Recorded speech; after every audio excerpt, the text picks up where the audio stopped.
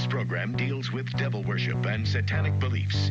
It contains explicit scenes and descriptions of violent crimes and rituals. Americans are asking, who attacked our country? You have declared a subliminal jihad against the United States. Can you tell us why? Everything pertaining to what's happening has never come to the surface. The world will never know the true facts of what occurred, my motives. And night fell on a different world. And Iblis is thinking, I should be getting this position, not Adam, and this guy is created from dirt. And how does the army feel about you being head of the Temple of Set? And the conspiracy theorists can say what they will, but I want you to give me power over Adam, and I want you to give me soldiers and minions and all of these things. The people have so much to gain and have such an imperial motive to put me in a position I'm in. We'll never let the true facts come above board to the world. And I want you to be able to give me the ability to whisper into the hearts of mankind. And who was the Grotto leader? Don't remember his name. You don't remember the name of a person who involved you in murder? Now these people are in very high positions, Yes. Welcome back to Subliminal Jihad, episode 317. I'm your co-host, Dimitri. I'm Khaled. And today, we got a little bit of a doubleheader for y'all on this Thursday, April 2nd. I think there's a lot going on in the world. So we're gonna address current events head on, but also get to some questions from the Grotto of Truth Discord for installment 37. We'll be doing that on the back end of the show. Got some interesting ones today from the mists of 2022. Truly a different age in the annals of American Empire. But I guess really a little under 4 years ago, I guess, because it's September 2022. But that's when we're starting. But I thought we were about to break to 2023, but not almost quite yet. Yeah, we're at the end of the year at least. The rate of questions does start to trickle down once people are like, oh, hey, it's taking forever. We'll eventually get to all of them. So 2023, 24, 25 are probably, there might not even be that many. I feel like anybody that really wanted to ask a question. I still check the questions channel and I don't really see them too often, but I imagine that they'll start pouring in again once we do finish or catch up. Right, and we'll have to do another call-in one of these days. I think. Oh yeah, for sure. Those are always fun. If anybody has a really burning question, but yeah, today I think we're gonna focus on where we're at in Operation Epstein's Fury. Yes. This is our third installment of talking about the war against Iran, and now we've just passed the 1 month mark, right? Yes, 30 days. 30 days, and I have to say, we've been monitoring. I think we've been trying to play it, play it vigilantly and not get too swung in any kind of direction. There's a lot of slop, a lot of disinfo, a lot of fog of war, that's been happening. Yes. That said, I think now, we have the clearest vantage point that we've had yet into what's really going on in this war, who's up, who's down, what are maybe the consequences going to be? Because I don't know, I didn't want to get too. I had a feeling early on, this is a very reckless, this is a bold move, and I don't think this isn't going to be Venezuela all over again, or the 12-day war. And I think that's kind of been borne out. Now I feel more confident to say, I think Orange Man fucked up. I think he did. I think that's standpoint of empire. Yes, absolutely. I think that was relatively clear early on. I think the question is, you certainly can see, relatively speaking, strategically, the United States, has, I guess, lost. But it can, this is such a powerful empire that it can, sustain a strategic loss, arguably, which is, but it's better than a strategic victory, right? And there are consequences for Iran, and the future is what is really in question, I think, still, because it's what does like, what does the path forward look like? What does, like, the next couple of years look like, right?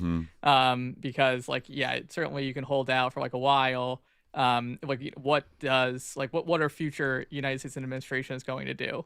What is Trump going to do in the like 2 years and 10 months that he has left in his term, right? What he might his successor might win he might win in 2028, but also his successor might win, right? So we might see someone you can't rule any of these things out. However, I do feel like right now, if he was going for the the FDR third term, like not exactly a very popular guy right now, I would say. And I feel like given what's coming down the pike, like in the next couple of months, like economically, on a global scale, like I can't see the midterms going very well for the Republican Party. Not that the Democrats are, kind of speaking in jest. I think it's a very distant possibility that Trump will try to overthrow the constitutional order in a reason way. But even having a handpicked successor like J.D. Vance, like somebody whose hands are bloodied by being a part of the administration in this conflict, like if you're little Marco or you're J.D. right now, you've got to be a little bit nervous that you've just your chances of being president have been fucked.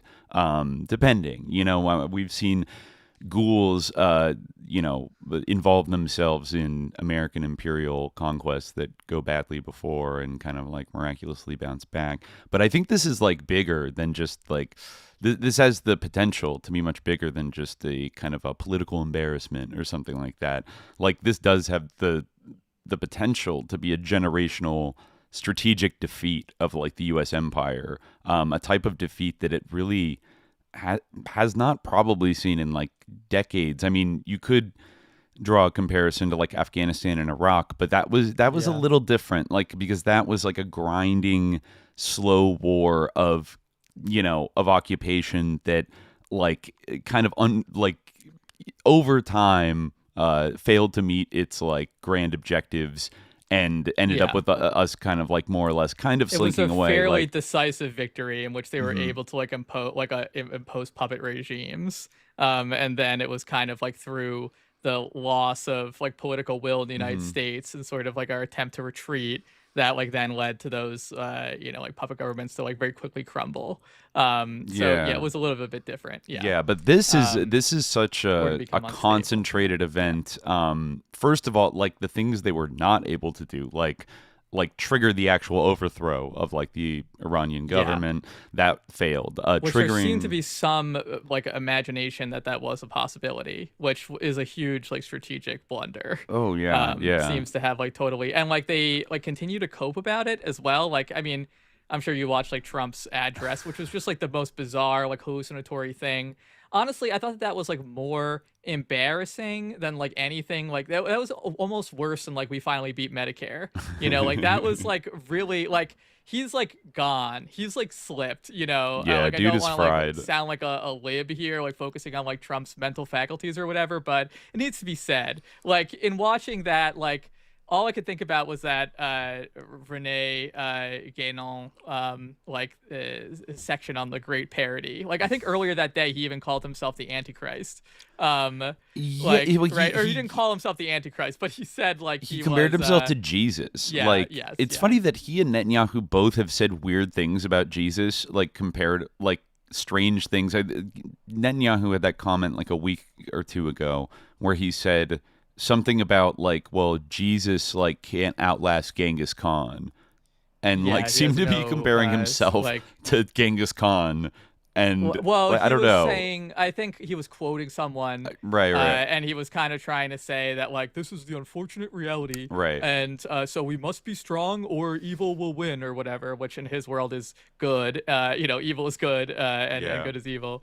But in his view, the arc of history bends towards Genghis Khan, towards being I don't know, genocide or something. Right. That's just how it goes.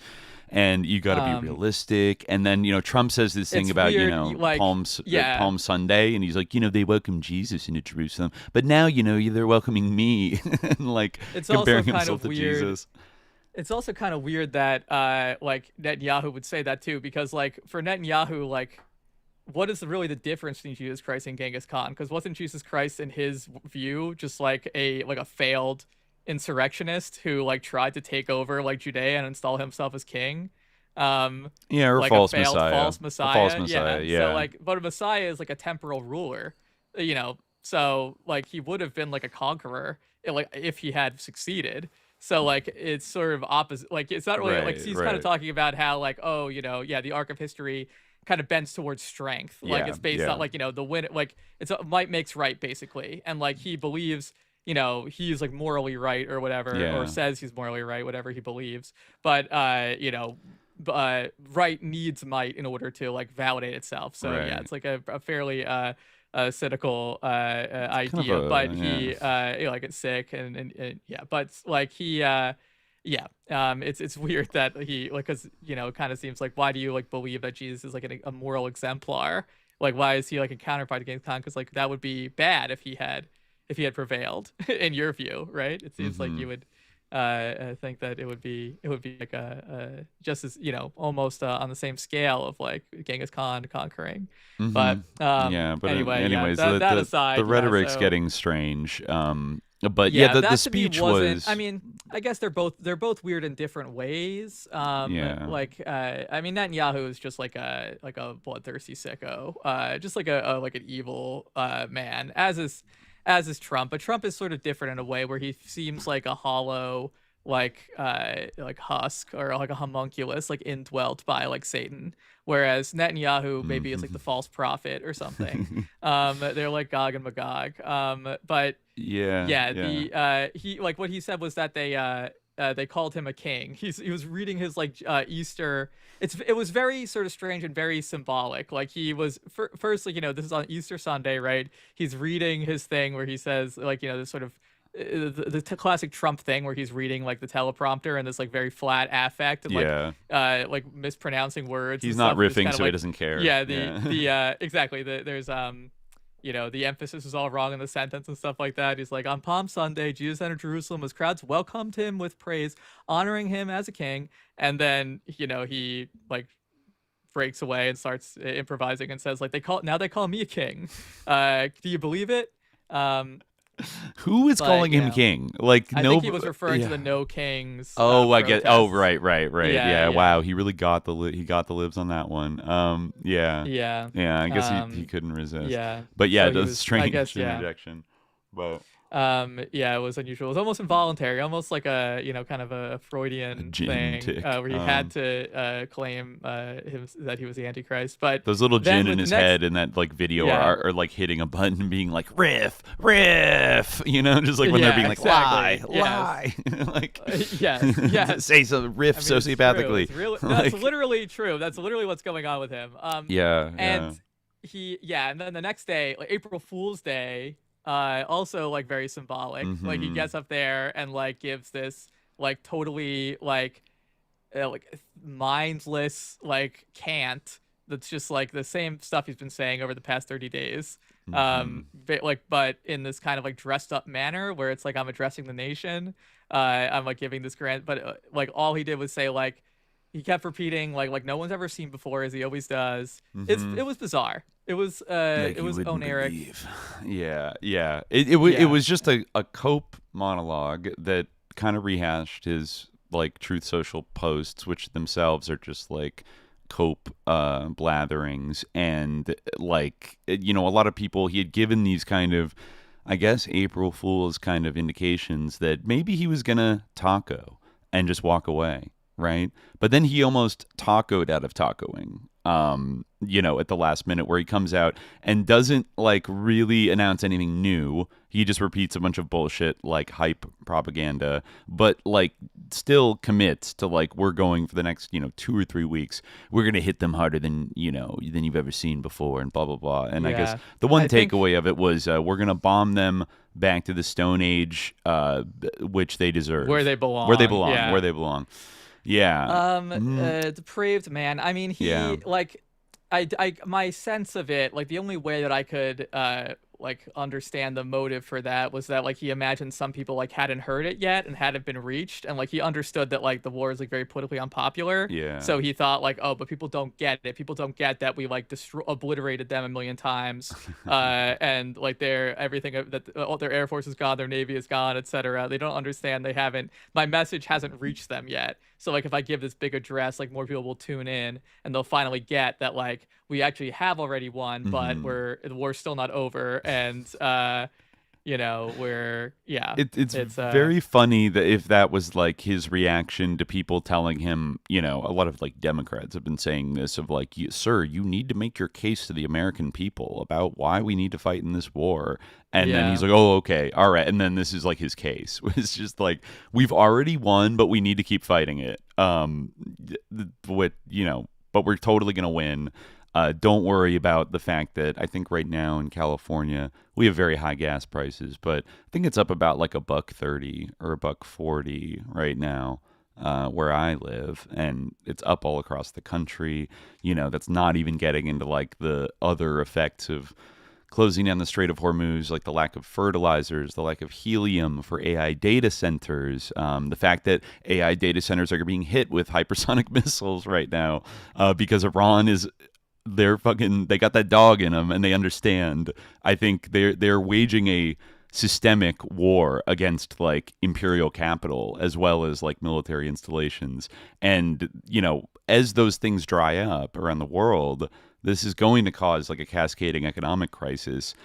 I think it's a kind of very clear, as much as they want to cope away, that this is like temporary and oil prices will drop as soon as it's like, even if he tacos right now, like that's not going to solve the Strait of Hormuz issue, right? Because Iran has asserted themselves over it.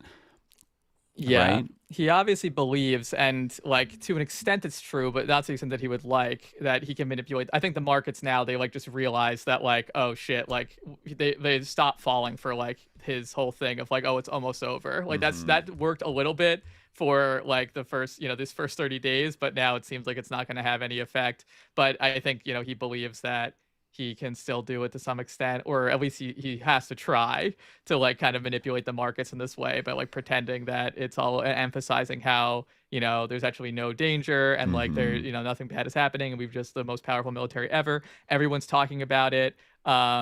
Everyone is just saying like how powerful we are and how great we are. And oil is up as a direct reaction to his speech since yesterday evening. It looks like oil is up around like 10%. It was around 100, and now WTI is at 111. Brent crude's at 109. Murban crude is at 113. So like that, it did kind of fuck up this like market manipulation thing he was doing by saying like, oh no, never mind. Like he's been saying all this shit about negotiating, which Iran flatly denies. I think he is just like manipulating the market, like, and playing games with, obviously it's not even to psy up the Iranians who know that he's not like they know they're not negotiating with him, right? So it must be to psy up the world and the markets into thinking, because so much of this shit is automated now. Like you have bots trained on like, what does the president say? Oh, like conflict almost over. Like boom, boom, boom, boom, price down. Yeah. Like so you can only manipulate that shit so much though. Once you start lacking energy inputs for the economy, like this is going to impact like across massive sectors. Like we already saw it in 2022 when the Russia-Ukraine war started. Both had spike in oil prices and a disruption of oil supplies, but also a lot of the grain shipments out of like Ukraine got disrupted, right? And I think Ukraine and Russia, and that eventually translated into, I don't know, a 12 or 13% rise in like grocery store prices in the United States, like in the span of months.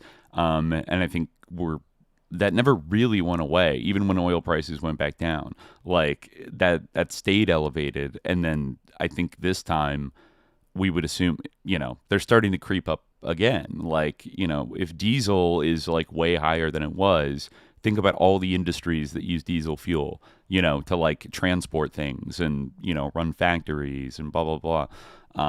And the lower crop yields, like if you don't, if you don't get enough fertilizer, which I forget if it's like nitrogen based or something like that, but like a good chunk of it comes out of either comes out of, you know, the Persian Gulf, or like there's certain ingredients that like need, you know, to be taken out to like make the fertilizer or whatever.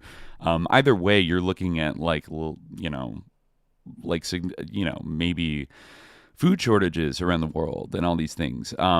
Like nothing, and America is not, and I'm sure Iran knows this, like America's not like in a very like sturdy economic condition, right? Yeah. Like we're kind of, I think, as I saw one author say, that like basically the booming stock market is basically like Microsoft, Oracle, and Nvidia like sitting on each other's shoulders wearing a trench coat at this point in a lot of ways, you know? Yeah. And it's like, it's a huge bubble. Like there's really like not like, we're just constantly seeing like these amazing promises of these like great gains and great like, you know, products and great sort of benefits that are going to come from this AI stuff, and yet like it yields nothing. Like nothing actually has like been produced since like the earliest chatbots. Really, they've gotten better at like what they do. Certainly, like they can search the internet now, but like that's still, you know, it is what it is and only goes so far. I mean, there's certain like, utilities, and like I think one could kind of separate the more modest, like, oh yeah, this will like allow like increased productivity in like certain sectors, allow you to automate certain kind of menial tasks and blah blah blah, versus what Silicon Valley has hyped it as, which is like it's like the unicorn shot that will save the entire economy, and you need to put like trillions of dollars into it because we're going to get AGI any day now, and then it's just going to totally, you won't even recognize the world. It's going to be so amazing. Going to revolutionize the entire economy, and it'll become our god or something like like all that shit is that's the bullshit. That's the bullshit that I think is very prone to collapsing.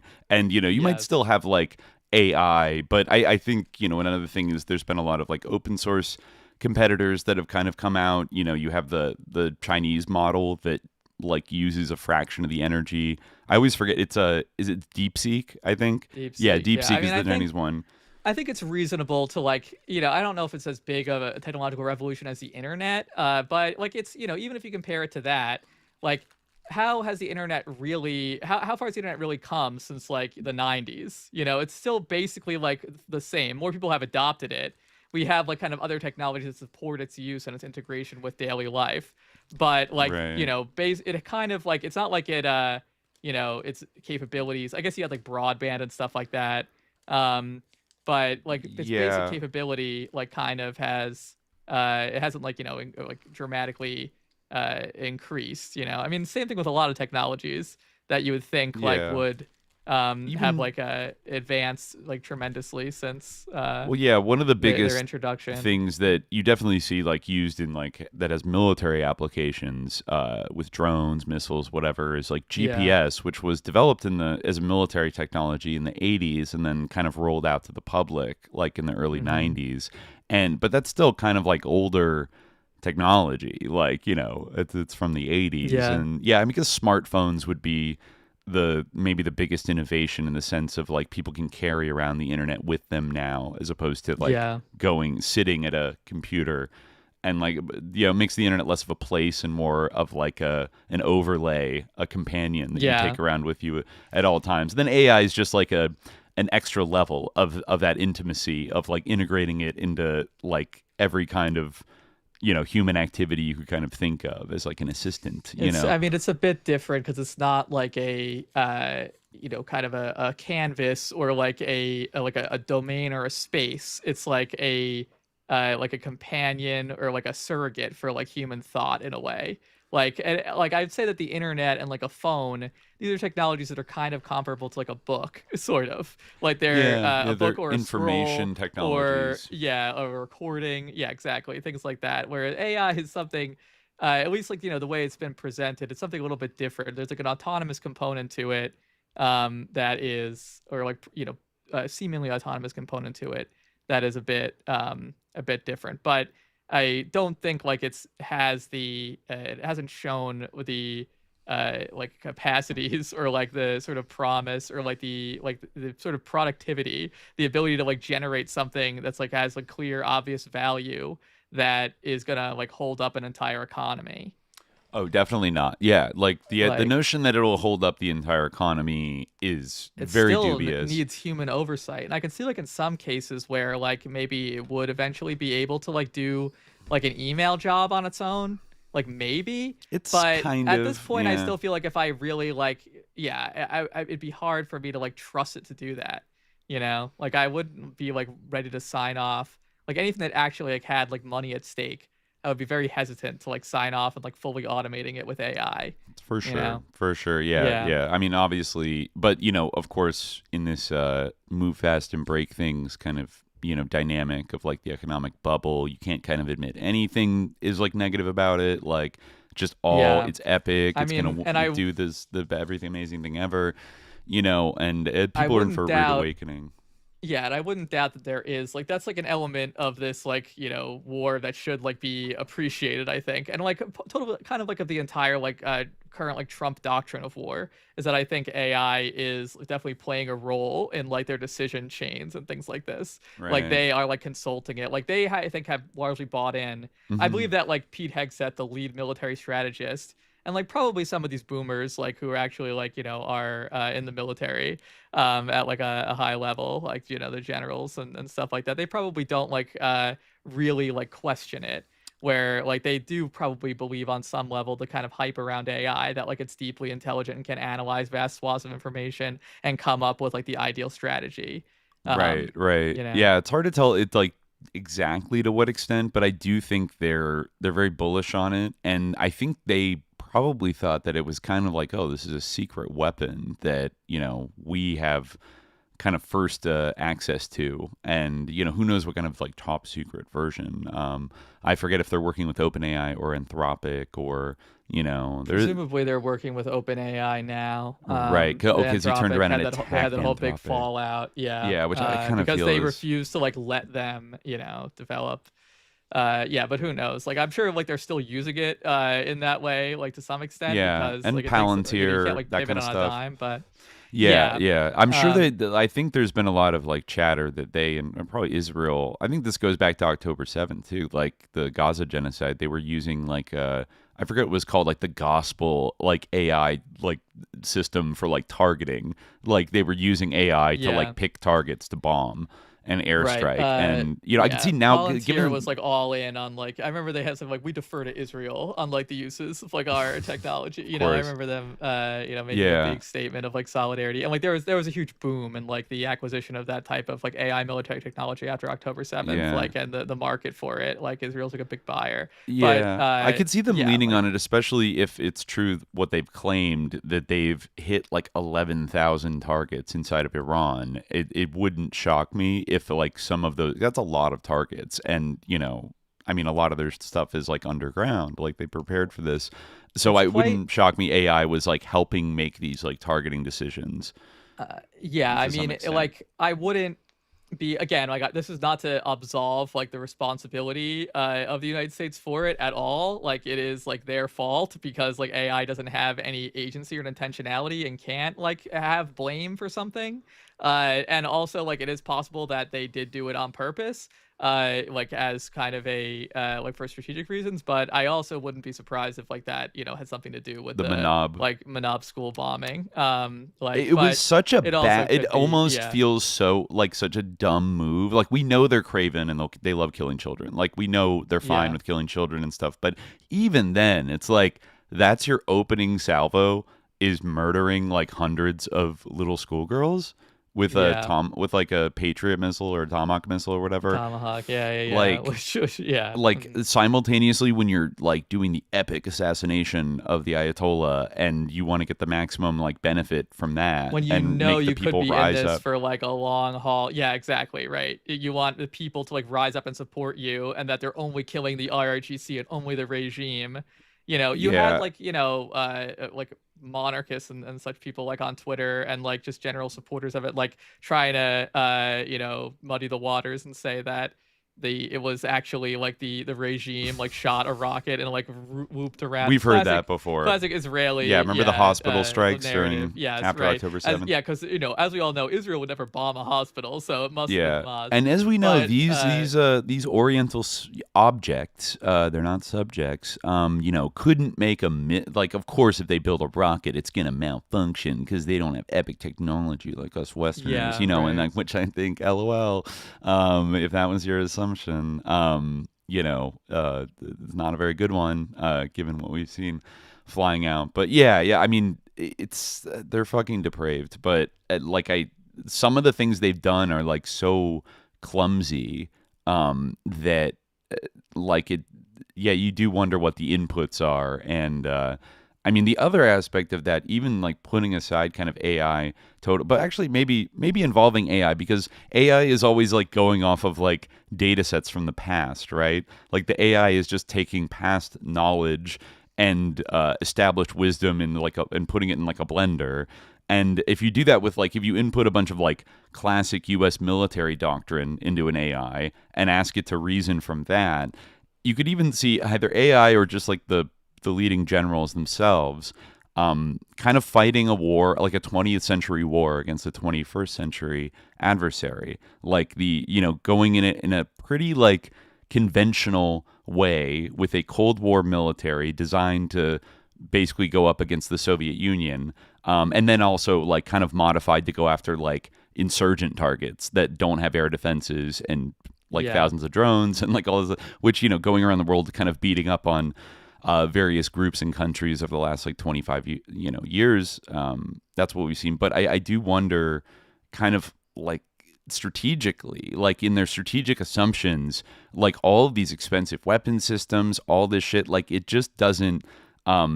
It looks like super outdated, and like, I mean, it's crazy how the F-35, like, I mean, we kind of all knew that the F-35 was like a joke, but like it's been a while since like it was sort of a meme that the F-35 sucked, and like we kind of like got anesthetized into thinking that like, oh, maybe it works now, like that would kind of, that narrative of how it's totally broken like sort of went away, and it's like, oh yeah, we have these cool planes now, they're epic, they're gonna do epic fury, and like they literally just like, I mean, according to the U.S. military itself, like just crash randomly for no reason, if you want to believe what they say. There's been a lot of that. Well, there were the reports that an F-35 was damaged by surface-to-air missiles during an attack on Iran, and that was kind of brushed under the rug, not acknowledged by the U.S.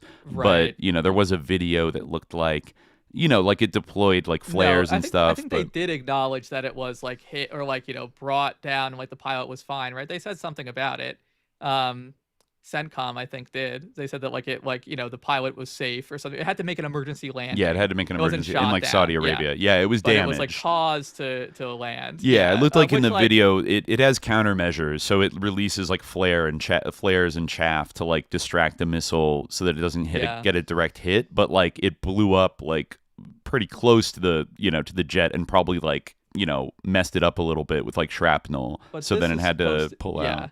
Right, but this is supposed to be a plane that you can, like, according to the sort of like hype about this plane, you're not supposed to even be able to like target this thing. Yeah, much less hit it. Unhittable, like, it's unhittable plane. To be like a stealth plane, basically. Yeah. And what does it cost? Like $70 or $80 million? Like, not even. I think those are the older planes. It's like more than that. Exactly. Like, these are incredibly expensive planes. I think they just. I read that they just shipped some more, but like they didn't have like their full like radar module thing like attached to it, which basically makes the plane kind of like worthless.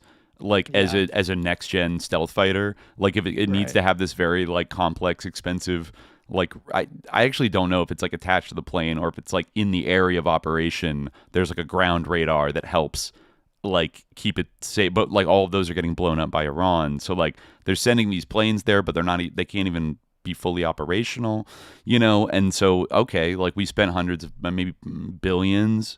I don't know, tens, hundreds of billions. Like, I don't know how much we spent on that fucking plane, but like, the taxpayers, but like, that's a wash now. That can be hit, not invincible. I think there was just reports before we went on air and a kind of longer video. It's unclear, but it looks like another U.S. jet, either an F-35 or maybe an F-16, a single engine U.S. jet was taking very heavy fire, like, and Iran has said that it was hit and crashed into the Persian Gulf.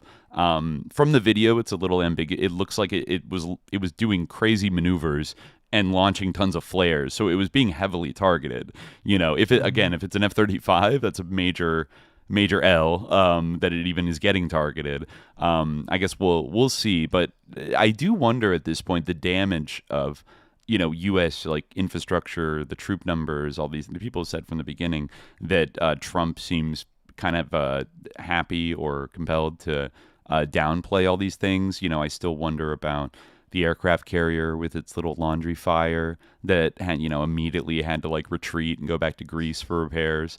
It's like, was that really just like a fucking lint fire? Like, whether I heard I don't a know rumor that like I even heard that it was like the soldiers got scared, they lit it on purpose. I think that might have been like not like a low-key true, mutiny. Because I think was that the Gerald Ford where that happened to? Yeah, the Gerald Ford. I think they're on their longest deployment in like since World War II. Like they've been extended multiple times, and those sailors have been stuck like on that deployment like way longer than they were like supposed to. Like Trump kept calling them back in to like, oh, now go here. Now I think they zipped over to Venezuela at the end of last year and got extended, and then Trump was like, no, go back to the Middle East now, and then they got extended again. And so these, like I forget how long they're supposed to go out, in like 6 months or something like that.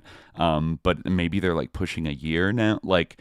So like none of these people have like gone home and like seen their families. They've been stuck on this fucking boat, and like now they're being told like we might have to go into like a region where you're gonna get like swarmed by fucking drones 24/7. I mean, Trump said some things in some of these press conferences that did sound like he was bragging about how invincible like the USS Abraham Lincoln and the Gerald Ford are. But he's like, oh yeah, I was talking with the captain, and there were he said there were drones from 17 different angles that were just like attacking them all at once. Yeah. And he said, of course we shot down like 100% of those missiles. Like, yeah, unbelievable. They were so good. But it's kind of like, oh damn, like they really swarmed them like 17 angles at once, and at like 1 a.m, or even if Iran didn't hit them, they could very well have a strategy of just swarming them with cheap drones until they run out of ammunition, and then like they don't need to blow up the aircraft. The aircraft carrier just has to retreat. Like if it runs out of ammo, it only has so much in terms of like defensive missiles, right? Like it's like tactically useless and vulnerable. Like if it runs out, so it has to back off. Like, so it's little things like that where you're sending maybe a $10,000 drone against like $1 million anti-aircraft missile. Like that math, the missile math starts to like really add up, and it doesn't feel sustainable at all in like a military conflict. Like the amount that Iran spends on its military budget is like a pocket change compared to what the US spends. And I think there's like a reputational damage whenever any like big empire makes a big move to use its like full military might, and it's a flop, right?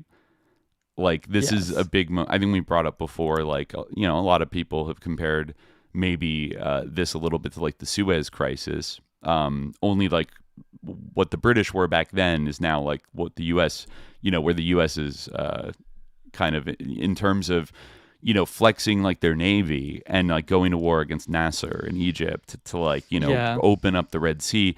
And in that case, it was the US government that like didn't want that conflict at the time, that kind of like, pulled the credit of Britain, and we're like, we're not going to keep funding you. Like, if you keep engaging in this, like cut it out. And then that kind of like cucked the British Empire, or what was left of it, and kind of made it clear that the U.S. was like the big dog in terms of like the Western security alliance now, and they were calling the shots. And Britain, even though Britain was like doing all right militarily and like blowing up Egyptian military targets, like they couldn't sustain that kind of conflict without like their big brother or their little brother America.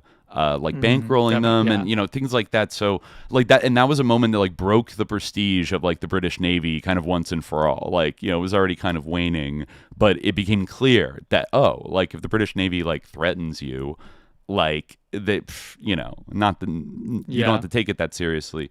And I think with a lot of these really expensive weapon systems, like they were never more valuable than when they were just kind of like sitting on the shelf as a hypothetical threat. Exactly. You know, you could never, blah, blah, blah, go up against an F-35. But it's like almost like, because like we're not like using them. Exactly. So they like you can just have this like, inventing more and more like crazy ways to like destroy the imaginary enemy. Wunderwaffen, right? They are literally Wunderwaffen. Yeah. Exactly. That's exactly what they are. Yeah. Yeah. And once you use the Wunderwaffen and it doesn't work, then the value, the actual value of that F-35, I don't care how many billions of dollars it took to make, starts to plummet towards zero. I mean, it's like it's just like a subsidy for the American defense industry too. It's just like, keep building. Like we can't, like no plane is ever going to be good enough, no matter how like advanced. It always has to be something added, some like new module for like this type of thing. Right. I'm starting to really feel like the spiritual nature of this war just really hitting, of like all the problems that America is having can tie back to the kind of, they're all interconnected, like you can look at it. I mean, this isn't like, it's not exclusively this, but like the military industrial complex, like it is a kind of like federal welfare program for certain corporations and, even certain compromised labor unions, what's left of them, and certain congressional districts, right? They spread it out so that everyone votes for it because it's a jobs program. But like the idea of like so much of our military technology and, this big, Pentagon Leviathan is like a result of grift and like a result of like companies scamming the government, who then use taxpayer dollars to pad the pockets of these people. And then, generals retire and go on the boards of these, General Atomics or whatever. And it's like this like big circle jerk of like fraud and grift that like actually doesn't, as long as the illusion of, U.S. invincibility is maintained, as long as the PR show, the marketing is done, like whether this shit actually works in, like military conflicts, becomes kind of secondary until you actually go and use it. And now it's all fucking up. So it's like, we're so, the chickens are coming home to roost in a lot of ways, right? And just like the unseriousness of like the US president, like making statements to like play the stock market, like up and down and just like manipulate. It's so unserious.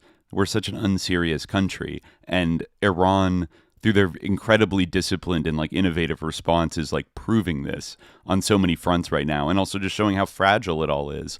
Like this is built on like a mountain of lies, but the lies are also made of sand, and like the minute you start attacking the Gulf states, the corrupt Gulf states and all this shit and their infrastructure, and like all the influencers flee, the money, as one of the amazing the Lego videos, which I confess I'm a fan of, despite being partially made with AI. Like, they do like the little montage of like the different targets they've hit, and then there's like little Lego ghosts, like little jinn flying out of Dubai, and it's like UAE capital flight or something. Like, it's there basically is something like oddly endearing about like the Iranian version of AI slop for some reason. I don't know why. Like, I think it's because it has a very clear narrative, and like it's not slop in the sense of, it's funny, you think, Americans should be able to make things that are like partially use AI but aren't just like completely slopified, but like I guess we're not, like, because we don't have a story to tell that is like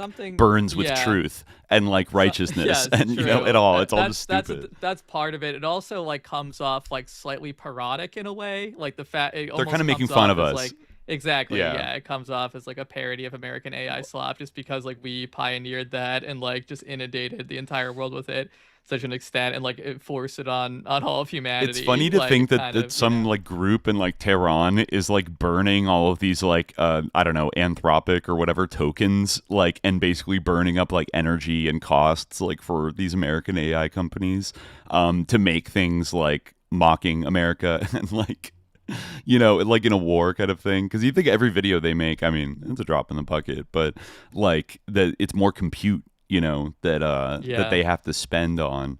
But yeah, there's something. I was gonna say before that the insidious thing about AI, I think, is that like if you don't have like a epistemological firewall up against it, if you don't have like your guard up, then like because like that's basically what it's designed to do, like a chatbot, which is basically what most of the stuff is. Like we were talking about this before, like back in our very first episode about this, but it was on the Patreon stream where like Pete Hexus said a while ago, like I want AI to be integrated into every warfighter's daily battle rhythm. Yeah. I want like he like rolled out that website that was like AI.mil or something or like military.ai, so like whatever. Like he like this like official military AI website where every day as part of your battle rhythm, like use the chatbot. Like why? Like what for what? Like for my push-ups? Like it's gonna tell me how many push-ups to do. But that's like the thing. Like if you are in a position where you're trying to make a difficult decision, which like certainly these people feel in some way, even if they have no consciences,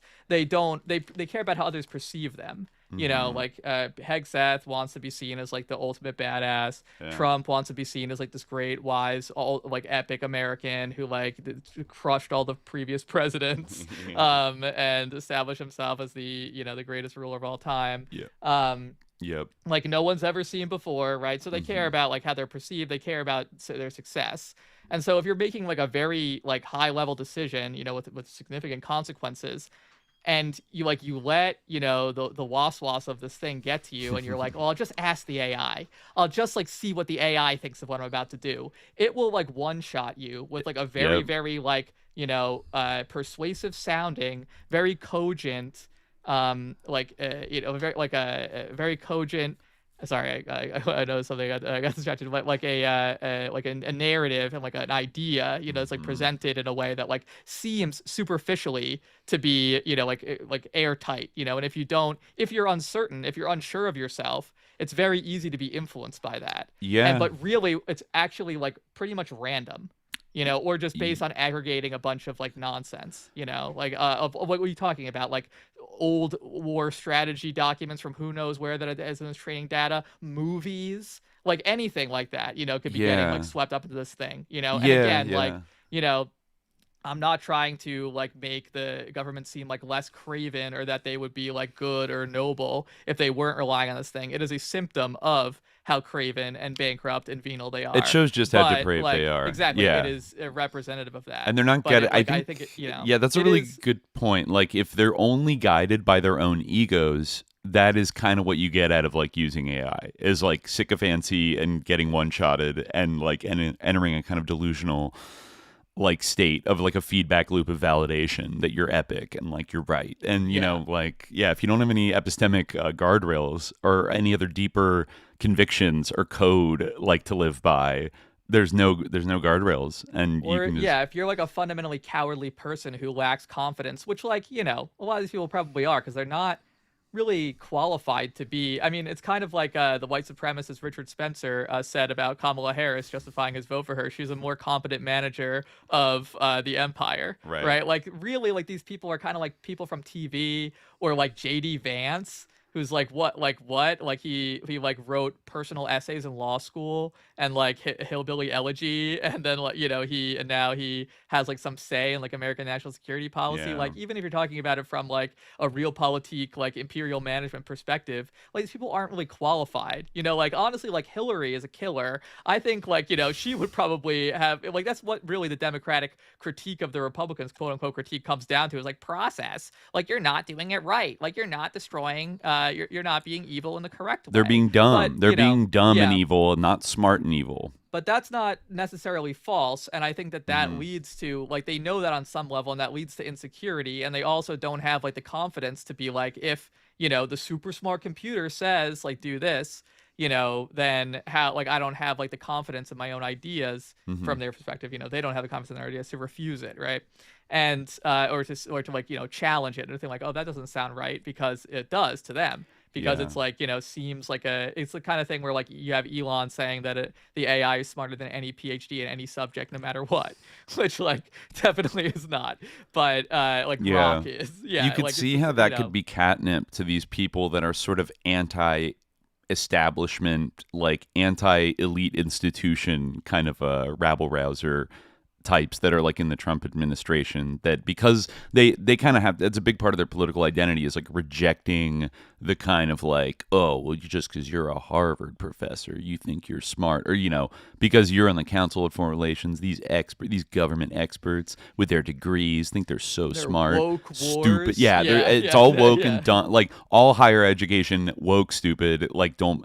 And so, but that leaves like a vacuum of like, you know, it's funny how like bloodthirsty Republicans in previous decades, like still kind of like they had their own, maybe their own channels and think tanks and stuff, but they still respected like a serious like neocon scholar who's at the University of Chicago, you know, or something like that. Whereas today they've rejected all that, and then here come the nerds from Silicon Valley being like, yeah, you don't need any of these so-called experts. Go fast and break things. Yeah, it's like it's.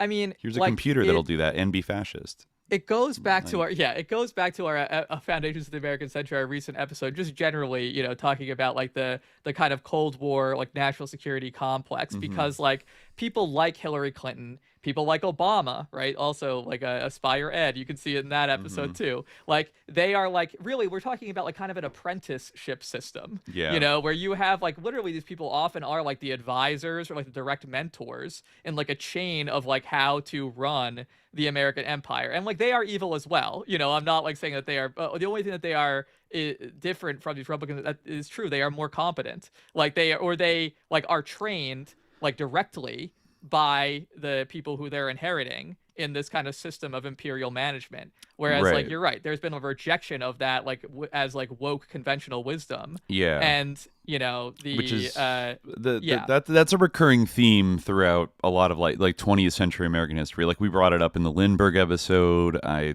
talked about it in the last run of Demon Forces with the Wilsonian idealist that like supported Tito, and then, you know, could be seen by the John Birchers as like, these guys are all communists, but it's like, no, like they're playing a chess match. Like they're not like in their, it's not so much that like they're siding with like the communists or something, but they have a much more subtle, like delicate, careful way of like extending American influence, undermining America's like adversaries, and like extending global capitalism and blah, blah, blah. And then you always have like the sort of the rabble-rousing opposition of like the real like America first. I mean, it's literally like it's crazy once we started reading about America first and then just going back and being like, oh yeah, they literally say it every 5 seconds now. Like this is, and this was basically a Nazi intelligence front / like a bunch of anti-New Deal, like kind of Hitler curious, it's interesting, you know, industrialists. Actually, like we were talking about this in the context of World War II. Like, I mean, one thing, like sort of a meta like example of this is like kind of the shift. Like now we kind of have this stereotype of like the cowardly French, like the French, like they're like cowardly and weak and like losers, and they cheese eating surrender, you know? Monkeys. Yeah, exactly. Yeah, they love surrendering, which like really is like kind of, it's a huge shift from the original American idea of the French, which was like, you know, the ultimate exemplars, like the greatest war fighters. They are gallant, you know, and like, all you know, of our founding fathers like spoke French. Oh, they loved France. You know, like France was like the ideal. Like we wanted to be like France. But at some point there was a shift where like now, like we kind of adopted the Nazi perception of France, or at least maybe Petain's spin on France. I don't know. Like you actually can see this in the break between Alexei Carrel and Lindbergh in some ways, like where, you know, they're like, we kind of, we adopted that, and it's like now like, no, we're all about like the sort of German cultural and military doctrine. Oh the Prussian factor. Yeah. And I've been thinking too about like I don't know, kind of a offhanded comment I made in maybe the Lindbergh part too, about how it almost feels like today, like the elites like gradually like socially and economically engineered America throughout the 20th century, so that eventually, like the entire period of kind of the New Deal, it almost feels today like we jumped from the 1930s to the 1990s, and like there was no like New Deal like era, like maybe not so much in terms of foreign policy, but in terms of like our domestic policy and like our self-conception of ourselves. Like we just went, you know, like that little interruption, that hiccup, which I think even when we were growing up felt like, oh, that's what America is, even though it was the New Deal was being chipped away and whatever, and it was the neoliberal era. There were still like certain pillars of like the New Deal thing that like were like, inviolable, right? Like it's like, oh, you're never going to get rid of like Social Security. You're never going to even Trump Medicare was just or whatever. saying that we shouldn't be doing Medicare. The point of the government is military protection. Oh yeah, he's going to switch to like a war economy. I've heard that, or he's toying with that idea. He said literally like we can't have this stuff like Medicaid, Medicare. The point of the government is to fight wars. That was like literally what he said. It's insane. And so I feel like maybe because of like the unipolar moment, like inevitably the sort of like John Bircher cowboy like chauvinist imperialists, the more reckless ones, were bound to like get their hands on the wheel a little more because it's like who else is going to challenge us on the world stage? Like we kind of do whatever we want. I think that was partly why the neocon kind of drive like the Bush administration, why they went so hard, and maybe caused 9/11 itself, so that they could run around the world and just like, as Carl said, become the actors of history. And then, of course, I think, you saw some negative like externalities from that. And then I think you had the smart, serious Wilsonians come back in under Obama and like pivot back to like technologically enhanced special war, and only doing what we could like get away with, and like not exposing ourselves to being like embarrassed, but like using a lot of soft power, special forces, drone warfare, surveillance, things like that, which, was not that achieved some results, even though Republicans would cry about it. We destroyed Libya. We eventually participated in like the kind of destruction of Syria in its pre-existing form, and ratcheted up like massively like tensions with Russia.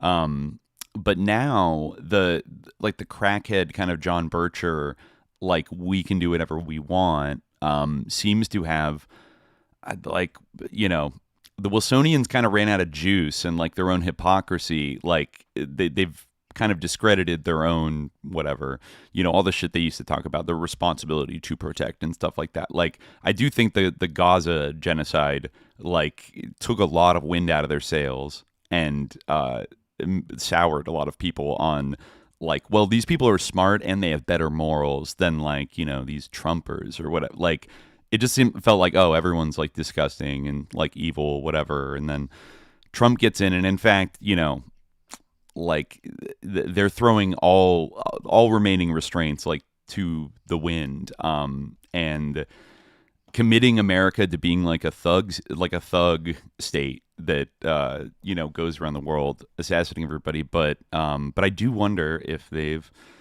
massively miscalculated in in this latest attack. Let me see here. Yeah. I would like to read. I found a new blogger that I think he was cited on Naked Capitalism, which has had pretty good coverage of this conflict. But I was enjoying the articles by this fellow named Indrajit Samarajiva, who I guess is a Sri Lankan-based blogger who partially grew up in Canada, but has been like blogging on indie.ca. And he had a couple articles I wanted to read a couple from because like he's got some interesting takes on like what this might mean for the world going forward, especially like Trump. In his view, like the U.S. has already like basically met like strategic failure in this conflict, and there's going to be a lot of ramifications from that, and hard to predict. But I wanted to read this one. And then there's an article about the Lego ones that I think is actually pretty good too. But this first one, this is like a thing he harps on a lot in his articles. It's called "How Iran is Changing the Subject of History." Let me see if I can bring it up actually for on the web browser for y'all, so you can see it. Let's see. Yes, here we go. Here we go. All right. So yeah, we have. How Iran is changing the subject of history. I'll read a little bit from the top and then skip down. But he writes, history is written by the victors, and as the white empire, that's what he calls like the U.S. empire and its its colonial vassal states. As the white empire loses to the resistance, they're being written out unwittingly. The subject of history is changing as greater nations object, and the empire is responding with absurd verbiage to cover their tracks. America thus says they're losing to Dryerland or friendly fire or geography, anything but admitting that Iran is a historical actor, acting upon them with superior violence. The white empire are sore losers. Just listen to Donald Trump say, "We shot down 3 planes with our missiles. They happen to be our planes."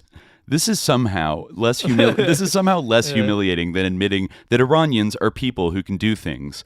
But to hear the truth, listen to Iranian spokesman Ibrahim Zolfagari, like God protect him, say, "We speak to you in the language of power," or even more bluntly in English, "Trump, you're fired." You're familiar with this sentence. I love this guy.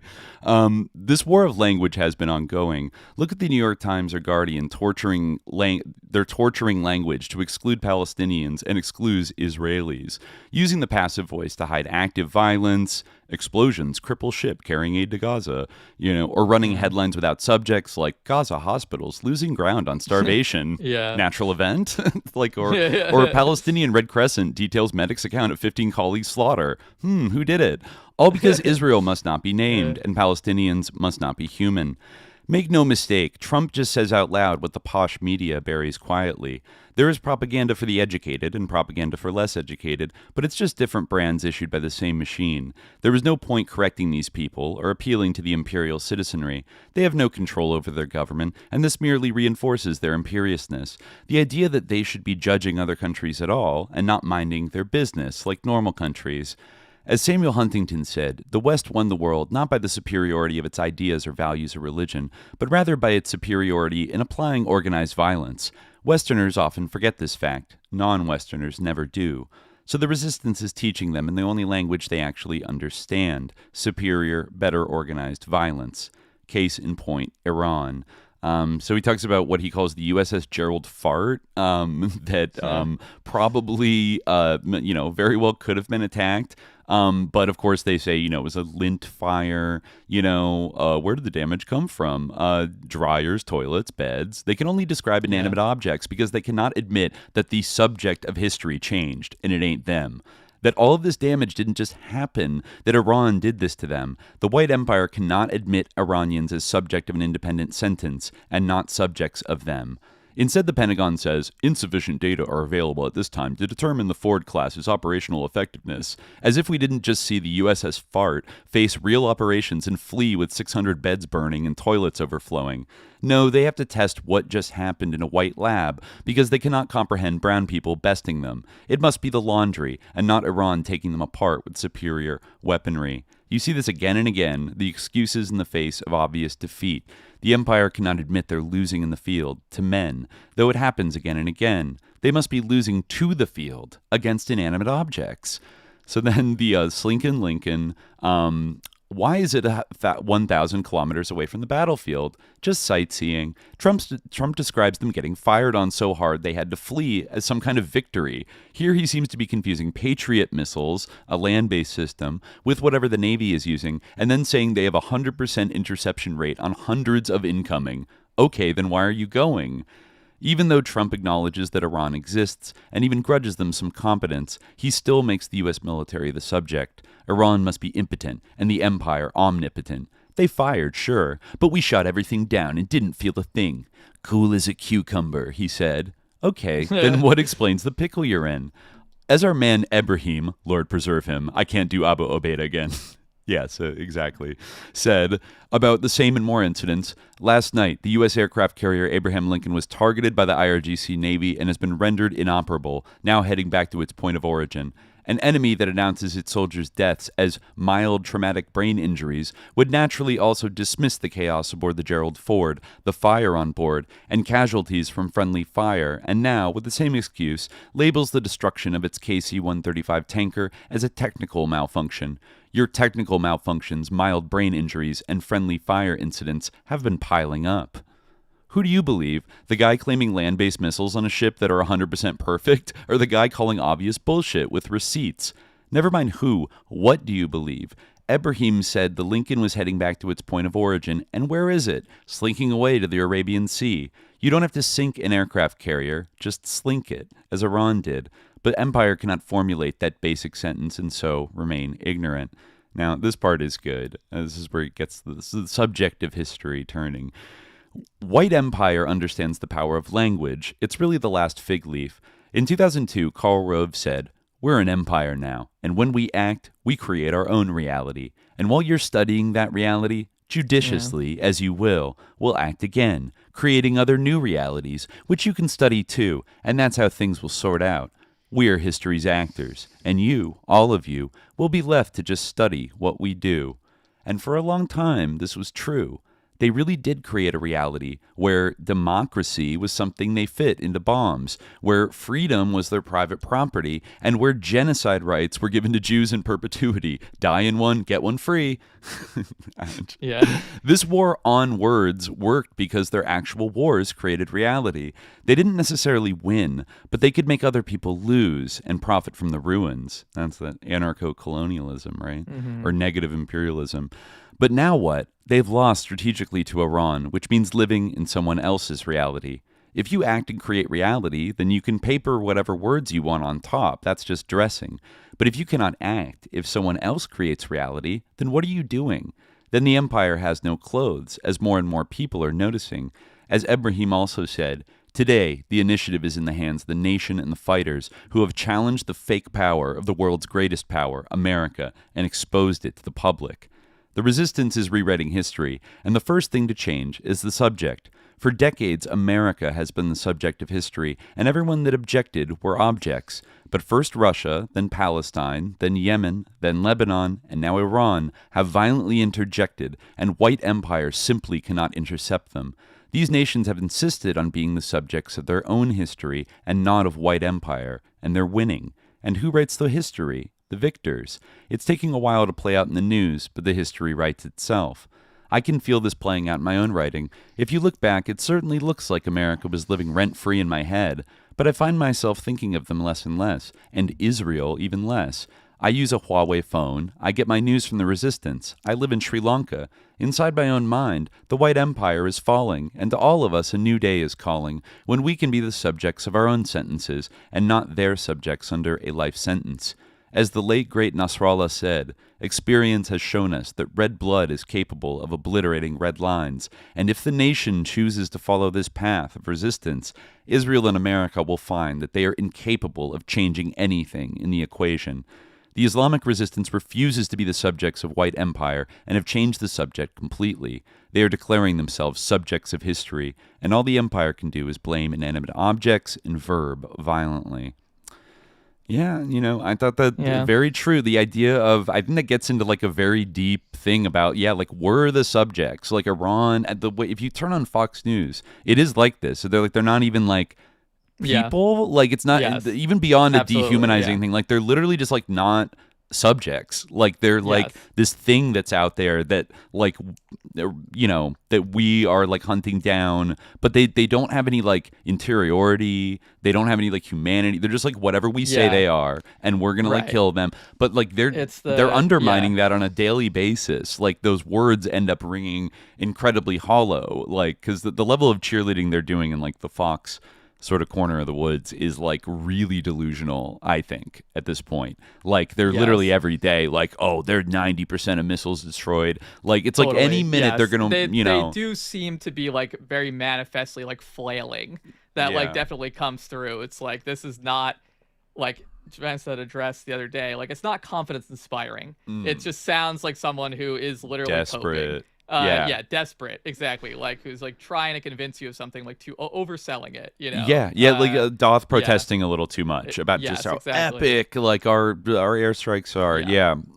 Now the other thing, an area some people might think this is like not the most important thing compared to military operations, but I do think the info war is always like it's a part of war, right? And I think now more than ever, like psyops, mind war. I think I dare say maybe old General Vallely, who co-wrote Mind War with Michael Aquino and was on the board of Turning Point USA. I wonder if he's chipped in his 2 cents and like encouraged the Trump administration to go full mind war and like in partially like killing the Ayatollah, like hitting them with these strikes right off the bat.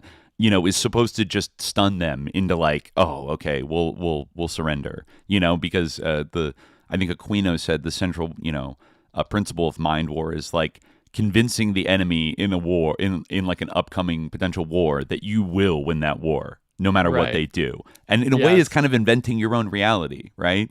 And like getting, of course, in Aquino's like twisted, weird, like pacifist kind of vision, this is a way to like prevent bloodshed, right? It's just by psyoping, like a full spectrum psyop of your enemy into convincing them there's just no point in like fighting the United States. Like you will be obliterated, you will fail, like nothing good will come of it, blah, blah, blah. Exactly, yeah. And that did work for a while. And even for people that like resisted it, like they did get killed and in a way. So it did kind of,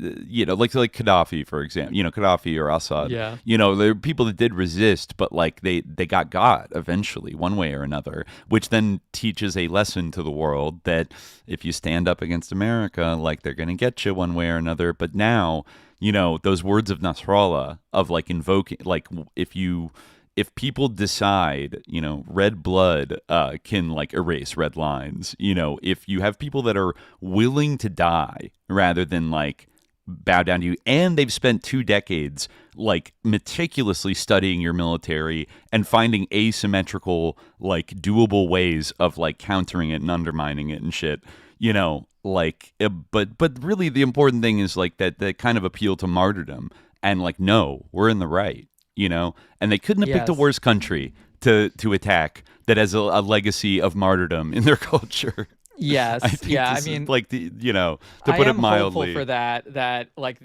I am hopeful for that the like kind of like moral high ground or like the strong like moral grounding of Iran like will come through. I mean, there's like a lot of black propaganda about Iran, and as I said before, like it's not that like everything that the Islamic Revolutionary Government has done has been good. Like it's not like they haven't. I mean, every government in the history of the world, has like done. There's never been a government that like is truly good in the or truly like a pure or like perfectly good, right? Because like to govern like inherently, I mean, we were just talking about like the Rashidun themselves, right? Like all these people, make mistakes. But in moments like this, like especially, it's like like they're the ones standing up like for the entire world right now, basically. And I believe that it will like have an effect, or I think that it can't not have an effect, So and it's they so clearly I think have the from just a perspective of like being a country that wants to have like its sovereignty respected by like bigger powers and whatever. They so clearly have like the moral high ground on this specific issue of like this war.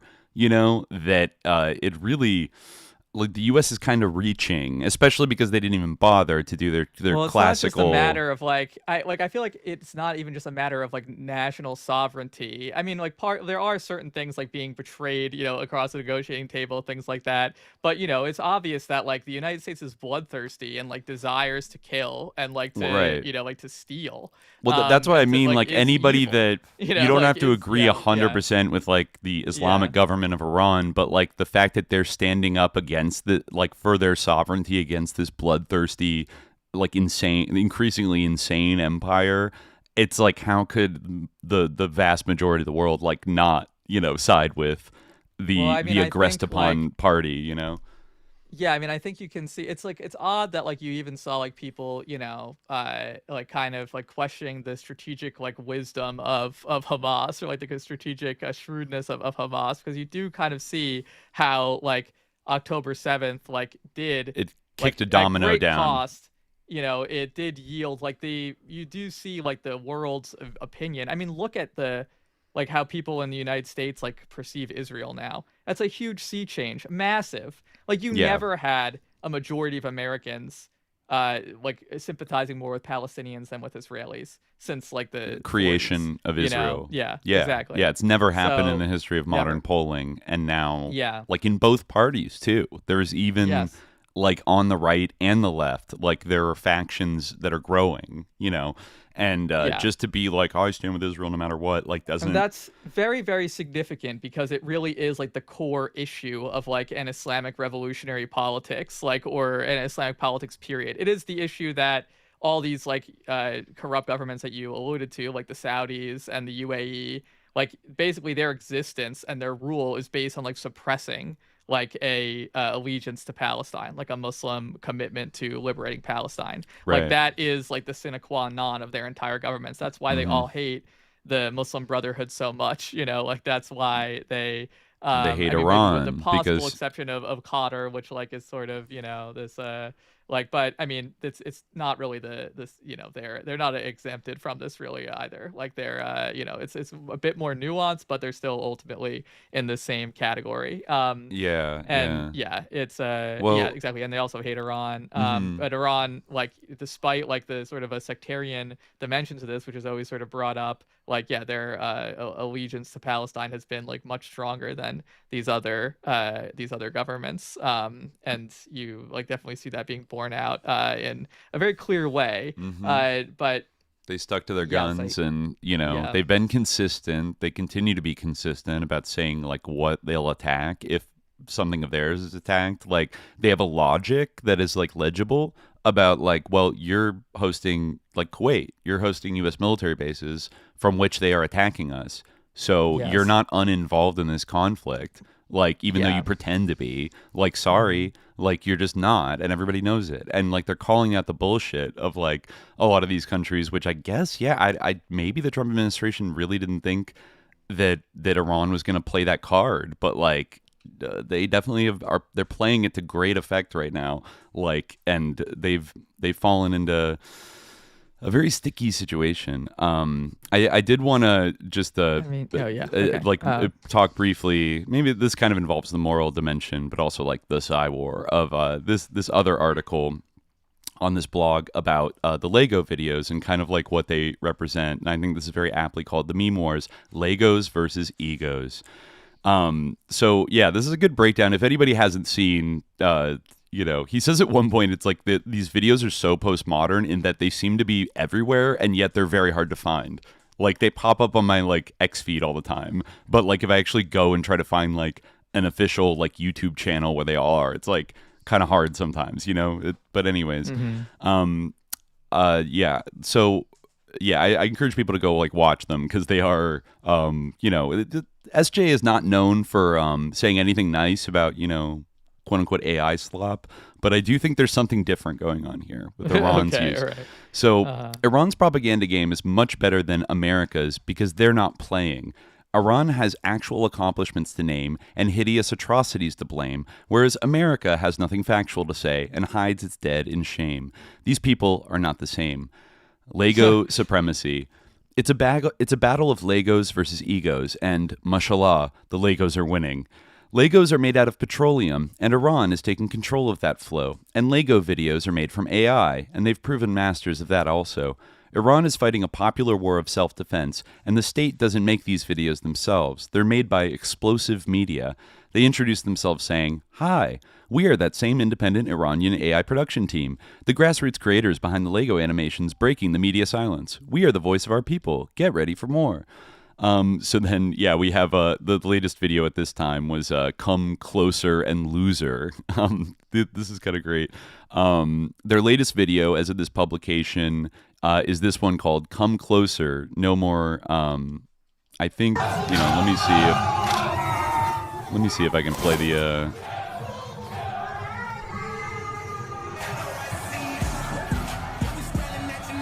You can see the self-referential quality of these. Trump, oil prices are going up. Karg Island, he wants to attack. Little Lego man, yeah. Sir, Iranians have released a new Lego-style animation.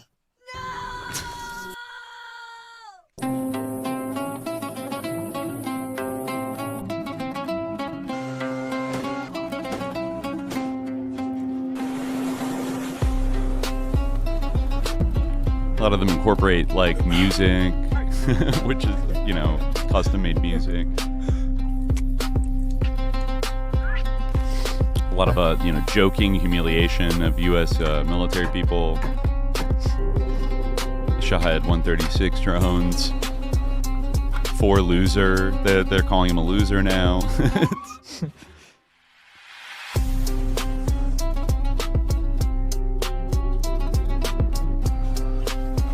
Yeah, this was not confirmed, but they did. Iran said they sunk 3 of these like personnel carriers. Yeah, they did blow that up.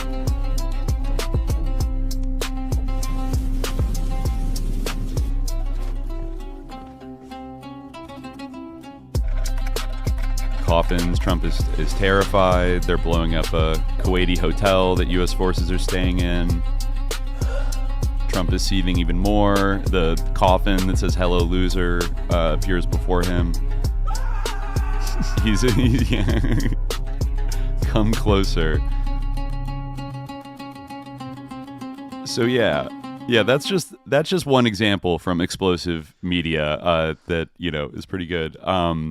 So these videos are increasingly self-referential. Trump's burnt hand from a previous episode, the LOSCR song, and also a historically relevant, Americans Really Are Deceased. This Lego video wryly covers what the IRGC more dryly reports in its communiques as Wave 84. You know, he says it does. It kind of like recaps all the hits they achieved. As you can see, this wave was dedicated to artists and celebrities, but I doubt that the Iranian government is dictating meme production directly. They have a decentralized mosaic defense strategy in war, and this would make sense in information warfare as well. Iran does produce state propaganda, see the Iranian embassies like South Africa and Zimbabwe, and people like martyr Ali Larijani, you know, RIP to a real one, and Speaker Ghalibaf are excellent shit posters. They really are. They were great shit posters. But that's not what we're talking about here. We're talking about decentralized meme defense. Yeah, there's another great video. This is the LOSCR rap song. Kind of a real hyphy beat, I have to say. Even though if it's AI generated, I find it catchy. These Lego videos are popular media for a popular war. The independent explosive media team is taking conventional propaganda, press releases, and statements and using it for unconventional information warfare. Then, in a way a child could understand, they capture complex events buried in the fog of war. The Come Closer video captures, quite simply, what the white media spills a lot of words over and what the white empire would spill blood for. That any landing on Karg Island is suicidal when you can't even hold the land you had before. The Lego videos clearly show that American troops are suckers and losers, as their commander-in-chief has said before. The propaganda writes itself, but at the same time, it doesn't write itself. Even using AI, this takes real skill, and Iranians have proved themselves masters of modern information warfare. They have the truth on their side, certainly, but truth is the first casualty of war unless you defend it well. Yeah, he says, I'm not sure how you can avoid these Lego videos, but you can follow Explosive Media on Twitter and Telegram. He puts a bunch here. One important point is while these videos speak Imperial meme, they are native Iranian. The short trilogy here, for example, references the regime change riots within Iran, clearly for an internal audience. Yeah, I think this is the one that shows like the evil, like Mossad, like terrorists, like let me see if I can. Oh yeah, the red flag of revenge is no time for mourning. The little Lego, little Legos are waving the red flag of revenge. They're rallying. It's great. Everyone but then there's Mossad. There's Mossad spies lighting Molotov cocktails. But then the brave people of Iran, they see this bullshit going on and they chase them away with sticks. And the hijabis are there. They're just like, yeah, exactly. They're running after them and putting them in little potato sacks. And Haidar. It's like, what can you explain to me what Haidar? It means lion. It's like a name for Ali. Oh, okay. Yeah. That's a big part in like the nasheeds. Yeah, okay, that makes sense. Yeah. Then there's this video about Chahar Shanbeh Suri featuring a Lego Ibrahim Zolfagare, Lord preserve him, which most non-Iranians can't even spell. Anybody can understand that, but it's not propaganda for the imperial population per se. I mentioned this to show that while Donald Trump is the villain in some of these videos, he is not the main character. Iran is very much asserting itself as the subject of history, and in these videos, America is reduced to a joke, objecting to it helplessly, pants on fire. In this video from the Victory Chronicles, for example, I'll play it on silent, Explosive Media lists Iran's very real accomplishments, clearing U.S. military bases and punishing collaborators, and then ends, spoiler alert, with Trump climbing a pedestal of coffins to declare victory with his pants literally on fire. And then, let's see, I forget what this quote is here. Oh yeah, this is from a little... This is I don't know, from some academic article about Khomeini back in like the past, when he died in, I think, what was it, 1989?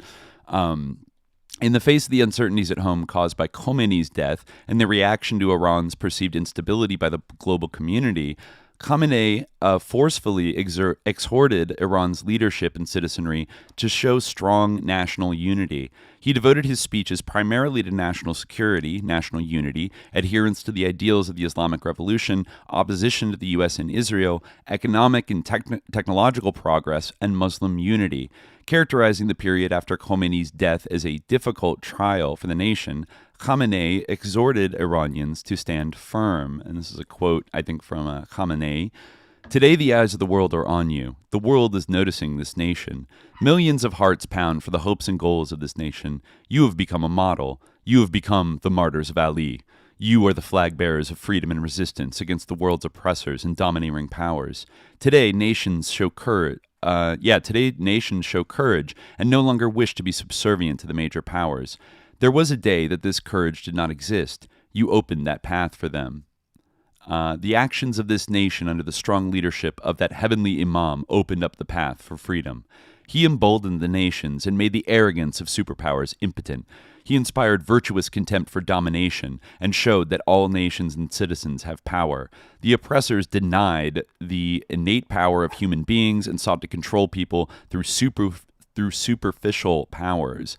Today, nations realize their innate power. Today, nations have awakened. Of course, in appearance, Estekbar, I guess that is, what was that? I don't know what that actually refers to. Estekbar is still very strong in the realms of strategic powers and economics, but to the degree that the oppressor's power seems big, it is vulnerable and empty. In reality, the oppressors are increasingly afraid of the power of other nations. This is the condition our nation has brought about.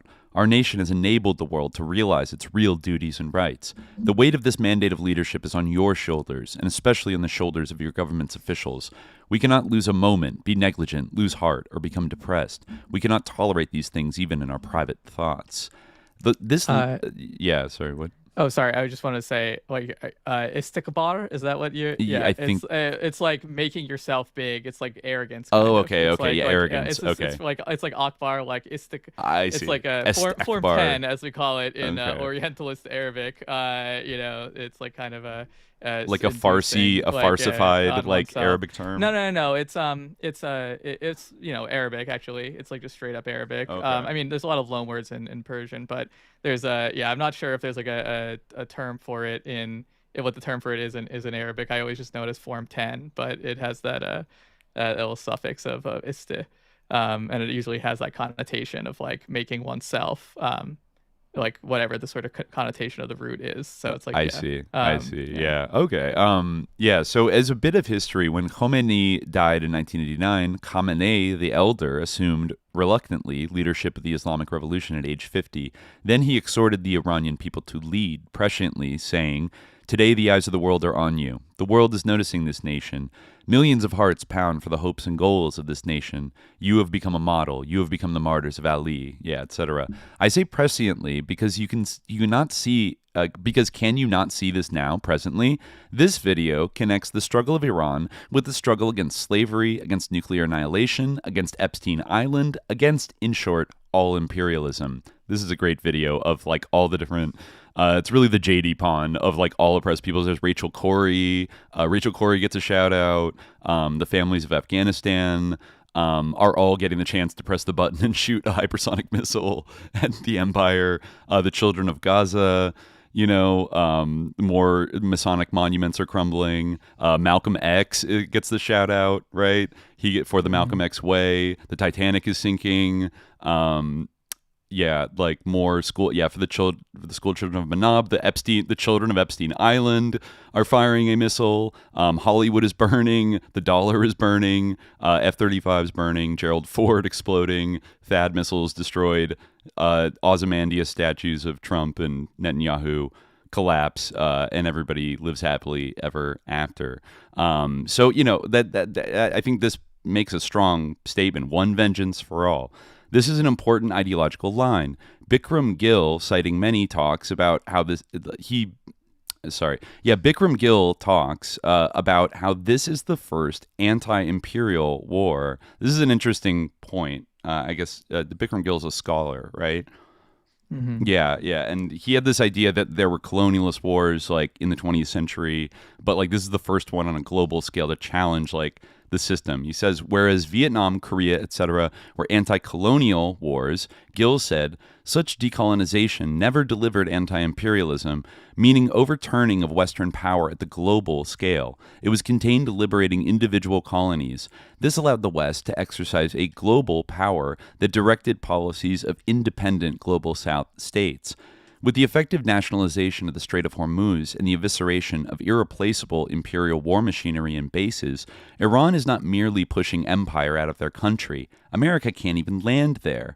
Iran is pushing the white empire out of the entire region and decolonizing global trade.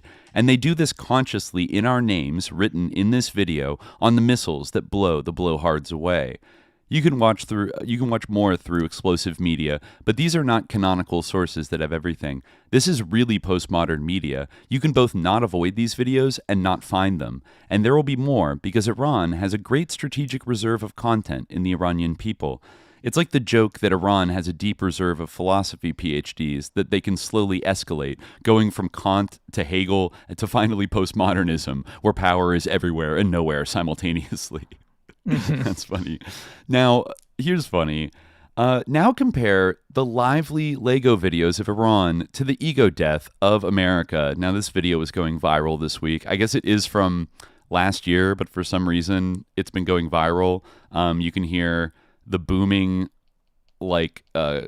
sounds of a YMCA by the Village People. Yeah, right. Yeah, he loves it. Right. America, while the Lego content is produced by Iranian people, America has had to nationalize meme production, and what they make spontaneously combusts on first contact with reality. What is this, for example? I'm honestly asking. You truly, the fact that he's dangerously waving the sword around right next to Melania. It's really a humiliation ritual for those soldiers, for our own Americans. It's just they need to show their fealty and their subordination. Right. It must be, yeah. Yeah, the closest thing Trump has to a meme is this weird YMCA dance. A song about being gay? I don't understand. Yeah. It's true. I don't get it either. Iranian monarchists have done this dance over their cousins' graves, and Trump is doing it here in front of U.S. soldiers who are now being sent back in unmourned coffins. Who can forget the TikTok Iranian diaspora girl who was dancing to YMCA, right. And then her cousin was blown up, and she blamed the government. Yeah, she blamed the government. The U.S. or Israel. Yeah, good job. And then people ran headlines at the hands of the Iranian regime, because that's how she put it. But so fucked up. Was not. Yeah, I mean, I was gonna say before, aside, really it is an on top. It is the oldest, one of the oldest on tops.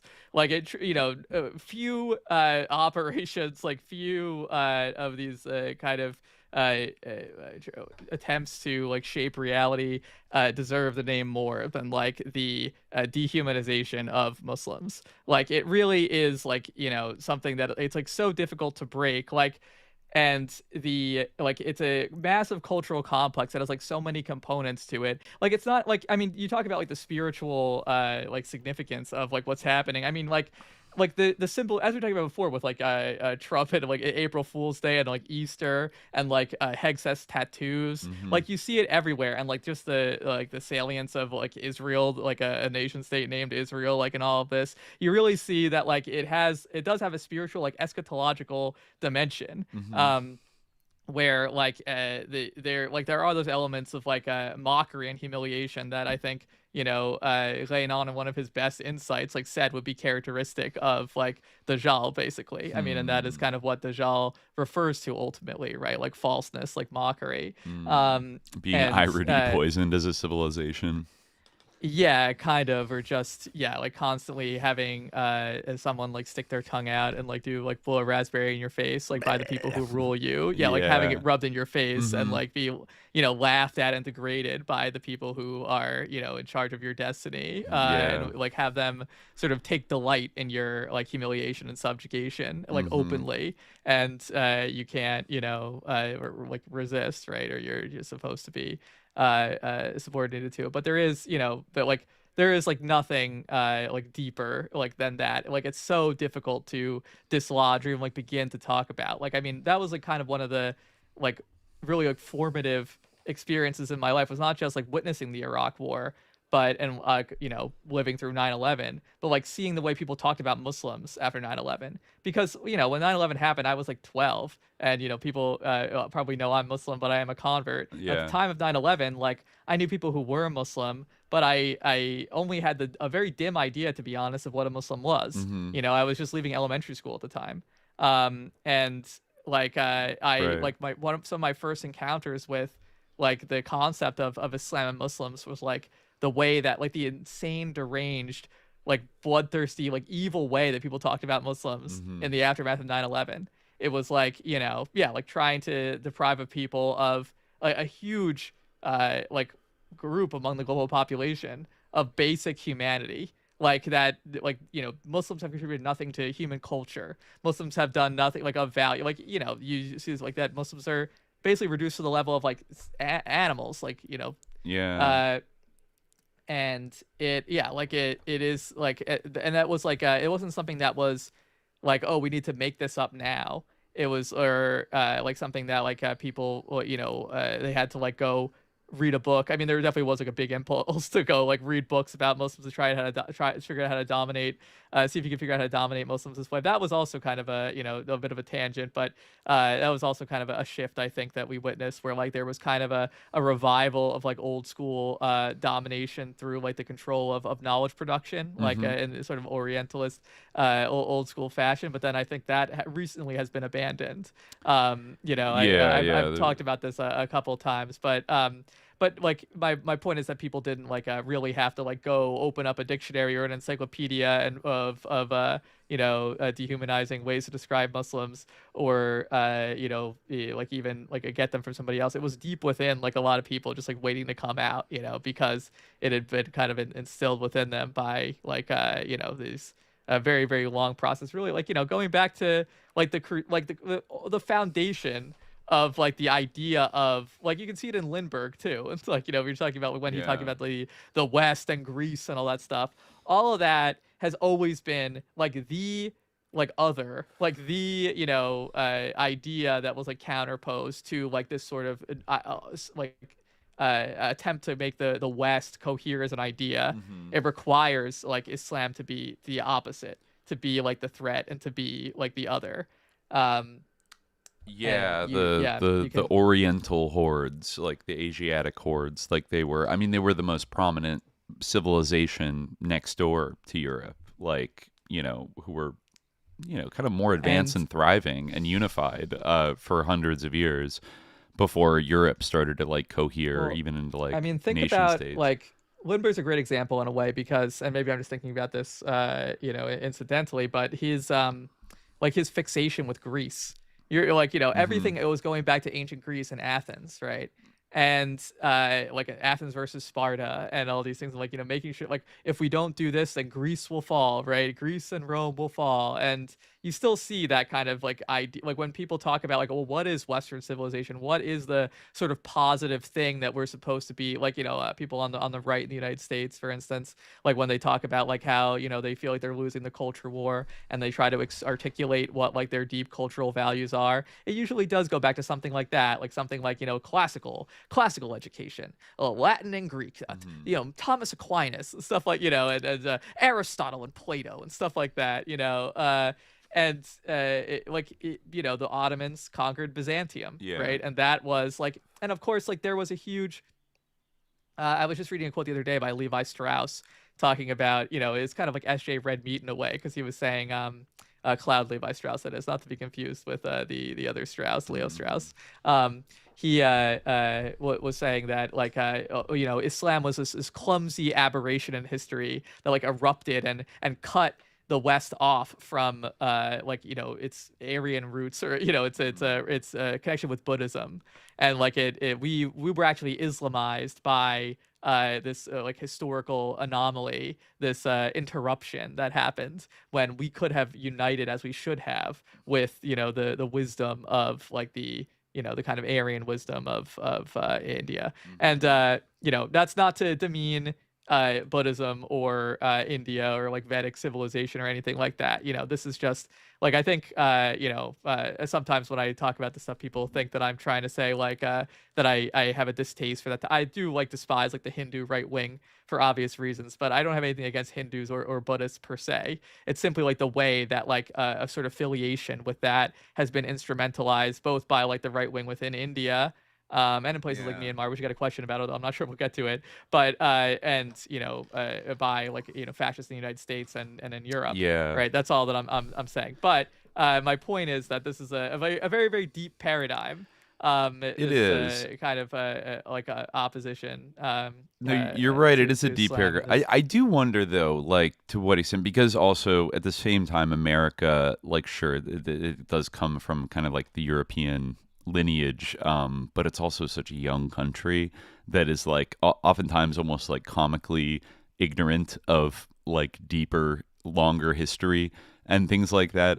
I do kind of wonder, because I do think that 9/11 like caused like an efflorescence of like Islamophobia and like anti-Muslim things that was then like stoked like massively by like the media and various institutions and stuff like that. But I do wonder, because like you have a few different, what's interesting to me is that like that there would be such a conflict between like the kind of Euro-American West and like the Islamic world in like the 2000s, right? Like at a point where the West was really pursuing much more of like, was secularizing itself much more.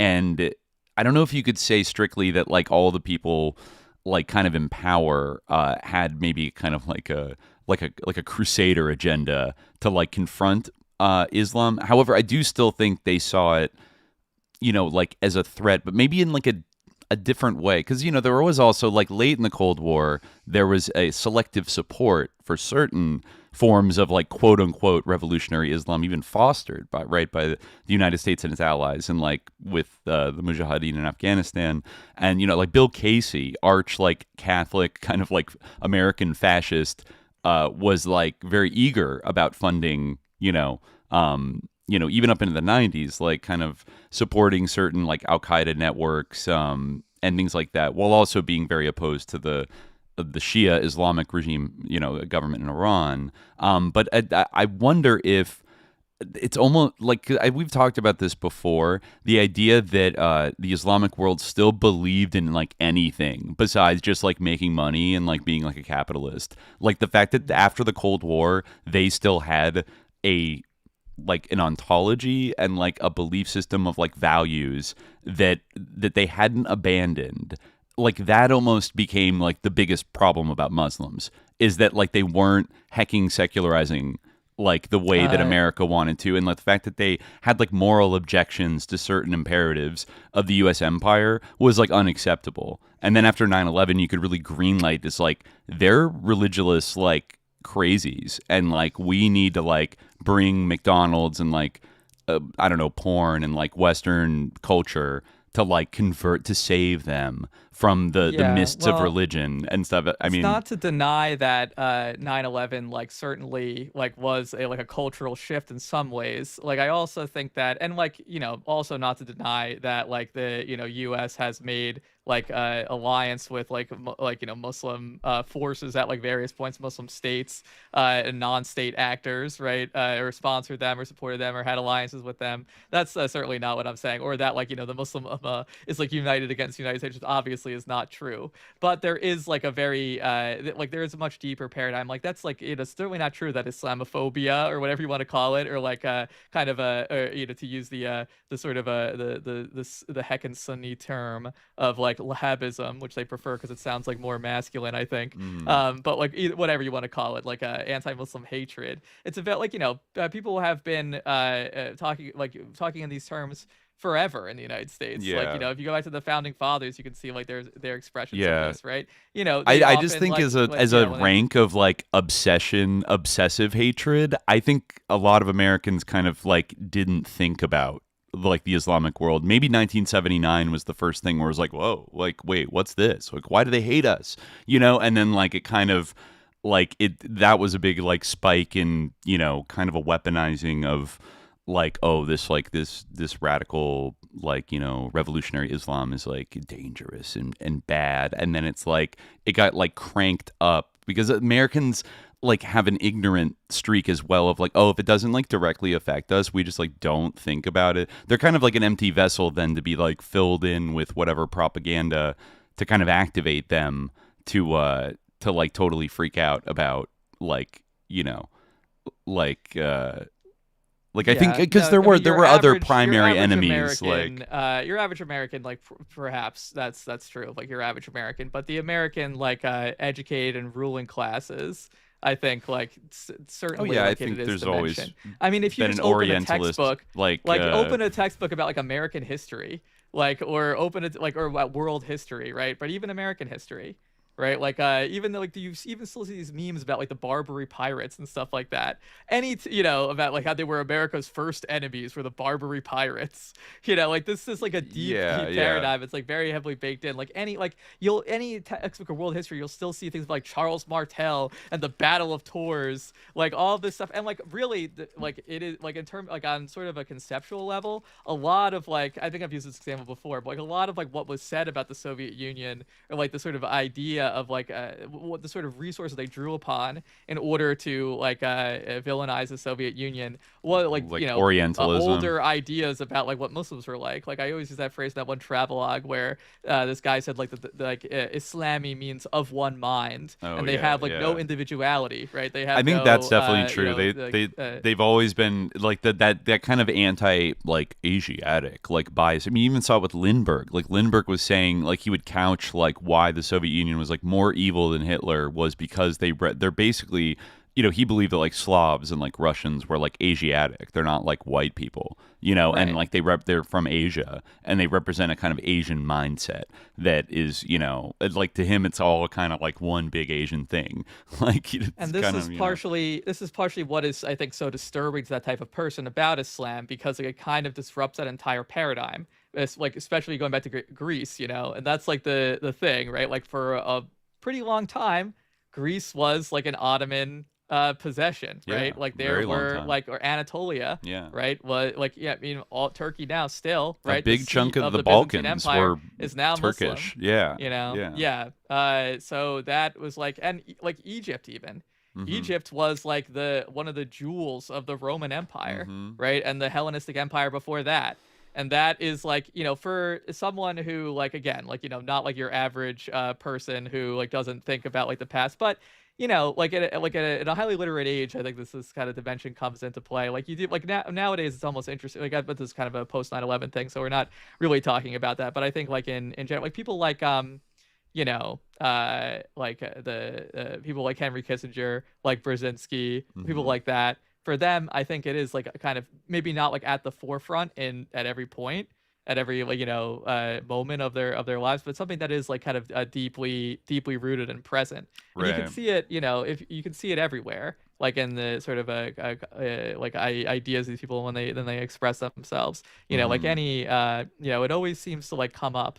I mean, it's obviously a very big phenomenon in the history of humanity. But it like because and the reason why it always comes up is because it was used. And again, you can talk about like, well, whether or not it was. I think to some extent it certainly was, but it was absolutely used at an epistemological level as like this like structuring concept that made that whole idea of like who we are like work.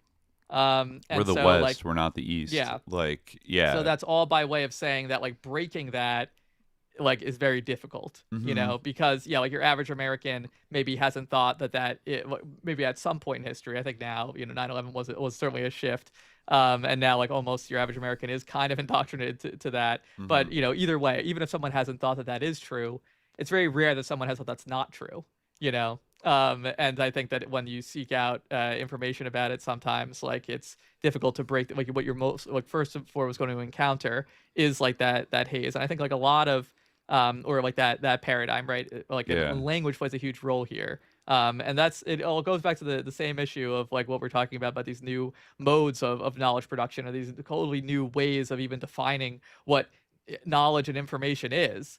And I think that like it's to your point, or to the point of that article, that like you saw like the like control of the narrative start to slip away. And in a way, like it's an interesting thing that this article kind of made me think about, which is that this like the the kind of the potentialities of the internet that everyone talked about, like that this would kind of democratize information and lead to a political shift that would be more democratic and more the people. I always kind of rejected that, but there is a little bit of truth to that in terms of like the sort of slipping away of the control of the narrative around Gaza. You saw like with TikTok and everything. Like people like they were unable to control what people were seeing, right? They were unable to disguise the reality of what they were doing. And then you saw this huge like effort to get that under control, right? To seize control of that platform in particular. Huge panic among like the kind of intelligentsia about like the youth and how we need to make sure like that we that they believe the right things. TikTok right? is that dangerous. We're educating it's brainwashing them properly. them. Exactly. Like don't let them have this. I mean, and like the Lego videos are a similar thing where like they're kind of like breaking through. I think that. Yeah, sometimes people kind of put like they do this like either or thing where like, oh, the internet was always completely sus, or it was like this heckin' liberatory amazing thing that just like recently got like co-opted and like it made into a bad thing. But I think there's like both those things are like kind of true. Like in a way, I think that the early people and the sort of like national security state and like Epstein Island sus lords that were like kind of building the internet were aware of its like power as like a decentralized like information technology, and that is partly the reason why they sought to like have controls over it and like guide its development from a relatively early phase. Like I don't think various forces like got caught totally by surprise the first time there was like an internet inspired flash mob or something. Like I think they've been hip to the power of that for a long time, and so a lot of the like social media platforms and other things like always had some brakes installed to like tamp the little counterinsurgency attributes to them. But I think because like you can't fully control it, like that's why you still do see the impact of like information flowing around and like narrative control getting broken down and all these things. So it's kind of like unleashing this like great force and hoping, because like, well, we're like the empire that invented it, and we kind of have like really critical control over its like production and development. And we can kind of shape the culture on it and all these things. Like it's still a net positive for empire to have, like it allows empire to extend its power at a greater rate than like opponents of empire can seize upon it, in a kind of a broad way, decentralized broad way to like undermine empire, right? So I think like, the EFF John Perry Barlow like sus lords who were just like so super utopian, or the Stuart Brands, like I think they're kind of, their view on it was like bullshit and kind of disingenuous, because they were consulting for the CIA at the same time, like help them use the internet better and like kind of be masters of it. But still, there like inevitably, like other people are going to kind of catch up to the first mover advantage, like Iran, Russia, like China, like all these countries have developed like pretty sophisticated ways of like dealing with like the internet and even like using it to oppose the United States, like from like an InfoWar perspective. And some of them now are kind of like even lapping the US. Like the US, it's like the US invented the car, but then like other countries got better at making cars eventually, right? Like there's no guarantee that it's like you're gonna be on top forever. But I mean, just look at this video from last year. I'll play it on silent. This is when they had the No Kings protest last year. Trump played this video with the Highway to the Danger Zone song where he's wearing a crown and he's dropping like AI shit on all of the No Kings protesters. Oh yeah, right. Yes, I remember this. Right. So he says, just to finish this article here, also note who's doing the posting of the Iran memes. Khamenei the Younger is not out here shitposting. Iran is a decentralized meme defense across the population, whereas America just has one demented moron offending everybody. Here, for example, is an AI video Trump released himself last October, showing him literally shitposting on his own population. Forgive me, but I do not understand what's happening here enough to critique it coherently. I'm really trying to compare apples to apples here, but this is like someone flinging applesauce at the senior citizens' home. Note that all the stuff I'm sharing is old because, like its bases, America has basically abandoned its bases in the meme wars. This is actually funny. Going back to even pre 9/11, Islamophobia or whatever, history versus this mystery. It wasn't always like this. America's cartoon game used to be the best in the world, not this cartoonish bullshit. To build up support for the invasion of Iraq, Saddam Hussein was featured as a character in the South Park movie, which I saw as a teenager. It was remarkably effective. I didn't even flag this as propaganda until recently. In South Park, Bigger, Longer, and Uncut, Saddam Hussein was Satan's boyfriend, zealously torturing Kenny in the underworld. I remember finding this very funny as a young American idiot. Right. I mean, me too. Like in middle school, I thought this was just like hilarious, right? But like when looking back on it now, like it is propaganda objectively. Yeah. Like what the fuck? This is in like 1998 or 99. So this is like late Clinton era, before 9/11, before the Iraq War, and Saddam Hussein is being just like, they're taking the piss out of him, by making him like gay, LOL, like, won't he? He's going to hate that. It's almost similar to like the Trump administration, like running around saying that like Khamenei is gay.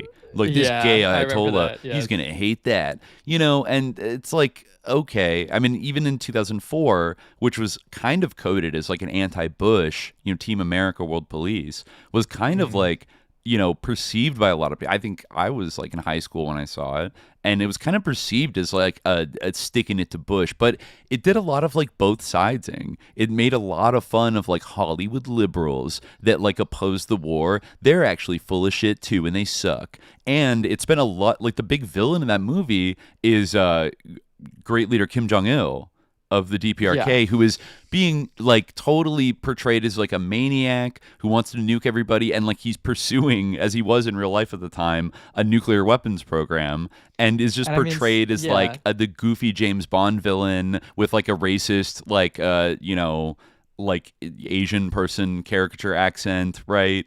Like, and even the making fun of like how Islamophobic like the Team America World Police are. They go into like Arab countries and just like slaughter everybody, but then they're also like making fun of like Arab culture and stuff. Remember the Durka thing?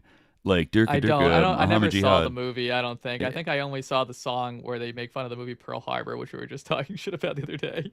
But okay. I don't think I ever actually watched the movie Team America World Police. Yeah, I mean it was a big hit. Or South Park, Bigger, Longer, Uncut for that matter. I have seen South Park. This was the irony, like heckin' irony, edgy, like badass humor, but brought to you by Viacom's Comedy Central, which is also bringing you Jon Stewart in the era. Like this is left edge of I mean that's actually actually a good example because like South Park to me, I think has always been kind of like, like libertarian or whatever, or not like, the like lib or like left, but like you do see like it's certainly a bipartisan phenomenon. Oh yeah. Right. Where yeah. like, I mean, look at like a movie like Argo or whatever, or even a show like The West Wing.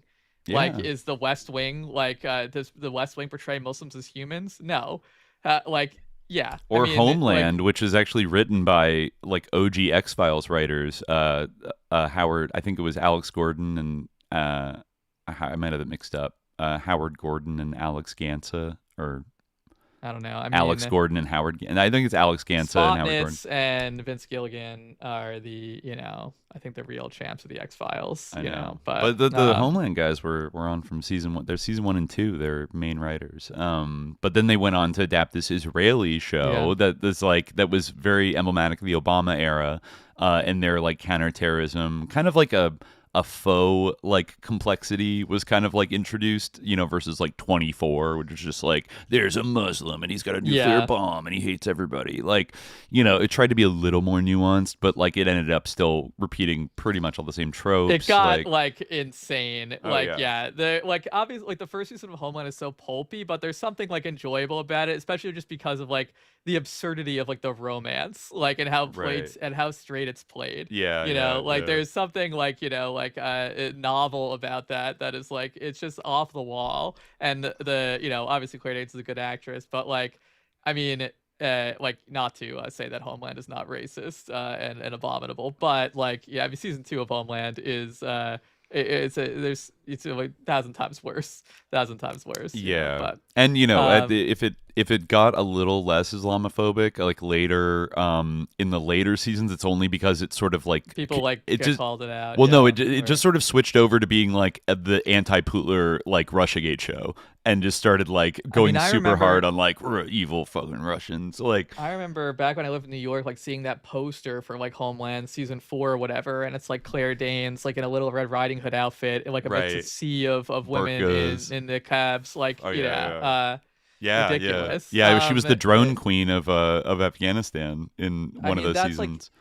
That's like the exact like that image is like the fact that image was palatable to people, even like during that was like the woke era, that was like kind of the early woke era. Islamophobia was like a household word. The idea that like these sort of like these tropes and things like that were harmful to people, or like had like sort of a subtle like a sensitivity to like subtle aspects of racism, like this is the time of Ta-Nehisi Coates before he got canceled for criticizing Israel, right? Like this is like when people were like thinking about, oh hey, you're right, like black bodies are kind of seen as like disposable and like not human, and like they are seen to experience not as much pain and things like this, right? They're like, think about how these kids are described in the news, like these young black kids who were shot, compared with how like a white kid might be talked about. But you still had this ridiculous thing, this poster advertising the show where like she's Little Red Riding Hood amidst this evil sea of spooky niqabis. Like but even that, like think about like Argo, the movie Argo. I mean Zero Dark 30, right? Like all this literally stuff. like made with like in partnership with the CIA, both those movies. And like I mean think, okay, so I guess the most like what is the most advanced or kind of like the most sympathetic portrayal of Muslims like in American media that I could think of would be something like I don't know, like Aziz Ansari, or like or like Rami, I guess. Like, but think about, but even that was that later. Show? Like, well, even it doesn't matter if it's later. Like, does that actually like perceive like portray Islam as like a power? I mean, they had like Mia Khalifa, someone who made like I think she has like she's related to like Lebanese phalangist or something. She's a Christian, Lebanese Christian, yeah. Yeah, isn't she like does she have some kind of relation? No, maybe I'm getting confused with Amy Therese. I don't know. I don't mean to defame. She's also Lebanese Christian. But one of them has some phalangist family connections. But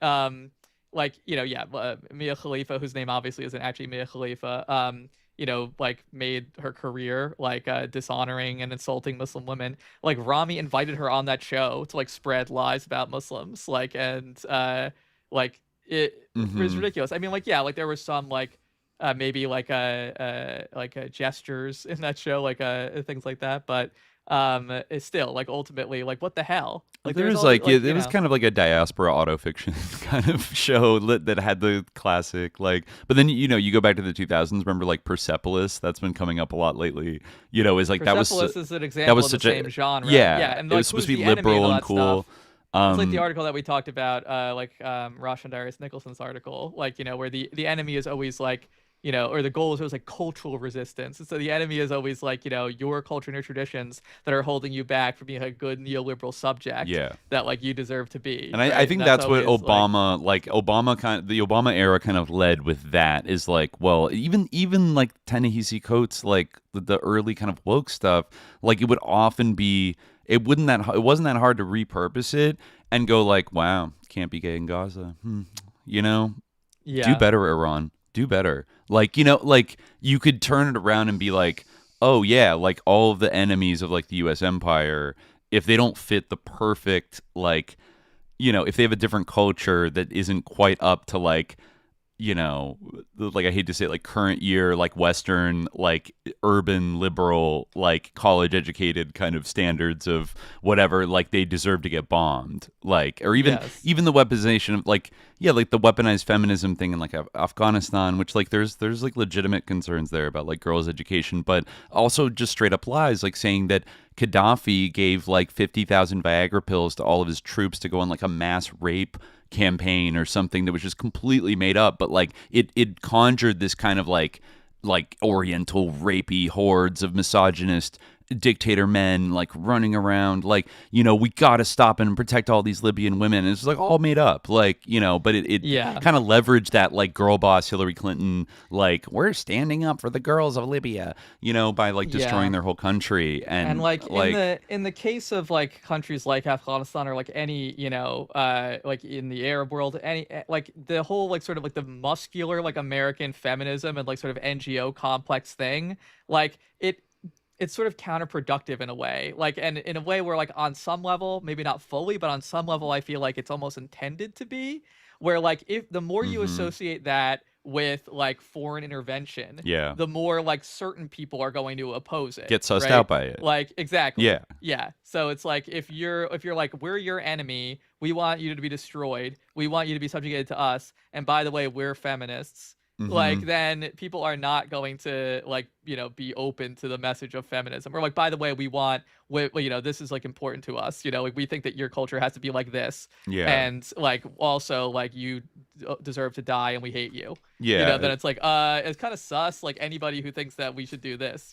do what they said. It's like, right? How many times dynamic again and again and again, like how many times if I went and looked up like how many times probably like various security conferences or Davos or whatever, like in the the early 21st century, that like American or European leaders went and kind of like bragged about how like their promotion of like feminism or LGBT values was going to like undermine the like evil authoritarian regime of either, whether it's like Putler or the Ayatollah or Assad or Hamas or like whatever, like they almost like brag about this. Is like they're not even like really hiding that this is like a tool to undermine the authority. So like leaders of foreign governments are going to hear that, and then they're going to be sussed out by these things like by association, which like the Western leaders are almost like conspicuously happy to like openly associate these things as like I don't know, a kind of avant-garde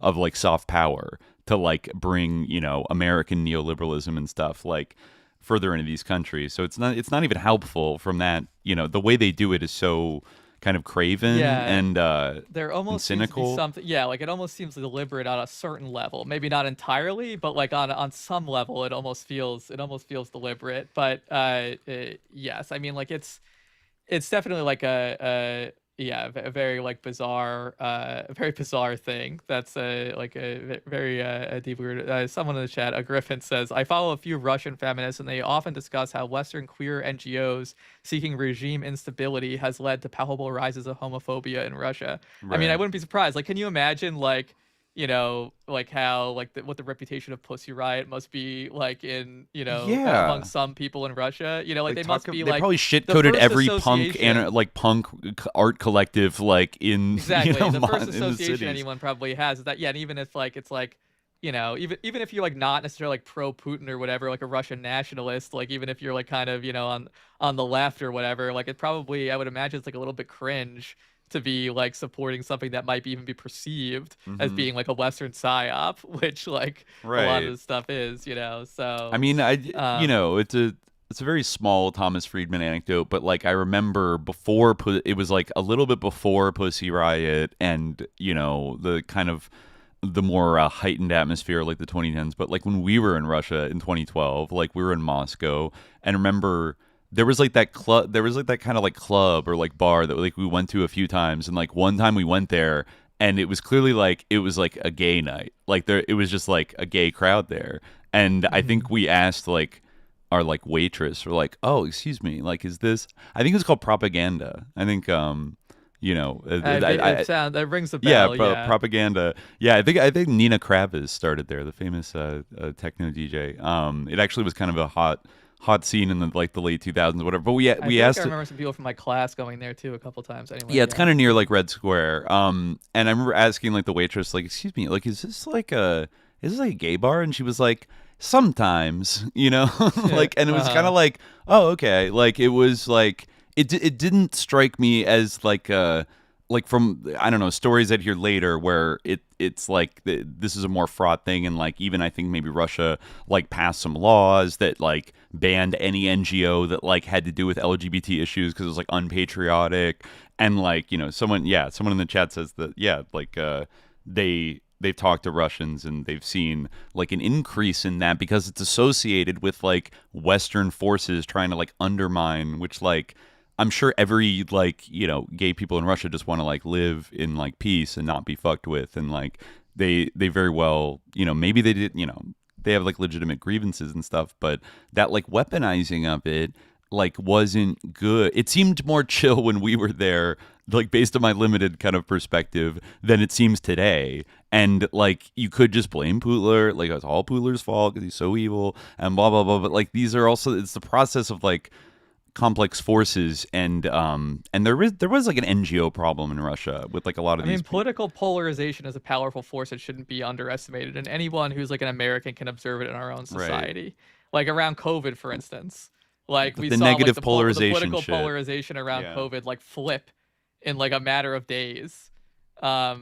Like multiple times, I almost feel like or like we saw like things like radically change their valence, in terms of like politics, and also like the sort of internal narrative of any given political faction, like change, like going outside, the political valence of that changed. Wearing a mask, like Fauci said, don't do it, and then it became you have to do it. Like it just was all over the place. And then for some people, because Fauci said it, that it was like don't do it. Like like the first couple of weeks of COVID concern, it was like kind of a conservative issue of like, yo, I'm prepping for this, like, I'm masking up, etc. And then especially the anti-China, it's a China virus, it's coming to get it. Like you could be more scared on that front. Pelosi went to Chinatown to like show that everything was okay, right? And then it's a really powerful, it's one of the most like manipulated forces I think in the world like today, and America has been like kind of good at like stoking that both like domestically and abroad, but the internet adds a little bit of like accelerated force to it, that like people are just getting negatively polarized in like increasingly weird like micro ways, because like some influencer that they like hate, they know that they don't like attack somebody, so therefore the person being attacked is like good. But like if that person is also sus, but like maybe sus in like not the way they're saying they're sus, but like they're sus in a different way, then they start like caping for like that figure, because like it just, you see it everywhere, and it kind of fucking sucks, like because then it gets people to pretzel into like weird positions, and it can stoke like in foreign populations like a kind of reaction that then could be like manipulated or used to the advantage of the outside forces that are stoking it. It's like when you react to a provocation. It kind of like creates like it's like, I'm not sure. Again, like I'm not sure like if this is perceived this way by everyone who like participates in these things, but like sort of the soft power approach of being like, oh, let's fund this theater to like put on plays about how the Palestinian Alice in Wonderland like needs to fight against, before she can fight against anything else, she has to fight against her traditions that are holding her back. Yep. And then like everyone in the society is like, why are like the Americans and the foreigners putting on these sus plays attacking our traditions? Yeah. Like we're gonna resist any sort of anything like this, and then it's like, oh, these are barbarians, like we need to kill them all. Yeah. Like that, I mean, they run the playbook everywhere, and I mean, you even Pussy Riot. Like, what was the big? Well, there was a couple things they did, but they would always do very like things that almost like had to be reacted to because there were so like one time they went into an art gallery. This is them maybe attacking like proper high liberal culture, but they went into like an art gallery either in Moscow or St. Petersburg, and they all got naked and had like an orgy like in the art gallery, and like filmed it. And it's like, okay, like, and of course they got arrested, and it's like, wow, like no freedom of expression in Russia, But the big thing they did was they did the punk prayer performance where they stormed the cathedral in Red Square and like jumped on top of the altar, just did like stupid, like childish, like desecration of like this very, like important cathedral that's like, the Russian Orthodox, population really cares about and is like a big part of like Russian history, et cetera, and did that, just like desecrated like, the altar space and by doing like a dumb like punk song about how like Pooler sucks or whatever, and then they got arrested for it, and then they turn around and go like, oh my God, like, wow, they don't believe it. There's no free speech here. We need to overthrow the entire government and like put in a Western, like liberal guy, like a Sorosite, in charge because this is so horrible. And like they've been eating off that for like, 13 years or whatever. I mean, they did other protests. Some of them went to jail, but like, this is like a 13-year like USAID project at this point of like using the Pussy Riot girls to like go on and on about just like how, oh my God, but it's I don't like, I don't know if they were getting like USAID or CIA money like when they did that, but it's certainly the kind of thing that like those institutions like would have paid them to do or like encouraged them to do as part of like this kind of like cultural destabilization, that then like everybody in NATO could like grab upon to be like, oh, we can't even do business with these sickos. Look what they did to those nice little punk girls, those anarchist girls with the ski masks. Like all they did is go and be like I'm gonna piss all over your religion. Like, I'm sorry, but like, like people, like they knew they were going to get arrested. Like, I don't see that's like the most pressing issue, facing Russia is that you can't go blah, blah, blah and like desecrate, like, go like pee on Lenin's mausoleum or something, like I think it's so obviously like sus. But it was effective for a while. It brainwashed tons of like Europeans and American, like liberal kind of leaning people into seeing like, like well before the war in Ukraine. Like that's what's funny about it. I mean, it has gotten to a bad point now where it's like, yeah, he did invade Ukraine and like it's a horrible war. A lot of people are dying. It's bad. But like, back in like 2013, they're being like, he's Hitler. Like he's the worst person, and maybe he wouldn't have ended up invading Ukraine if like we hadn't pursued this like psyop, like tumble down this psyop rabbit hole of like, because he, like it starts with, oh, he persecuted Pussy Riot, and then it like starts snowballing from there to like, every time he reacts to a kind of protest made to like embarrass Russia, and then that probably polarizes. Like they've actually had, I don't know if I can't say this is intentional or not, but I think, most Russians have kind of increasingly like rallied around like the flag instead of being like, yay, Navalny, like we hate Putin, you know what I mean? Like it's even when we met people in Russia in 2012 who like protested against like Putin, but then we're also kind of like, well, he's kind of the only person that can like run Russia. Like I don't know, like they had an interesting like kind of nuanced perspective of even the ones that were like getting beat up by the riot police and like protesting whatever election I think it had just happened. They kind of understood that like, oh, but like to not have a strong president would actually be like worse than like having Putin, you know, and like having like a weird like liberal that has no support who's like weak would be probably like pretty bad, you know. So it just, you know, but Americans only heard like a bad guy, a KGB guy is president, he's bad. He's literally Hitler, like, you know, like it just. Meanwhile, like Navalny, like, yeah, he is also like a racist, an anti-Muslim racist. He is an anti-Muslim racist. I mean, Putin, meanwhile, has made his peace with the Chechens, and now they have declared that if there's a ground war in Iran, they will declare jihad and they will go fight with on the side of the Iranians. You know, so you know, Putin in a way seems more flexible than Navalny, who I think called Chechens cockroaches.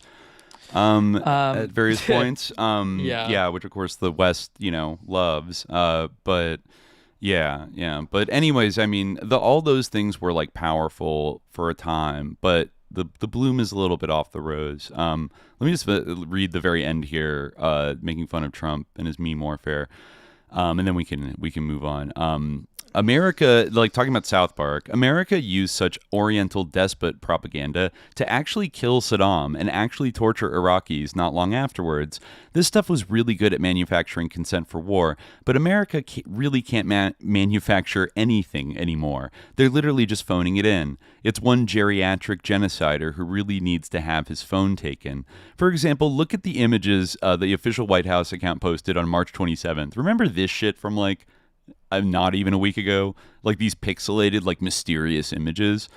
He says, "What does this mean?" It's never. I think it was a viral advertisement for like the White House like alert app or some stupid shit like that. It was so stupid.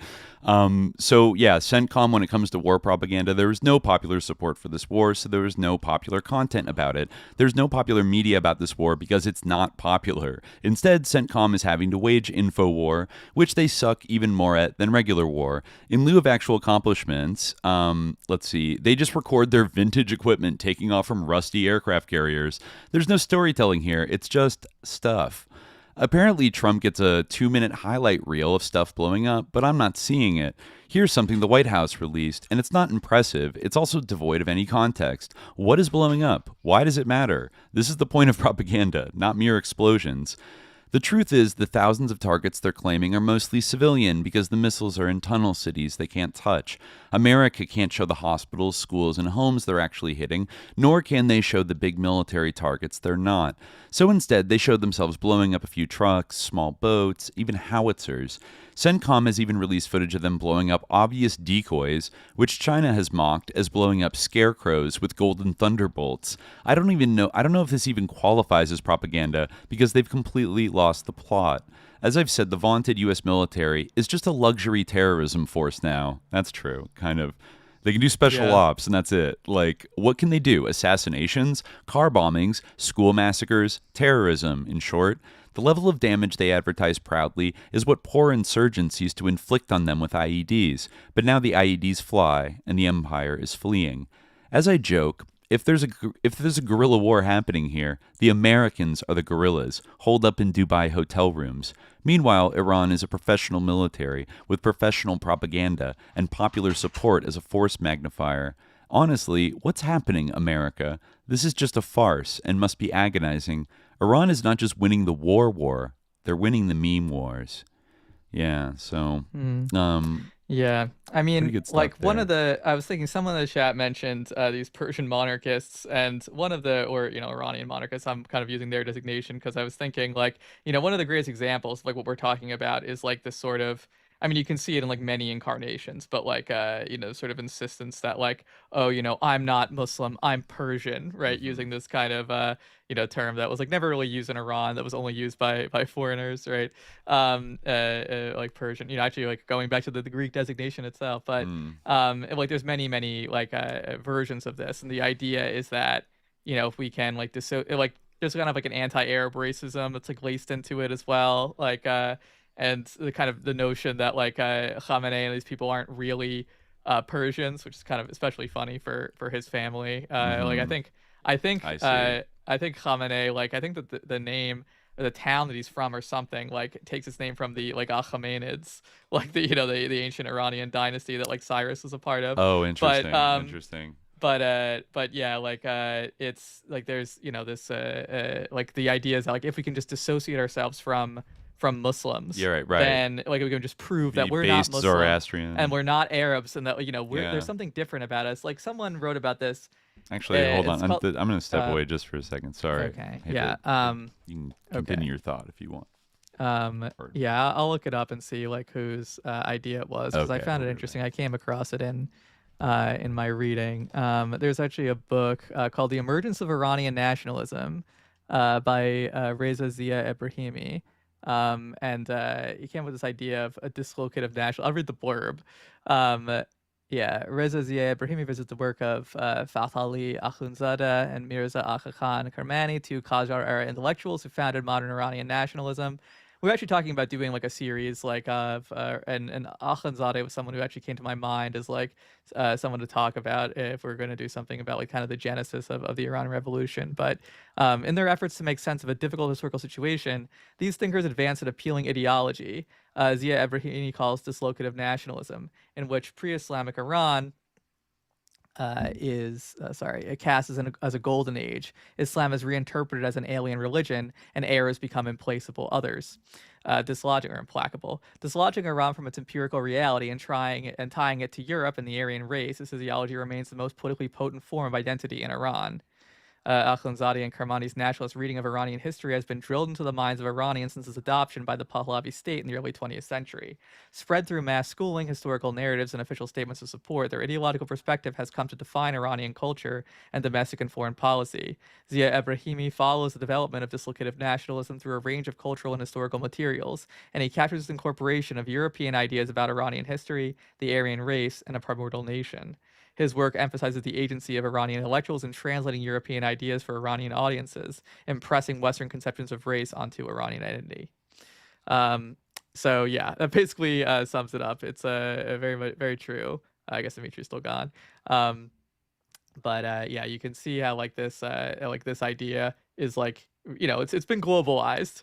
It's even like you see people from Iran adopting, and really like no culture has contributed more to, like, if you want to talk about like Islamic civilization, obviously, like, there's no like homogenous one Islamic civilization, but in terms of like the history of Islam as like a human and historical phenomenon, to use like Shahab Ahmed's term, like there like no like region, no like people has contributed more to that than Persians. Like I mean, in recent episodes we were talking about like the Umayyads and stuff. Like, you can go back and look at the Qusayr Amr, like their palace, right? I think it's Qusayr Amra.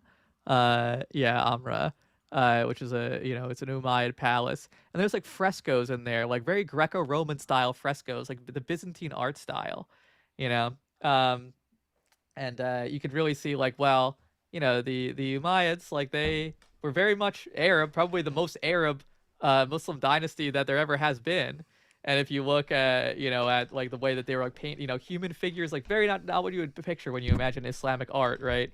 A lot of Islam as we know it today has its origins in Iran, but there's this kind of desire to disown that. I mean, you even see people saying like Islam took over Iran 47 years ago. Like, Islam has been in Iran for a long time, and again, like in terms of like its like the influence on like the global Muslim world, like I would say that Iran probably has like in terms of like any region, any part of like Islamdom, like it has had like the most influence on like the beliefs and practices, historically speaking, of other Muslims around the world, and like in terms of like what Islam is understood to be in the eyes of Muslims and non-Muslims. Probably it would be the Iran. The region that we identify with Iran, of Greater Iran, but yeah, I mean, obviously there's some, it's very diverse, but to try to dissociate Iran from Islam is insane. Yeah, I'm not sure the IOG theory, Islamic occupied government like theory, really holds much water. No, given it doesn't. The history. Yeah. Well, with some people they do find it. Yeah, I'm sure they do. Persuasive for whatever reason. Yeah. But anyways, well, yeah, we've been going for a couple hours. I think I don't know if we want to that's fine. pivot to some Q&As. I guess we'll see what happens in the next like week or so. The ground troops are still amassing, in the in the Persian Gulf area. So it's unclear if they're actually going to try to do like a ground attack, whether it's like an epic raid to steal the uranium that's buried underground, or take Karg Island, or take those like 2 or 3 little islands that the UAE kind of lays claim to.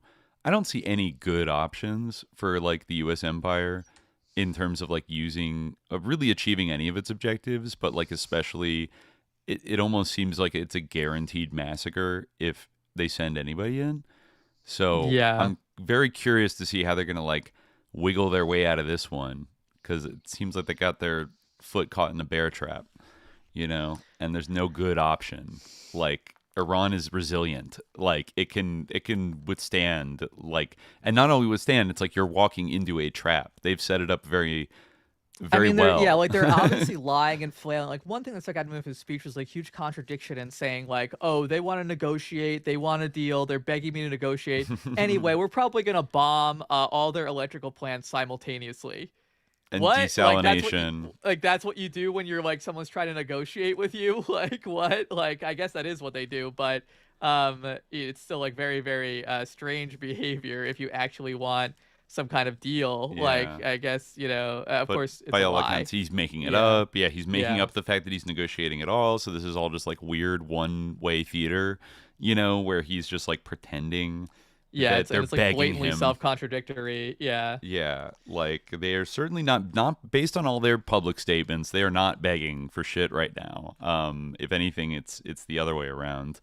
Though I do think they're too proud to actually like ask or like request anything. It seems like so they just like it seems to like double down on like bombing.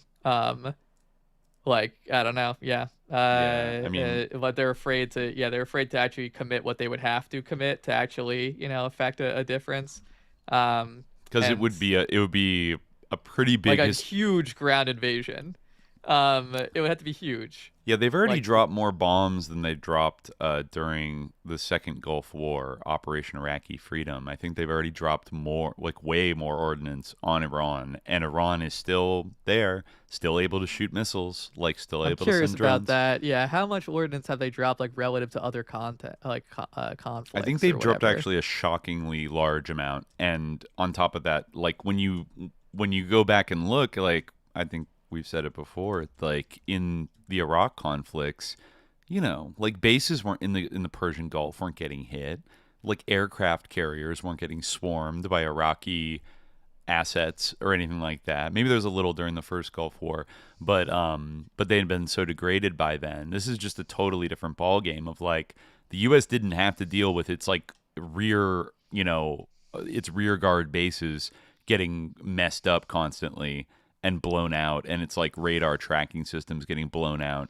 and soldiers having to move into hotels because the bases weren't safe, like this is all kind of new. Like Iran is shown a capability of kind of sucker punching them in very particular vulnerable spots. That is new, I think. I don't think there's any other conflict since maybe Vietnam where there was such a routing there's such a vulnerability. And, I think a lot of it does come down to like we're using like Cold War like aircraft carriers, like these, billion-dollar jets, like just like stupid, expensive, outdated shit that is good for certain things. But like these, if you're clever and you think in asymmetrical terms, like Iran has clearly been doing their homework for the last like 20 odd years. And they've developed the Mosaic decentralized defense system, and these cheap drones and the underground missile cities. Like, it's like they have a gigantic aircraft carrier that is just like a gigantic country of land with tunnels underneath of it that have impregnable defenses, ground, mountains, like shit like that. There's no bombs that can break through it. So like, what are we even doing here? Like, why are we even trying to like take over this country? Like, they've fortified themselves. It's like it's like a castle that you can't storm, like without just losing a bajillion people. Whether he does that or not, I think it's kind of like, it's going to be going to be a strategic, humiliating defeat either way. But is he going to throw thousands of U.S. troops on the Barbie and sacrifice them to Ball, just to like try to prove a desperate point?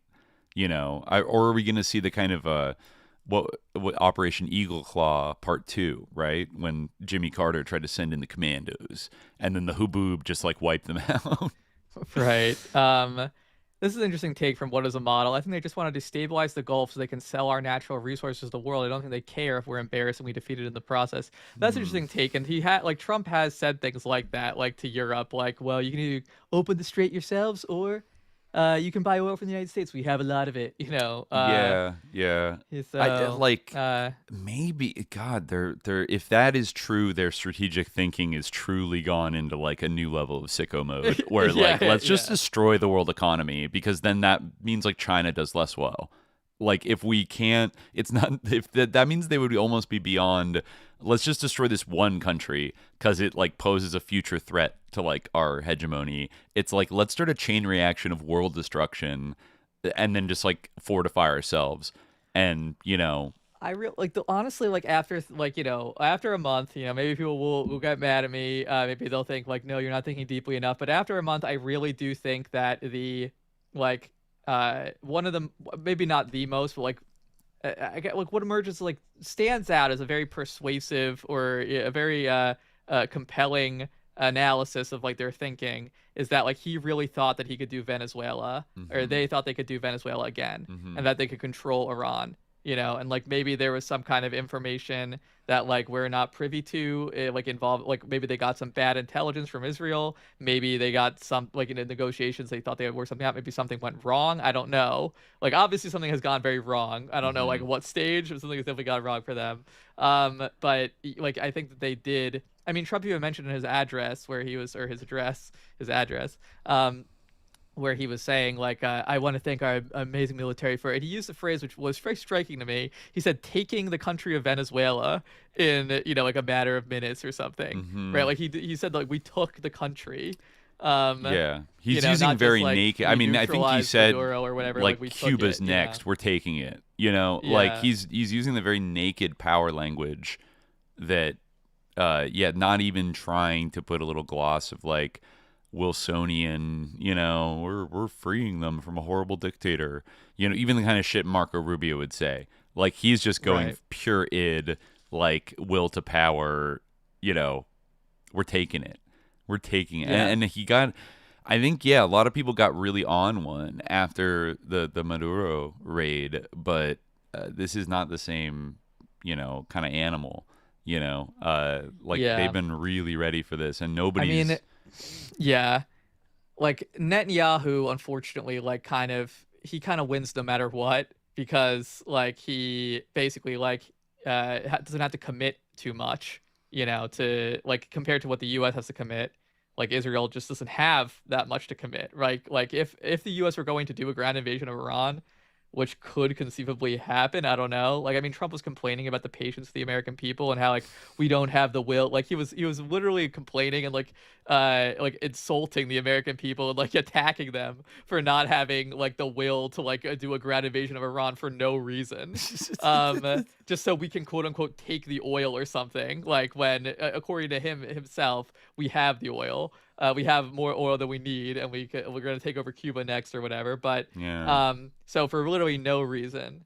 But there's something insulting about not even being lied to about like why you should do it. Just like do it, dummy. Like just come on, idiot. Right, like come on, support my stupid war. But if that were going to happen, like Israel like wouldn't even be involved. Like they don't have an infantry to do that. They just have the Israeli quote unquote defense force. These their occupation force, which is only used against like defenseless children. So they're not going to help the American military invade Iran. Well, they don't have an infantry to do that. We haven't even talked about Hezbollah and Lebanon, too much in this, but they're getting their licks in big time, and they're coordinating missile strikes with Iran and now Ansarallah, which has joined the conflict, which they have their own escalation ladder that, could shut down the Red Sea and then like really put the hurt on everybody. But like Hezbollah is like racking up like KIAs, like they're ambushing, they're luring the IDF and these like Merkava tanks, like across the border. It looks like Netanyahu's doing a hasty kind of like trying to do a Gaza thing, I think, to the whole region south of the Litani River, and just drive everybody out and then blow everything up. But every time they go in, they get hit with these FPV drones that are attached with like fiber optic cables from the point of launch, so they can't be jammed. And just hitting one, and then another tank comes in to tow it away, and then boom, they like hit the second one. We can't overstate like how like many people Israel has massacred for no reason in Lebanon. Though. Thousands, like, absolutely. They're absolutely going hard, but it's such an evil state. It's so such evil, an evil country. But I think it's showing that is even that sustainable for like Israeli society to send all these troops into the meat grinder to try to do genocide too. And getting lit up by these like pretty still functioning Hezbollah units. I think maybe I don't know if that was a miscalculation. If they thought that they were more degraded, after the last round of fighting, but honestly, or if they felt like they had, because Hezbollah attacked them after the Ayatollah was killed, so maybe they felt they had to go for it.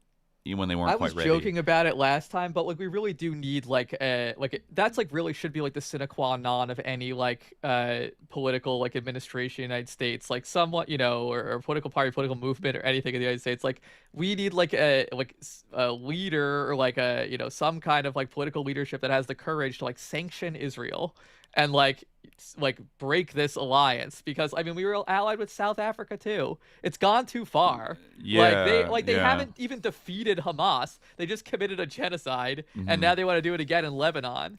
And they haven't defeated Hezbollah either. They're not going to. Like they haven't achieved like even close to their like quote unquote objective. They just are like massacring people for no reason, just out of bloodlust. Like we need to like sanction them. It's a sign of how far gone it is that I'm thinking about like every Democratic candidate in 2028, and I'm like, would they support sanctioning Israel? Like, no. Like all like 28 of them basically down the line. Like, I don't think. Like maybe if it gets so, who knows if the effects of this war will be like so painful economically. I feel like once people's money starts getting fucked with in America, that's when people activate.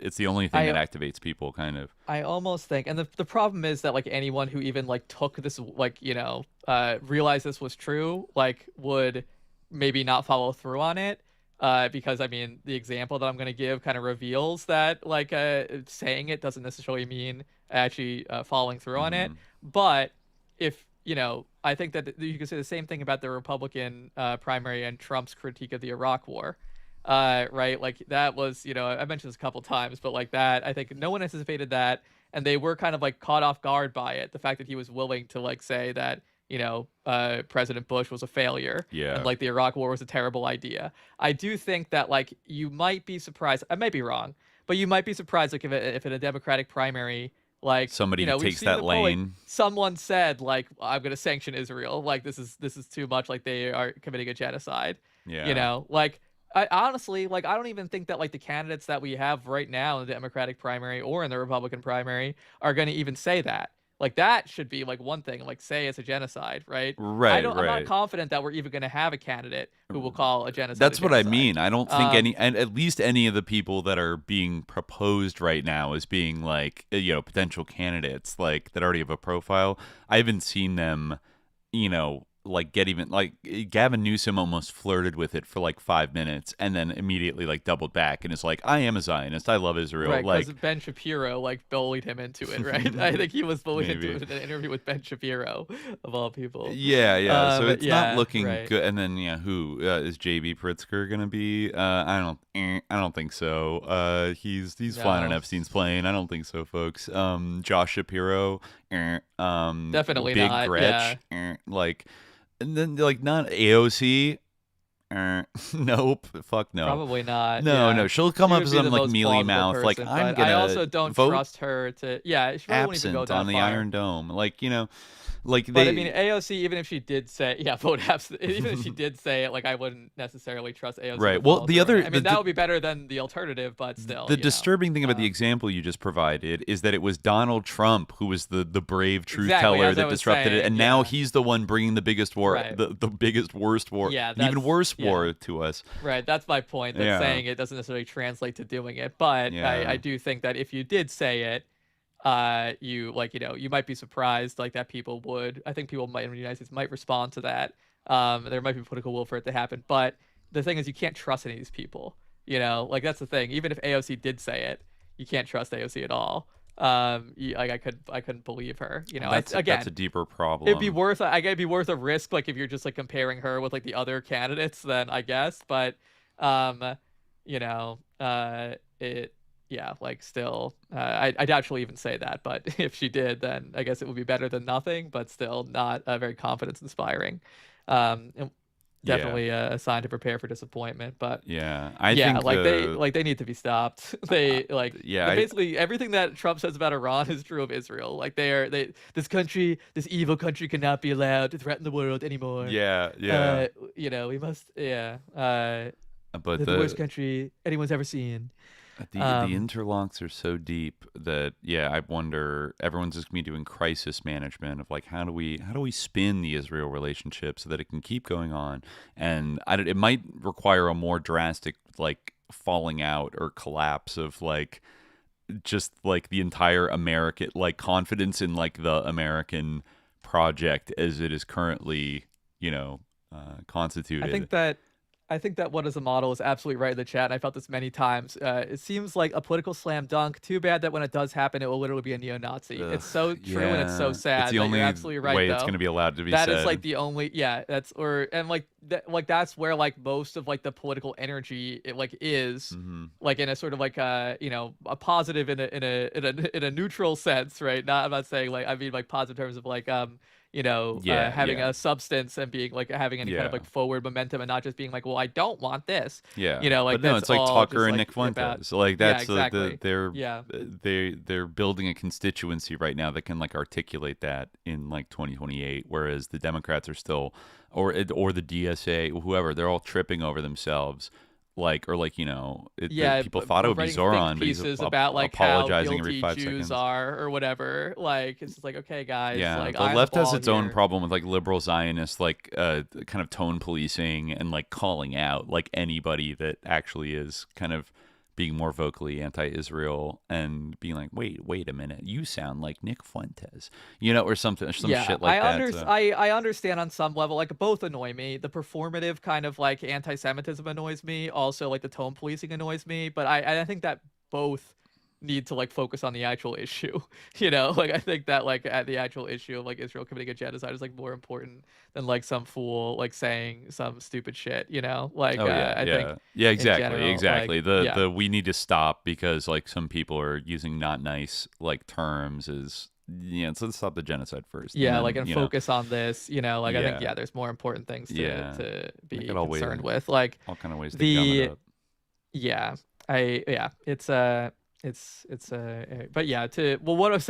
What I was saying before is that like Israel, like if the United States is to commit to a ground invasion, which like again I can't take off the table, even though I think it does seem like Trump wouldn't do it because he's afraid of how it'll be perceived and he knows it'll be deeply unpopular, and he's just kind of like trying to scare Iran or something, like what they seem to be doing, which is like we're just trying to decimate Iran and just like bomb them a lot.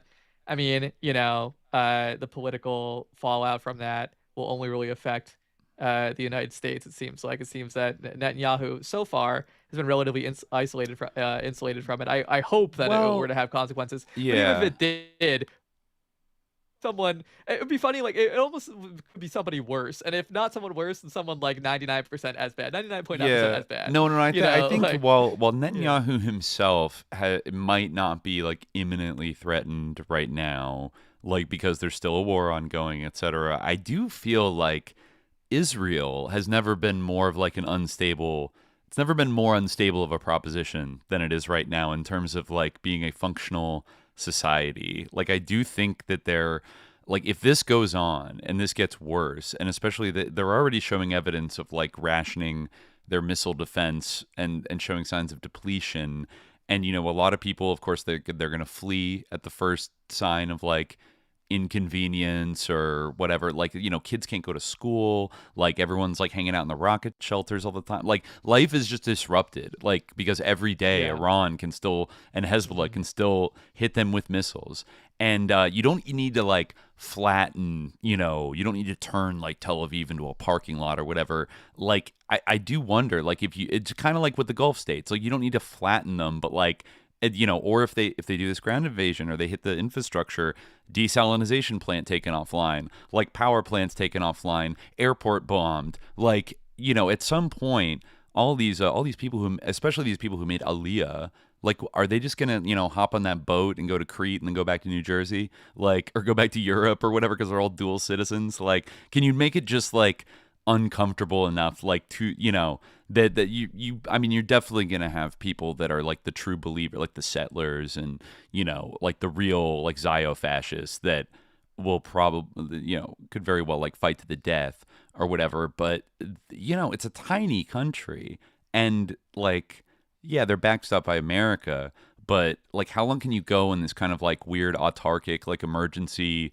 military thing while you're also trying to do another genocide in the middle of all this, and you're getting like hit with, you're running out of like your little David Sling and Iron Dome missiles, and you're getting infrastructure's getting hit, neighborhoods are getting fucked up, and like everyone's like fleeing at the first opportunity because you're a friar if you don't flee. Like, what am I? I'm not a friar. You know what I mean? Like, it will have to be like a function of, it had to be a function of like kind of the like lack of willingness and kind of like the softness. Basically, like you're talking about, it has to be like the softness of the Israeli people and like what you said about the size of Israel. Because like these suburban assholes are gonna like, you know, run away. Like before Iran runs away, like they're not gonna run away. It's their, you know, like they're fighting for everything, you know. And I mean, I guess in a way, like Israel, like that on a certain level, you know, see themselves as doing that. They do, but like in a very like, you know, like I think some of them would, a lot of them would just kind of like flee back to like a place where there isn't a war if like, you know,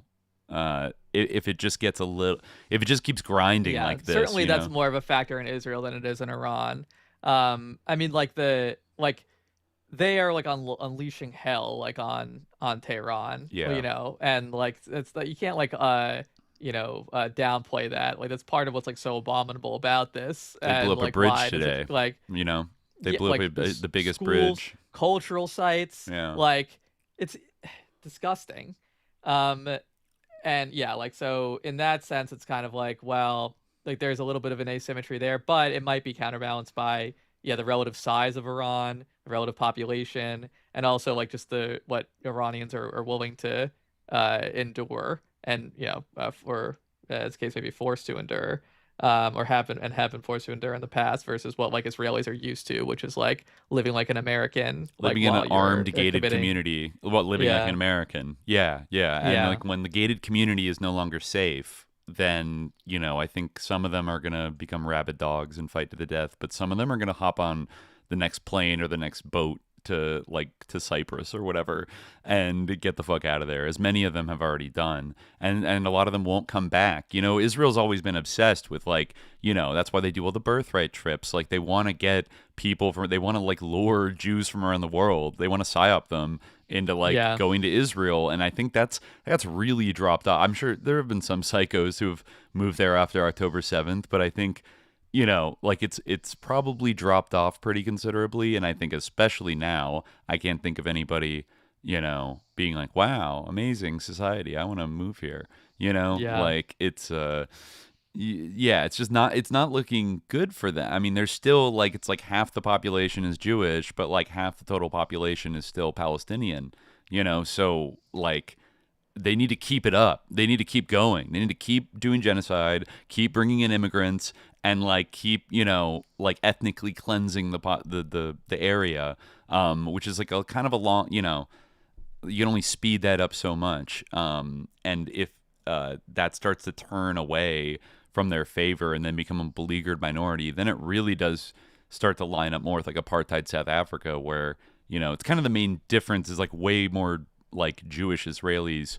comprise like 50% of the population as opposed to like the whites, the Afrikaners in South Africa, which I don't know what percentage they were, but I assume was like they were like a distinct minority that was ruling over everybody, right? So maybe, you know, the Israelis are able to hang on. That's like more. kind of the purpose of like the genocide and like in addition to the apartheid, they have to, as they put it, mow the lawn. Yeah. And also have this continual kind of like aliyah and immigration. Yeah, but there are challenges there, you know, and so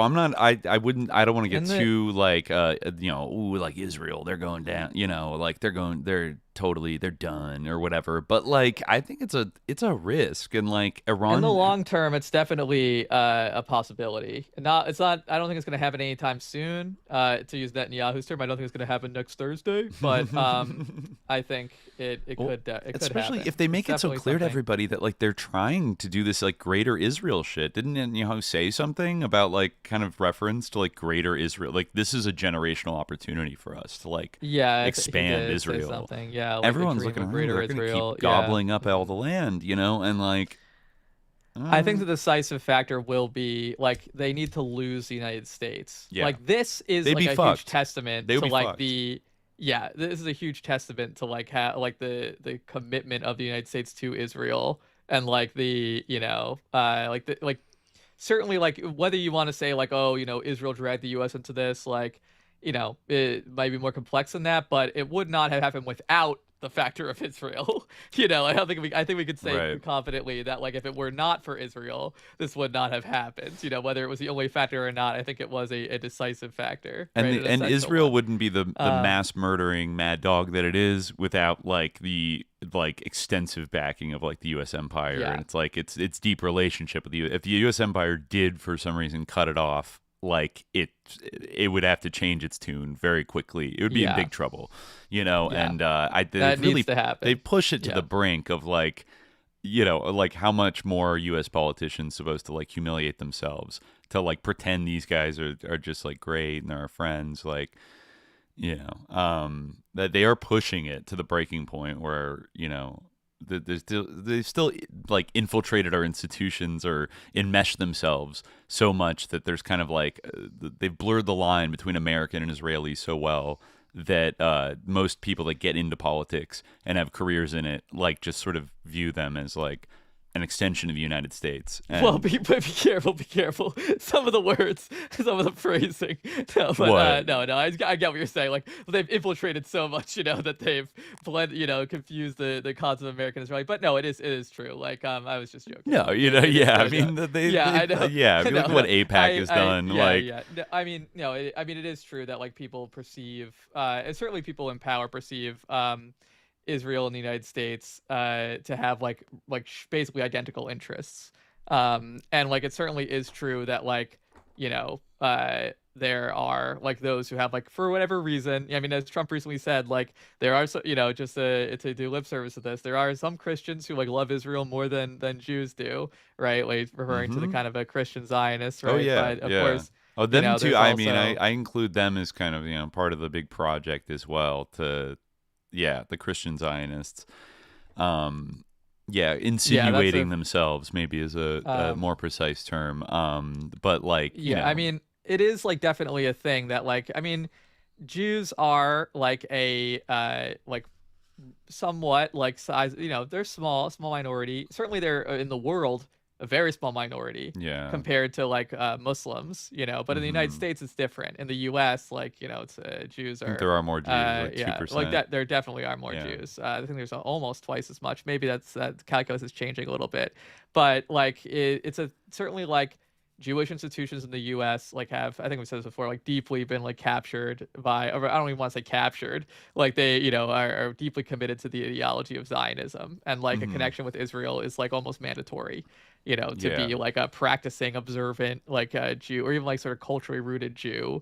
Like Israel is like a giant part of that, you know, like a commitment to Israel and its necessity, even though like, you know, it's like this deeply seated ideological thing. And like, you know, it's not that, you know, this is like, people have gotten or like been like leery of me like saying this before, but it is like there's certainly a phenomenon of like a progressive accept Palestine, Oh yeah, yeah. And A lot of people hate Trump, but like they're totally love exactly. Israel. Yeah, Yeah, and that is like that's significant because like it's like a swing where like it's the one thing where like this pretty like influential and like not insignificant group, right? Can like kind of will always swing on that, overall. Like 97%, right? Like they yeah, like no matter what, like they'll always be committed to that, right? Whereas like Christian Zionists, like they're going to be right-wing fascists no matter what usually. I can't think of any exception, right? So I'd say like 100% of the time. Whereas like that group, like they'll oppose like maybe Trump opposing Maduro, but if something touches up against the issue of Israel, it becomes a little bit more complicated. Like, I don't know, like, like, yeah, definitely. So that like causes a thing, but that needs to change. Hopefully, it will. There are like some like deeply committed anti-Zionist Jews out there. A minority, and, but I think especially in the younger generation, it's I've seen some like I think there was like a New Yorker article last week about like the battle going on in America's synagogues. I mean, I think it's still like tilted towards like heavily towards pro-Zionist, but I think particularly a younger generation of American Jews, similarly to the entire American population. Like if you look at like age categories, like people that are like under like 40 are like way more like anti-Israel and like pro-Palestine across almost all categories than like Gen Xers and Boomers. Like boomers just like love Israel. Like they've just been programmed to like love Israel no matter what. Like kind of across like largely across the board. But even that is dropping. Like like you said, like the overall opinion in the United States is now like it's flipped for the first time, where a slightly higher percentage of people are like more sympathetic to Palestinians than to Israel. Where it was always like Israel always had an edge in that, so so things can go in a slightly better direction. Like the ground is shifting in a way that is like long term, I think, positive. But there's still a lot of like work to do because, like you said, it's hard to find like a synagogue that is, unless it's one of those like very specific ultra orthodox sects that thinks that like Israel is like against like the Torah or something, and like therefore it's like illegitimate, and like I forget what the name of that Jewish group is, but they go to protest sometimes. Besides like those guys are a very specific group. Like you think about there's not a lot of like reform synagogues that are like we condemn Israel, none, like they're all hooked in, and it's just like an assumption that's just like baked in to being a part of like a Jewish congregation is like, well, Israel is good, like we need to support them, and there's decades of effort, money, influence to like make sure that no stinking anti-Zionist Jews were gonna like be prominent rabbis or anything like that. There was probably a lot of like policing within the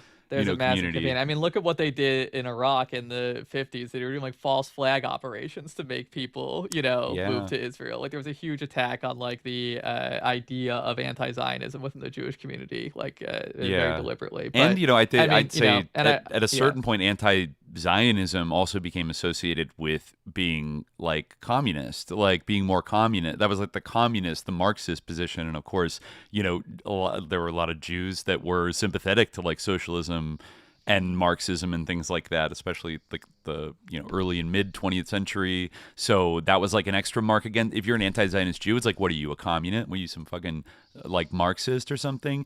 On top of that, so there was that level of policing as well, where I think in a lot of cases, like if you're like a Marxist Jew, you might not like go to synagogue because like you might not be religious in that way because you're a Marxist, right? So like then the synagogues were kind of left to like more reactionary elements that like consolidated their position as more pro-America, pro-Israel, like it's pro-capitalism, etc. So it was a complicated like a bunch of different factional battles like resulted in ultimately like American Jewish institutions just being like, even if they're like liberal on a lot of other issues, they're all pro-Israel. Yeah, like, I mean, I always said, and I'm by the way, I'm super duper allowed to say this. I mean, we just did like a 3-part episode about Lindbergh and like anti-Semitism, or as one major theme. So I think you were super allowed to say this, but I'm doubly allowed to say this because I am like an apostate from being Jewish. Not like really religiously, but I come from a Jewish background. Half halakhically, half Jewish. Yeah, but Dimitri, it's a little bit goyish to say half Jewish. I've never heard a Jew say half Jewish. It's just like, What do you mean? Like you're either all in or all not? Yeah, you're either Jewish or you're not. I've never heard a Jew say half Jewish. Just to tell you, have you?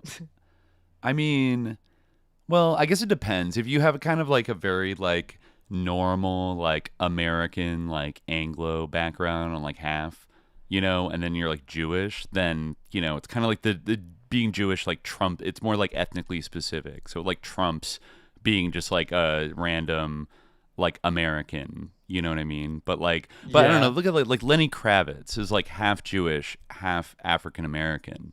So like. No, I would say that he's Jewish and African American. Both and kind of a both. Yeah, and. Yeah, exactly. Okay. I would never say that someone was half Jewish. I don't know if that's like just a result of like being around Jews and like not like coming across that phrase. But I would never. It's like half being anything. Someone was half Jewish. It's like half being not. anything, right? Yeah. I don't know why you couldn't be half that. I mean, I get in the sense of like. It's like, like maybe because you mean like in a kind of like racist context of like you're going to be like considered like Jewish if you're like if one parent of yours is Jewish, you're going to be like considered Jewish. Just like if you're like if you're half black, like you're going to be considered African American. Like kind of like Obama is black, but like he's half white, but like he's. Yeah. You could maybe it's similar to like maybe people don't say half black so much either. I don't know. Or like it's I don't know. Like Prince Harry's like child who's like that's where I'd be like if Prince Harry's child like went around and was just like, look, as a black man in America, blah blah blah blah blah. I'd be like, hold on, dog. Like I'm sorry, but like you're the other half is like you're British royalty. So like if like you come from like a very high society like background on like the half that isn't Jewish, then I feel like to say you're just Jewish is kind of like, let's say you're like a high WASP and then you're half technically like Jewish, like, and you run around and you're just like, I'm Jewish, like it's like you're a WASP also, so like the half just denotes that you're something else as well, right? I guess, but I don't know. I think like it's I don't know. It's like a weird like hedge. I think that you can be like Jewish. You don't have to always say you're half Jewish if you're a WASP. Like people can still know. You can still say this person's a WASP or whatever. Like criticize. You're also a WASP. It doesn't. You're fully like a WASP their and WASP fully Jewish. Background. And like also like there are WASPs who like are I guess like if you're Jewish, then I'm probably not like a WASP because you're probably not a Protestant. I guess you'd be of WASP heritage. But like it's a like a little bit it's a little bit complicated, I guess, if you're Jewish. I'm not sure if you can be Jewish and a WASP. I guess then maybe the historically WASP is also kind of an ethno-religious identity in a certain way. In a way, yeah, even though they're sometimes like Jews, like they have an affiliation, but like they're not particularly like religious, like they don't like go to church all the time. If they're like Episcopalian or something, it's like kind of like be sometimes like a secular Reform Jew might like they identify as Jewish, but like they don't like participate in the religious rituals or like go to temple every week and things like that. Right. But they still I mean, obviously it's very complicated, like identity thing. But I feel like WASP is like similar in a certain way. Where for instance, another example of like how Judaism is thought of, like, is that I have like renowned, like even if I and this is kind of what I was getting at, like if I didn't believe in God, if I were an atheist, or something. But like I identified as Jewish, then I could like go take a Palestinian's house in the West Bank or in Gaza, right? But because I practice a non-Jewish religion, I've like renounced my claim. I see. You're like disqualified. I'm just I guess in the eyes of the Israelis, I don't know if they have like a one-drop law, or something like that. But like you don't have to be like 100%. Like Jewish to like you certainly don't have to be 100% Jewish, right? And also I think by halachic law you are 100% Jewish as long as your mom is Jewish. That's like kind of how it works. It's matrilineal, but like there's not like an idea that you're less unless your dad is Jewish, in which case by some people, and like your mom isn't, in which case by some rules you wouldn't be Jewish at all. You'd be 100% not. But but like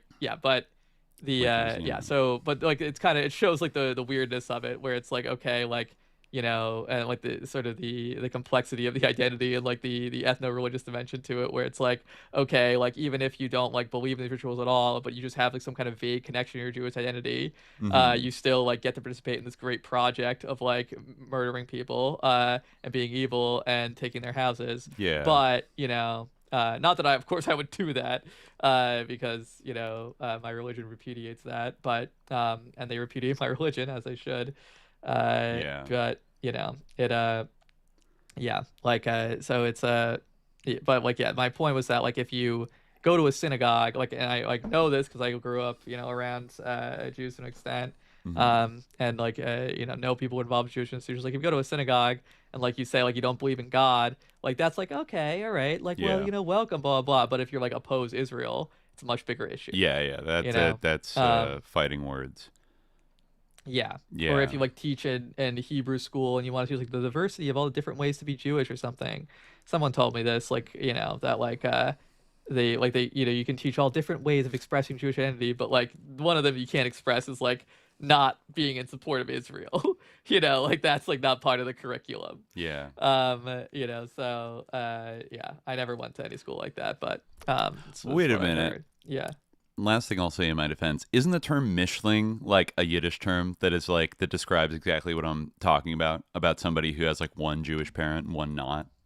I guess that doesn't necessarily mean they're not Jewish, right? That's a pejorative legal term used by Nazi Germany to define people with both Jewish and Aryan ancestry. Okay, I think that I've definitely heard it before. I think it might be one of those things that was like reclaimed as like in a kind of like joking way by like, you know, like Jews in like New York in like the 50s and 60s, where they would joke about somebody's like half, you know, like I've definitely heard Jewish people like use it in kind of like a jokey way before, as like maybe it is sarcastic because it came from like Nazi Germany, so it's like haha. But I guess it's like, yeah, it's funny, it's a Nazi term.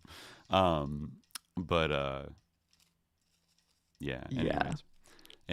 what about Jack Schlossberg? He's Kennedy's grandson. His father is Jewish. I mean, his last name is Schloss. Yeah. Oh, his father's Jewish. Well, I think like there's like, but he's JFK's grandson, so it's like kind of like he's part Jewish. You know, like, you know, it's like JFK. You know, very famously Irish Catholic. You know, that's what I mean. If there's like a superseding, like prominent, like if you're like a DuPont or something, and then it's like, oh, but you're like, you know, one parent is Jewish, and you're like, well, I don't really even think that, like, you know, it could be the other way around, where like the Jewish side is the prominent family, I think and that's like the other side is like, you know, less so. I guess like, so. Yeah. Doesn't really, I guess maybe like, the dynamics like, in America, being Jewish like, doesn't necessarily like make you like, you know, but doesn't like it certainly should not like exonerate you from being part of like a prominent influential family. I think actually the opposite might be the case. I think maybe the opposite too. Yeah, it certainly doesn't. Yeah, it doesn't mean one shouldn't disclose. Or exactly.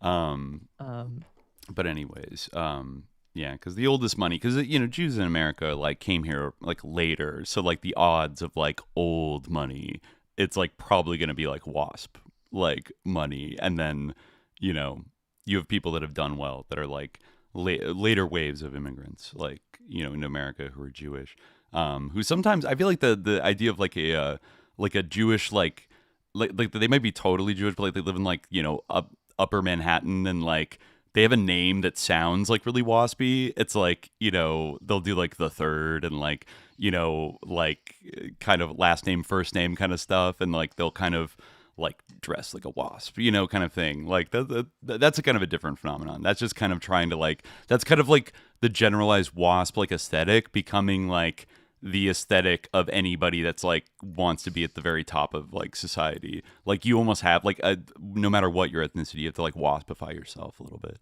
you know. Maybe it's a little less potent now, but I feel like up at least until like the 80s, that was like, you know, that was the airs you would put on, right? If you wanted to like really, if you wanted to go to the right private schools and the right Ivy Leagues and stuff. But anyways, yeah, but like, what if you're like, I don't know, what if you're like a Kushner and like your other, like, what if you're you know, like, a you're Kushner, like, oh, my and then mom's you marry Carly a Trump, Kloss, and then your dad is, yeah, exactly. Oh yeah, like yeah, your dad's Kushner. Jared Kushner, you know, or like, you know, whoever, like, who married Carly Kloss? Which were the Kushners? I don't know.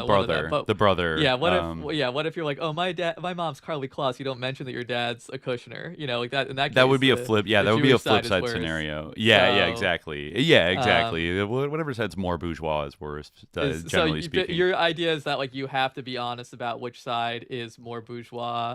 Like, and right, you can't hide. You can't hide your more bourgeois side by like flagrantly only highlighting like your more like humble like side. You know what I mean? Which one of my sides would be like less? Because I'm Irish and Jewish, like Eastern European Jewish, and then Irish Catholic. Right. So which side? So I think in your I'm case, claimed by 3 religions. Yeah. I But, think in your case, the Irish Catholic it wins the sus battle. But you know, you've talked we both talked about our, you know, I think on my side too, like the Irish Catholic wins the sus battle of like more sus, you know. But Irish Catholics were here longer. In general, or do you mean like in my specific case? No, just like our specific cases. In general, you know, you know, but the Irish Catholics were here longer, and they got caught up in the WASP race like earlier in a lot of cases, you know. But I think it's a case by case scenario. Yeah, it's like if you only highlight like the humble, like I said, it's like Prince Harry. Like if his son grows up and only talks about like his POC experience and like never and like hides from people, it would be pretty hard to do because he's famous. I but think like it's almost if he like hid from people that he's like a British Meghan Markle, yeah, he's like, a British. not, you but know, let's say he's like in college and people don't know what he looks like or something, and then he's just like, yeah, I'm just like, you know, like a regular African American. It's like, okay, well, like, wait a minute, you're also like a prince. It's a totally different phenomenon from the phenomenon of whether people say half Jewish or not. Like, you're talking about like basically someone like disguising their entire identity as like, you know, they're like a member of the royal family, and they're pretending they're not. This is like kind of like a early 2000s rom-com now, you know, like that we're talking about. This is like totally separate from from the issue. This kind is of like hiding the Richie Rich, the Prince Who, or something, right? Like that, Princess you know? Diaries, yeah, it's like that. Like, Joe Millionaire, yeah, it's kind of like Joe Millionaire, yeah. Or no, I guess Joe Millionaire was opposite. It was like a guy pretending to be rich, but he was poor. It's like the exact opposite, yeah. Okay, yeah. Well, I just think that could be a movie, especially with like the sort of like racially aware twist of like, you know, his POC lineage from Meghan Markle. Yeah. What's the name of the royal baby? What's his name? Alex? Did I make that up? No. What is it? Anthony? Like Alfie or something? No. Alfie? Is it? That's not have Alfie. an A. It's Archie. Yeah, it's Archie. Yeah. Yeah. Is that like a royal name? Archibald? Yeah, I guess so. Yeah. Has that the name of the royal family? I feel like William, that's like a very kingly name. Harold, I could see that. Probably has been, you know. Anyways, all right. We should do some Q&As. We're actually already get to the Q&A. Yeah. So, Okay. Haha to those in the chat who said we wouldn't. Oh, okay. People were mocking us for not. Okay. Yeah. We're gonna do it. Yeah, we're gonna do pivoting. at least one question. We're pivoting right now. Yeah. So all right. So let's go over here to our Q&As from September 2022. The first one is from Zach, and they ask, what's the sus read of Sturgill Simpson? He was in the Navy at a combat information center in JP. I don't know, Japan, I guess. Advocate of LSD, DMT, and other hallucinogens. Great alt-country artist. Yeah. Did we talk about this before? Like, did you play Sturgill Simpson on the show at one point? I did, but then we like didn't end up getting to this question, so it was like a weird needle drop of Sturgill Simpson. Okay, yeah, and now we're on YouTube, so I'm afraid to play him because we'll get pulled. But if you subscribe to the Patreon and listen to a Q&A app at some point that we did in the past, you can hear Sturgill Simpson. He has some good songs. Yeah, no, I've listened to a bit of Sturgill Simpson, and like he is kind of this like psychedelic alt country, like like, oh, Turtles All the Way Down. Yeah, Turtles All the Way Down is, I think, the one that I played. That is kind of a jokey, kind of psychedelic, weird, esoteric. Yeah. There's a theory that the Earth sits on a giant turtle, and the turtle pulls it through space. He says in an interview. I'm reading here. Yeah. Yeah, he kind of gets a little existential, a little funny. He's on that psychedelic tip. He's been around for like a little while. He got pretty big in the 2010s. And you know, I think he's still going around. And I don't know, what's the sus take on him, you know? Like, is it that he's like a psychedelics advocate? Yeah, I think there was rumors that he got dishonorably discharged from the Navy for maybe like drug use, maybe even heroin use. But it's a little bit murky. And then he did stints in Japan and Southeast Asia. And then drifted back to Kentucky, taking odd jobs in Lexington and playing gigs. And then finally, with a push from his girlfriend, now wife Sarah, they moved to Nashville. You know, he's kind of like, people like him because he's kind of that outlaw country kind of vibe of like, he hates like the Nashville like pop country music industry. And yeah, I do kind of like that. I'm kind of a sucker for that. I kind of like country music like sonically, but you know, obviously, you know, some of the like, you can't really get into like the Country Boy Can't Survive or whatever, you know. There's some good. I've always had a soft spot for that kind of like kind of like weird country, alt country, like hippie, like even like hippie country, like even like Hank Williams Jr. I kind of like. Oh like yeah, family I got tradition. rats. Yeah, rats. Yeah. No, I mean like some of it's like a vibe, and like I can appreciate like the songwriting strength of it, like the storytelling kind of aspect. And you know, oftentimes it gets like wielded in like sus ways about like, just want to drink my beer, like drive my truck, and then they're trying to tell me a girl can be a boy in school, and I get in their name out, and like, you know, and it starts spiraling. Exactly. You know, like there's all that sus shit, but but there's ways obviously to do it to not be like almost like a parody. That was truly amazing. Yeah, it ain't easy being country in this country these days, you know. Yeah. But that, no, I think Sturgill Simpson, you know, also shout out a friend of the show, Dougie Poole. I think is another good example of somebody doing something a little different with country. He had that song "Vaping on the Job," which I think is a good anthem for working people. And you know, like like I think like I do like that kind of shit. Whether he's sus, I tried to look and see if he's like affiliated with maps or like any like that would be where I would expect the susness. He classified himself as an anarchist. Yeah. He acknowledged that he is neurodiverse. Yeah. Wow, the lyrics for the song "Make America Fuck Again" specifically references autism and ADHD. Okay, interesting. Yeah. He references reptile aliens made of light. I think maybe in Turtles All the Way Down. Yeah, he mentions reptoids. I think I've heard that song before. Yeah. He mentions reptoids. So you know, I think he's a little bit. Yeah, he's a little. He's got his third eye open a little bit. You know. Yeah, but I haven't like I'm not like super. Hunter Biden energy. You think he's got Hunter Biden energy? Yeah. Yeah. Well, that's how he described himself, I think, or maybe it was the feature on the song "Johnny Blue Skies." Okay. I'm just reading the lyrics right now. Learning how to turn ADHD into hyperfocus, getting my heart broke by people I trusted, weaponizing my autism, the shit out of an opus, been coming to terms with my obsolescence, taking ketamine to kill my depression, beats being fogged out on antidepressants. Wait, that reminds me, time to book another session. Epic. Yeah, I mean, he's. It sounds like he might have been. You know, it sounds like he was kind of into like harder drugs, like real bad one. You know, like Hunter Biden type drugs, and then like kind of flipped over to like the psychedelic end of the spectrum, and kind of went California sober with marijuana, LSD, psilocybin, and DMT. They all changed the way I see. That's a song lyric. Right. Yeah, I've heard that song before. Yeah. And you know, I think I remember thinking that song was a bit cringe. And that's the thing. Is like, and a lot of this, when I'm looking at a lot of his stuff, like a lot of these records kind of came out like in the 2010s, and that was still, you know, kind of more innocent era with like celebrities promoting psychedelics. Yeah, You he's know, been on Joe Rogan a couple of times. Yeah. I bet they have, you know, great conversations. I bet, you know, I could see really the kind of spirit vibing. molecule Terrence Yeah. McKenna shit. Like he probably fucked with that. Like, you know, we all go through these phases.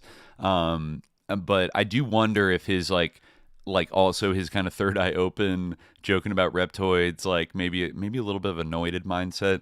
Like if in this year of our Lord 2026, if he also sees a little bit of like the dark side of it now, even with like Joe Rogan and like the Silicon Valley crowd that are like one-shotting themselves. I mean, you know, a lot of people don't. It's kind of hard to like really. I think that like the dark side of it is like it's very hard to explain, and like some people, like, you know, people really don't want to perceive it. So I mean, I wouldn't assume that necessarily, because like, you know, we've talked about this with Symposia, and like it's like it's difficult to get people to like, first of all, it's like a complex thing to like explain, like, because like it's hard to kind of like unpack the sort of indoctrination of like it's medicine that's saving everybody's lives or whatever, and like to see kind of the yeah, you know, like the different dimensions of it, and the kind you mean of psychedelic like skepticism. yeah, like, yes, exactly. Yeah. Yes, it's hard to like convey the like the various dimensions of why like it's sus, like both like the medicalization of it, the capitalization of it, like, and the kind of ideological like complex around it, like the like the people, like the ideas that like are being promoted, the way that it's been you know, positioned, like these those take a while to explain, and it's hard to like get those kind of nuances past the wall of like this changed my life, like I'm happier now, you know. Yeah, it's like, don't you want people to be happy on their therapy journey? Like, Yeah, and just, it kind of you know, psyops let people enjoy you, things. like literally, like kind of the point of it is to psyop you, sort of. So, Well, yeah, for good or ill, you know, like it psyops you. I think we can't deny. Dare I say we're running up against the consequences of another like kind of a like like artificial dialectic that's been set up, and like dealing with people that have been negatively polarized by kind of just like across the board, like you know, the kind of like anti-drug chuds of like the late 20th century, the Christian conservatives, the law and order types, the cops, like all these kind of people lined up on one side, and even the government policy, which is very like, you could poke holes in it, that like, oh yeah, LSD and MDMA are like on the same schedule as like heroin, fentanyl, meth, like drugs that kind of like really have no, like, despite what you can say about psychedelics, like these drugs like don't have any like spiritually elevating really thing about them at all, and it like can kill you very quickly, you know. And there's all kinds of things about the irrationality maybe of like the drug policy, and so people fight against that, and then, you know, they're drawn positively to like stories about, you know, and I mean even the therapy thing itself was a kind of entryism of the broader like legalization movement, right? Like they did this very successfully with marijuana, and now marijuana is legal in many states. They, and, you know, not without like totally without justification. Like, yeah, like marijuana can help cancer patients like relieve their nausea, and like there are medical cases where, yeah, it's like it doesn't like affect, there are medical uses, you know, for it's like not marijuana, a lethal drug. It's like relatively natural. It isn't as bad as like alcohol, like a cancer in our society. Yeah, for sure. Like you could we totally actually got make a that question argument later on the Q&A about the sussness about of weed, weed, but yeah, which I'm not sure even, we'll get to, but yeah, like yeah. I mean, maybe it pertains somewhat. Maybe we like, can read it and do a 2-for-1, because I don't know, like, since like, we're on the subject. Yeah, I'm not yeah, maybe we could do like I'm not like you know, like super enthused about like the consequences of like the legalization of weed necessarily, but I think like you know, like I do feel that it has I don't know, I don't love it, but I mean, I'm sure like if you're like a stoner and you love to like smoke weed all the time, like it's nice to be able to access it like much more easily than ever before. So that's probably good, but other than that, like I feel like, I don't know, I'm not sure, and I know people say this about weed, that like it increases your creativity or whatever, but I think weed has certainly become much more sus actually since its legalization. Like I would agree with that, sort actually. of like the amplification, like of the sort of THC levels, the like just the kind of like mass marketing of it, like delivery weed, like the carts. I think like, you know, even like if I were to go back into my like even if I were to go back to my own stoner mindset, you know, because I was a stoner for many years before like renouncing weed and becoming the anti-weed person that I am now. Like I feel like even in like from a stoner perspective, delivery weed, like sort of DoorDash weed, is like not a good thing. It's not like it shouldn't be. It should be harder to acquire weed, I think, just like in order to like ensure like that you like accomplish something in your life. Maybe I don't know. Like I think there certainly is a factor. I mean, there's I can't you think you can deny the sort of demotivating factor of weed. I mean, the way that like someone has put it to me was that weed makes everything interesting, but in reality, not everything is interesting, and not everything is fulfilling or rewarding. Right. And that like you can't deny that aspect of weed. That's part of the appeal of it. Weed can make slop more enjoyable, which is a not a great thing in today's current climate. You almost wonder if like they finally let the weed thing go when they decided that like they're just kind of let America go and like they didn't care anymore. There used to be the kind of this discipline thing of like you need to get onto like the middle class mindset and like go through the pipeline of like, you know, adolescence to adulthood and like get a job, buy a house, like get a mortgage and like all these things. And weed was always kind of, you could, especially because it was like paired with the 60s counterculture, like that would like derail you and demotivate you from like working within like the Fordist economy or something like that. Which, you know, in a certain way, like whether it's because it like opens your mind up to different possibilities or it just like demotivates you and zombifies you, like, and you know, it just like broke the cohesion of like societal norms. But then they kind of like in the 21st century, I think that the value of just like zombifying people like was more important to the ruling class than and also the ability to finally make a bunch of money off it, you know, helped as well.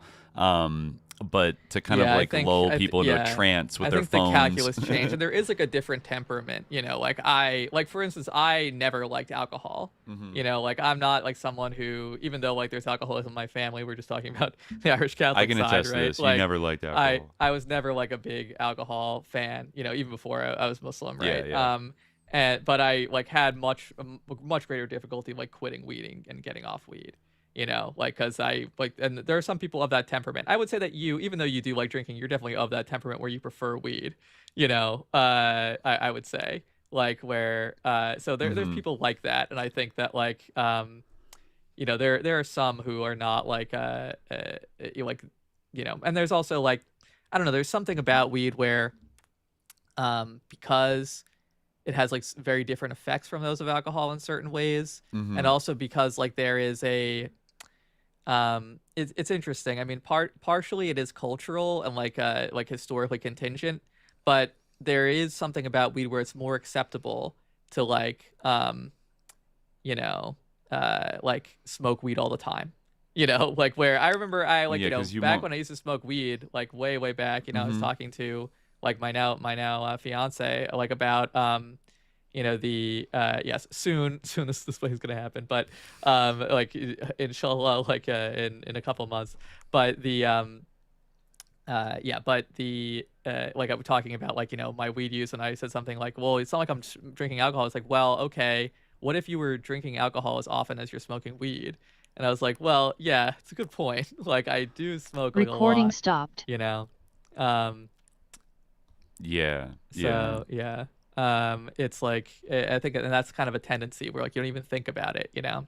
I mean, Rakish Tilt has a good point in the chat here. Like, I had incredible spiritually meaningful psychedelic experiences that changed the way I oriented myself to my existential condition, but it became a lifestyle, years spent not agitating and organizing. Yeah, I mean, it's true. Like that, like you can't deny that aspect of it. Well, yeah, I don't think, maybe in our episode next week we'll get a little more into that about like weed and its consequences for like radical political organizing when we talk about like Berkeley in the 60s and 70s, because you know that was tried, like the heavy, you know, like association between like regular weed smoking, even though it was much weaker back then, and like psychedelic drugs, things like that, and like radical revolution.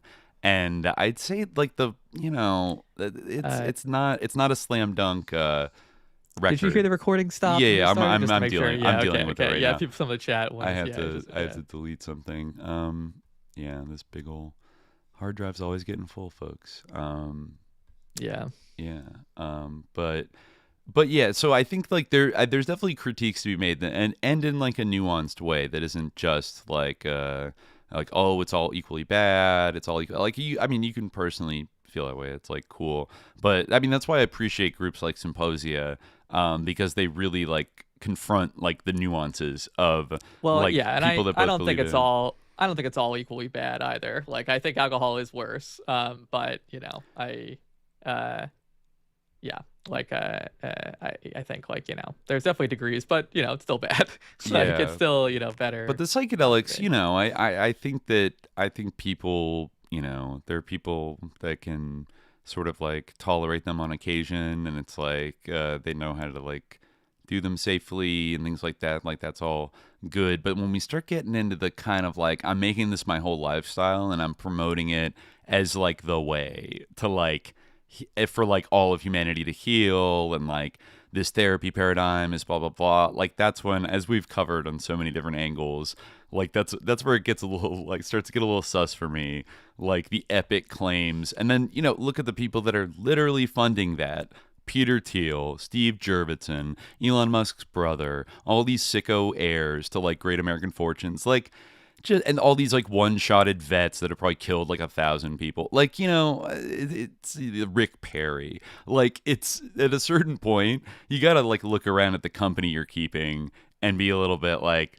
oh, okay. Like there's light and there's dark in this phenomenon. It's not just wow, bliss, love, light. You know what I mean? Like, I think if you're really gonna, try to open your mind up, you gotta like approach it like an adult with like an acknowledgement that like any tool could be used for good purposes or bad purposes. And psychedelics, like whatever good experiences people have had, they can also be, like if kind of handled irresponsibly, and if handled as weapons to like control other people, like like a lot of not great stuff can kind of, people can tumble down weird rabbit holes, and like also like look at Israel is fried the fuck out on psychedelics. Look at their culture.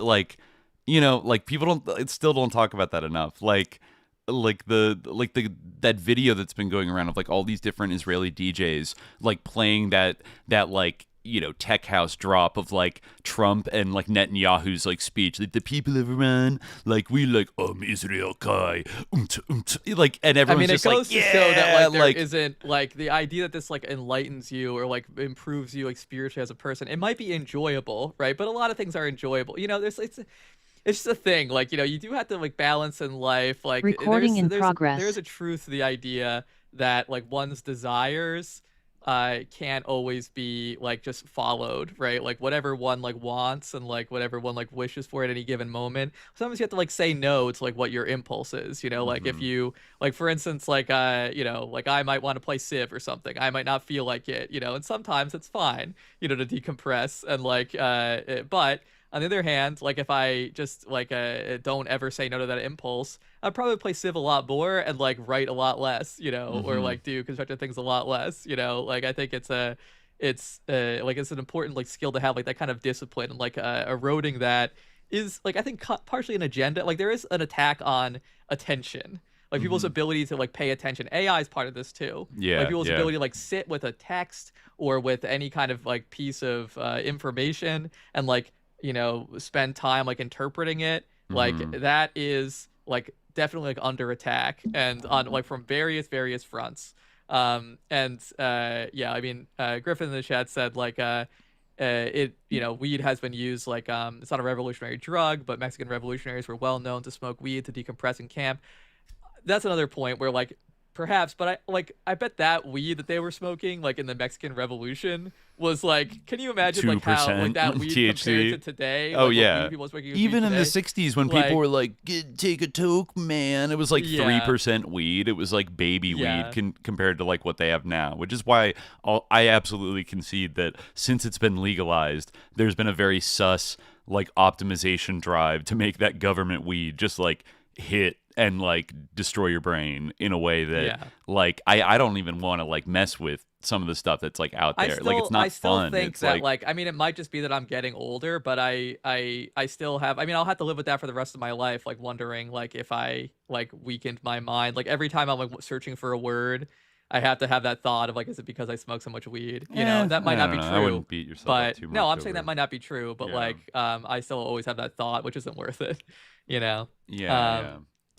But making the religion out of it, that's where, or the totalizing, you know, it kind of reminds me, this is like sort of related. And like but they can never be acknowledged, any like negative thing like coming of it. You know what I mean? Like a negative thing can come from anybody. You can like become, for instance, like, you know, like Islam, you know, like you could become like a crazy Muslim. You could get like too into being Muslim and like start like takfiring all your friends. And like, you know, you could like go become like obsessional about it or something, right?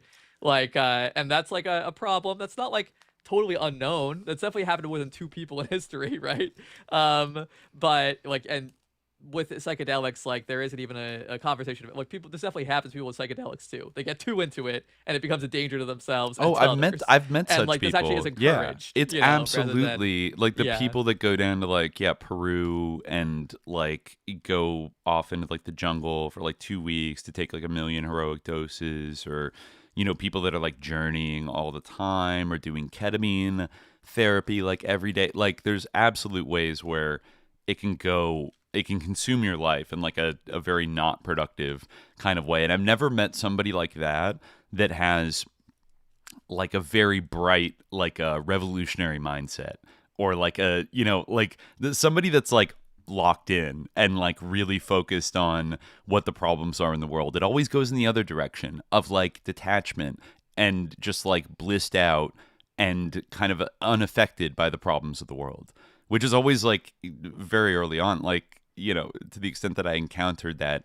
underground culture, that was like a sticking point for me, even though my thinking wasn't maybe as sharpened back then. But the idea of like, what about evil in the world? Like, what about like, you know, like capitalism and stuff? And it's like, well, you know, it's just an imbalance of like energy or something. You know, it's exactly. like, oh, if only the, like, actually, like I am capitalism, so like really there's a flaw within myself that is causing capitalism to exist. And like if we all just like vibe on a different level, then like capitalism would disappear. Like once you realize that like you are God, then all is one. You realize like, that it's really, all just we are the internal capitalists. work that needs to be done. Yeah.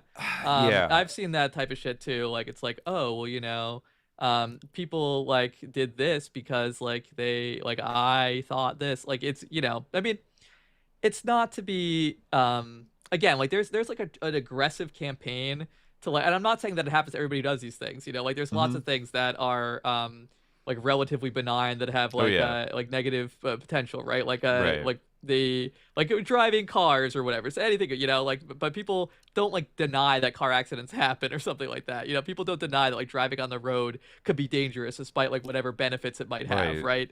Even if they're like ultimately like, you know, it's good, you know, you should have a car for these purposes or something like that. That's like a rational adult way of like addressing the risk of it. You know, it's like acknowledging it, and it's like okay. There's you know, that might not be the best example, but there's examples like that, you know, whereas I think they're it's like a serious thing, you know, like, and it can definitely one shot you and you can have like a psychotic break. I'm just saying, like it can, you know, it can, like it shouldn't be underappreciated. Right. I just think about like how many people has it sort of produced like a sharpened revolutionary consciousness in, who went on to do like important things, and how many sus capitalists from Silicon Valley has like the Esalen Institute helped produce, like with it, you know, giving them like psychedelic delusions of grandeur. I feel like it's all plenty of capitalists getting one-shotted and believing they're masters of the universe. Like it worked really well for that. Less so for I don't know, what do you get, the Weather Underground maybe, and a couple like breakaway SDS cults in the early 70s that all ended up like either like ratting out to the feds or getting rolled up or this or that, like not very effective at all, and ended up really just like confusing themselves and like kind of spiraling. But the people that were cold-blooded like evil capitalists, like they seem to have been able to use psychedelics to like optimize them in a very specific, not very enlightened kind of way, like a kind of like a delusional feedback loop that like helps them like win at business. But like since business is all around like hype and manifestation and like misdirection and lying to people, I mean, like, also like we talked about in our sus psychedelics episode, like there's instances of people who like have been obviously like abused through like the use of psychedelics, like to manipulate them. There have been people who like died because like they or killed themselves or like fell into a deep depression because they got to like an ayahuasca journey loop, things like this, like but like it's always like Hamilton Morris's good friend who like died, like and he was very callous about his role in it. But the like these things like are always like, it's never attributed to the psychedelics. Like all of their like great, like the wonders and the beauty that you're experiencing, that's attributed to the drug. Yeah. But like the darkness or like the the horror that like, sometimes is unleashed in the lives of people and their loved ones, that's not like attributed to like the use of the drug ever, which I think is like kind of dishonest. Like this, it is there. And I ultimately think that like in terms of like enlightenment or creativity or whatever, the idea that like this unlocks something that like one can't access without it is not true.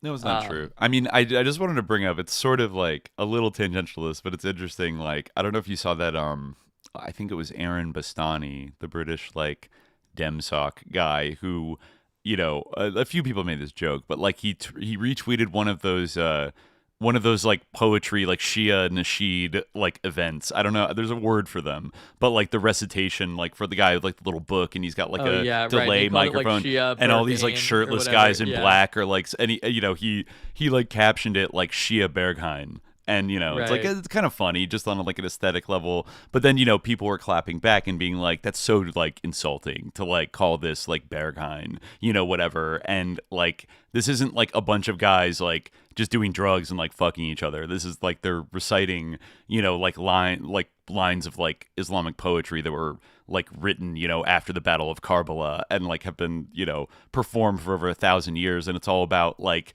marshaling like the revolutionary energy to like stand up and be martyrs like Ali, and like all these, especially in the context of the war, it's like all this kind of stuff. So like I feel that like it's like, hey, like take this seriously, like, and these guys are not on drugs, but like they're having an ecstatic like group ritual experience around music that does, that's what I thought was like my take after both those takes, like maybe like complexifying a little bit, is like, well, on the one hand, you could say, yeah, like don't compare this to Berghain because this is like a religious ritual that's sacred. But I also saw other commenters being like don't insult my Berghain. Like they literally do call it like the church, or the big house, like, which is kind of a slang for prison, which is funny. But it also is like a decommissioned East German communist like power plant, so it also has like the bones of like the ex-communist, but like people do call it the church, and like people were very sincerely like, don't insult like my church. And I kind of made the point, like, for like EU like secular libs, like Berghain is like the grand temple of like their religion of no religion in a way, and like the psychedelics are like a sacred sacrament, and like all the things that like like it's a ritual experience, like not exactly in the same way, but like it represents a kind of like a kind of liberation theology, though I would say it's ultimately like deeply compromised by like neoliberalism, and like it is bound to kind of like fail or be like co-opted, like almost analogous to like Iran's like Shia liberation theology. I'm just thinking about these like music festival spaces where, whether through like religious tradition or through psychedelic drugs, people are like grouped together and like channeling all their energy and like entering an ecstatic state. Like there's some kind of like social technology that's kind of like common in all of them, but I don't know, simultaneously I feel like like there is a Western impulse to like look down on something like the Shia, like Nasheed and all these guys, like being like, that looks gay or something, like kind of making light of it and not taking it seriously. But at the same time, they take their version of it very seriously, even though they would be insulted almost if you like literally said it was like a religion, because like they're probably more secular and like not religious in that way. I don't know. It's just kind of like an interesting thing. But yeah, I think people it's a complex problem where the term religion is like famously like very slippery, but there certainly is some kind of like texture of experience that like it plays a role in religious traditions that also like, and there are like things one can like, again, how do we define religion? It's very difficult, like especially like I think we talked about this before. Like, religion is a term that emerges from within the Christian tradition and then is applied, like, comparatively to practices of other societies. Like, sometimes oppositely and sometimes really not. It's kind of a sort of. So it's very difficult to kind of say like what religion is in general, because it was never really meant to be a general universal term that can describe multiple things. So that kind of leads to the problem we're talking about. But certainly like we talked about this in the esotericism episode, right? There's like you could compare kind of the cult of the saints with the way people interact with celebrities, like people like Taylor, yes exactly. And so like collecting their relics and things like that, and just like wanting to like touch their hands for 1 second, exactly. There's like having these kind of transcendent experiences. Yeah, these are like para-religious phenomena, kind of, even if secular. There's something similar. But I think like there is something to that for sure. I think. I mean, in terms of like the question was about the historical sussness of weed. I mean, we've read this before in our episode about Rumi and the Feats of the Knowers of God, but I've mentioned it multiple times, and I feel like maybe not everyone has heard it. This is my favorite quote about weed from this hagiography of Rumi by F. Lackey, which I was really recommending in our whole book list that we did for Tank Magazine. But so this is a little anecdote. It's about Shamsa Tabriz, Rumi's mentor. Likewise, an esteemed person related that one day a group was talking about the prohibition of hashish. Maulana Shamsuddin said, "Our companions become excited by the herb. This is an illusion of the devil. It wouldn't be anything, even if it were an illusion of an angel, much less an illusion of the devil. I wouldn't be satisfied with a real angel, much less the illusion of an angel. So what's the devil then? Not to mention the illusion of the devil. Why don't our companions experience ecstatic delight from the pure, infinite world? Moreover, it affects people in such a way they don't understand anything and they become stupefied." Someone raised the objection, "The prohibition of wine is in the Quran. There's no prohibition of the herb." Shamsuddin replied, "There was a cause for every Quranic verse, and only then did it arrive. As for the herb, people didn't eat it in the time of the Prophet, peace be upon him, because otherwise he would have ordered them to be killed. Every Quranic verse came down in accordance with a need and came down through a cause for its arrival. When the companions recited the Quran out loud in the messenger's presence, confusion occurred.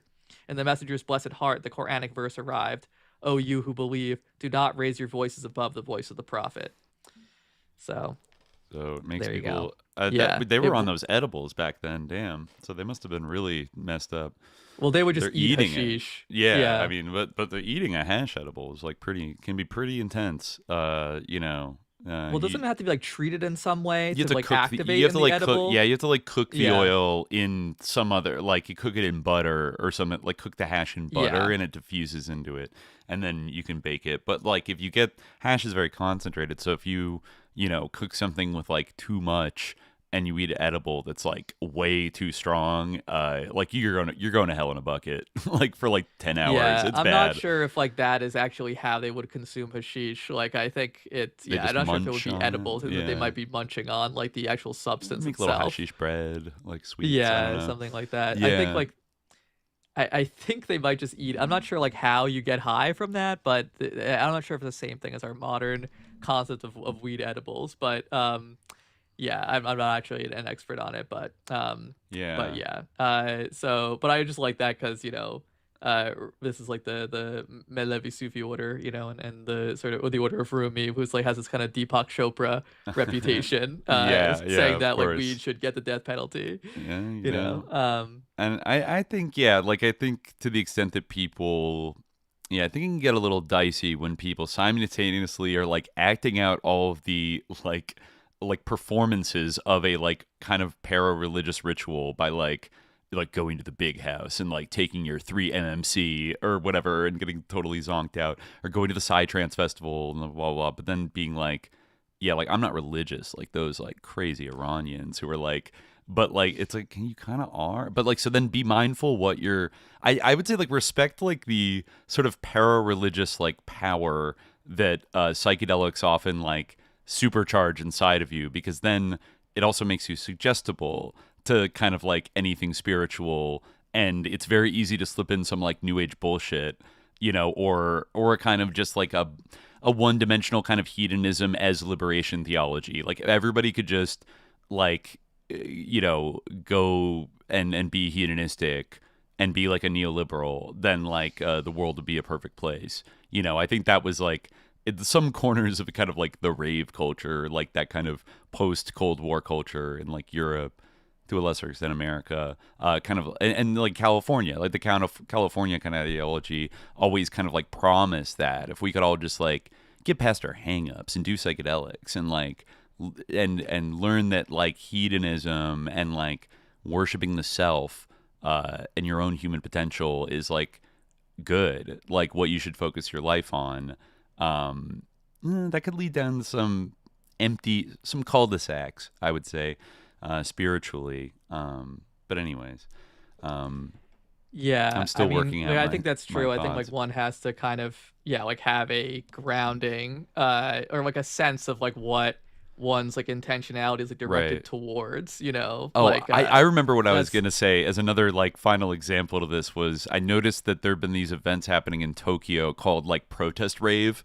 Like it's been an event they've been throwing in, I forget what, you know, one of the popular like tourist areas, but like they kind of throw these like illegal like big like, you know, flash mob kind of like raves outside of like the metro station, and that goes on for hours. And you know they're like politically charged. They're like end the war in Iran, like various like left wing. There's a lot of communist, like Japanese communists that are like involved and stuff like that. And I saw like fighting on X where like other like Japanese raver type people were like, this is stupid. Like you guys, like raves are not about like stupid political blah blah blah. Like it's just about the music. Like you guys are being lame. Like blah blah blah blah blah. And you're like getting super like pressed and like pissed off. And then like some of the other people were responding like, yeah, this has always been like a part of the rave culture, like the just enjoy the music man, which I think is a direct like child of like deadhead culture, like the deadhead mindset of like, man, just like trip out, like it's not about all this miss me with that bag about old man politics, like it's just about the music, like. And they specifically want like a wall between like and so even if there's like a practiced apolitical nature, I don't know. That means that even apolitical vibes can be like bad when there's like genocides going on, and like you live in the heart of like a bloodthirsty empire. Like apolitical, you know, like lots of Israeli raves are apolitical, aren't they? You know, but like that's not neutral, right? Like what about, you know?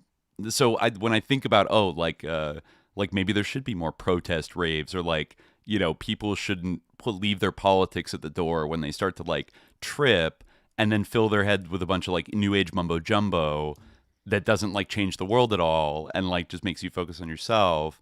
That feels like a long-term psyop to like de-radicalize people and or funnel them in very like specific directions because of this weird like, you know, you can't bring politics and like music together. Like look at Iran, look at Shia Berghain. They're bringing politics and music together in like an extremely powerful way, and nobody's on drugs, you know, like that. So maybe that's not whether you're on drugs or not, like maybe there's potential in that or something, you know. Which is funny. That's kind of how the 60s started, was like we're rocking and rolling to like end the Vietnam War or something like that. But like we've really lost that urge, you know, in our culture, I feel like, where it's really like Dixie Chicks, like shut up and sing vibes. Let people enjoy things. Shut up and sing. Don't harsh my vibe with your politics, man. Like, you know, I think that's all like that's bad. That's a bad impulse. Yeah, I mean, I think DJ Bunny in the chat is also right.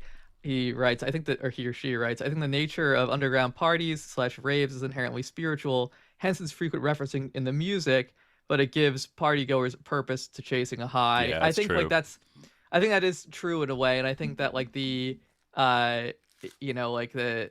there's that's another aspect of the kind of the psychedelics and drugs, where I think like some people like think of it as like it's unlocking spirituality, but I think almost in some ways it's like people people have a spiritual impulse. Yeah. Like people want to seek out spirituality. It can take many forms, as we Mhm. said, right? Like it doesn't necessarily have to be like it can express itself in many different ways. It can be directed toward many different targets. But I think like in some ways, like these drugs can serve to actually I think as Sham said, that anecdote, like it can like kind of derail you from like actually like directing that spiritual energy towards something.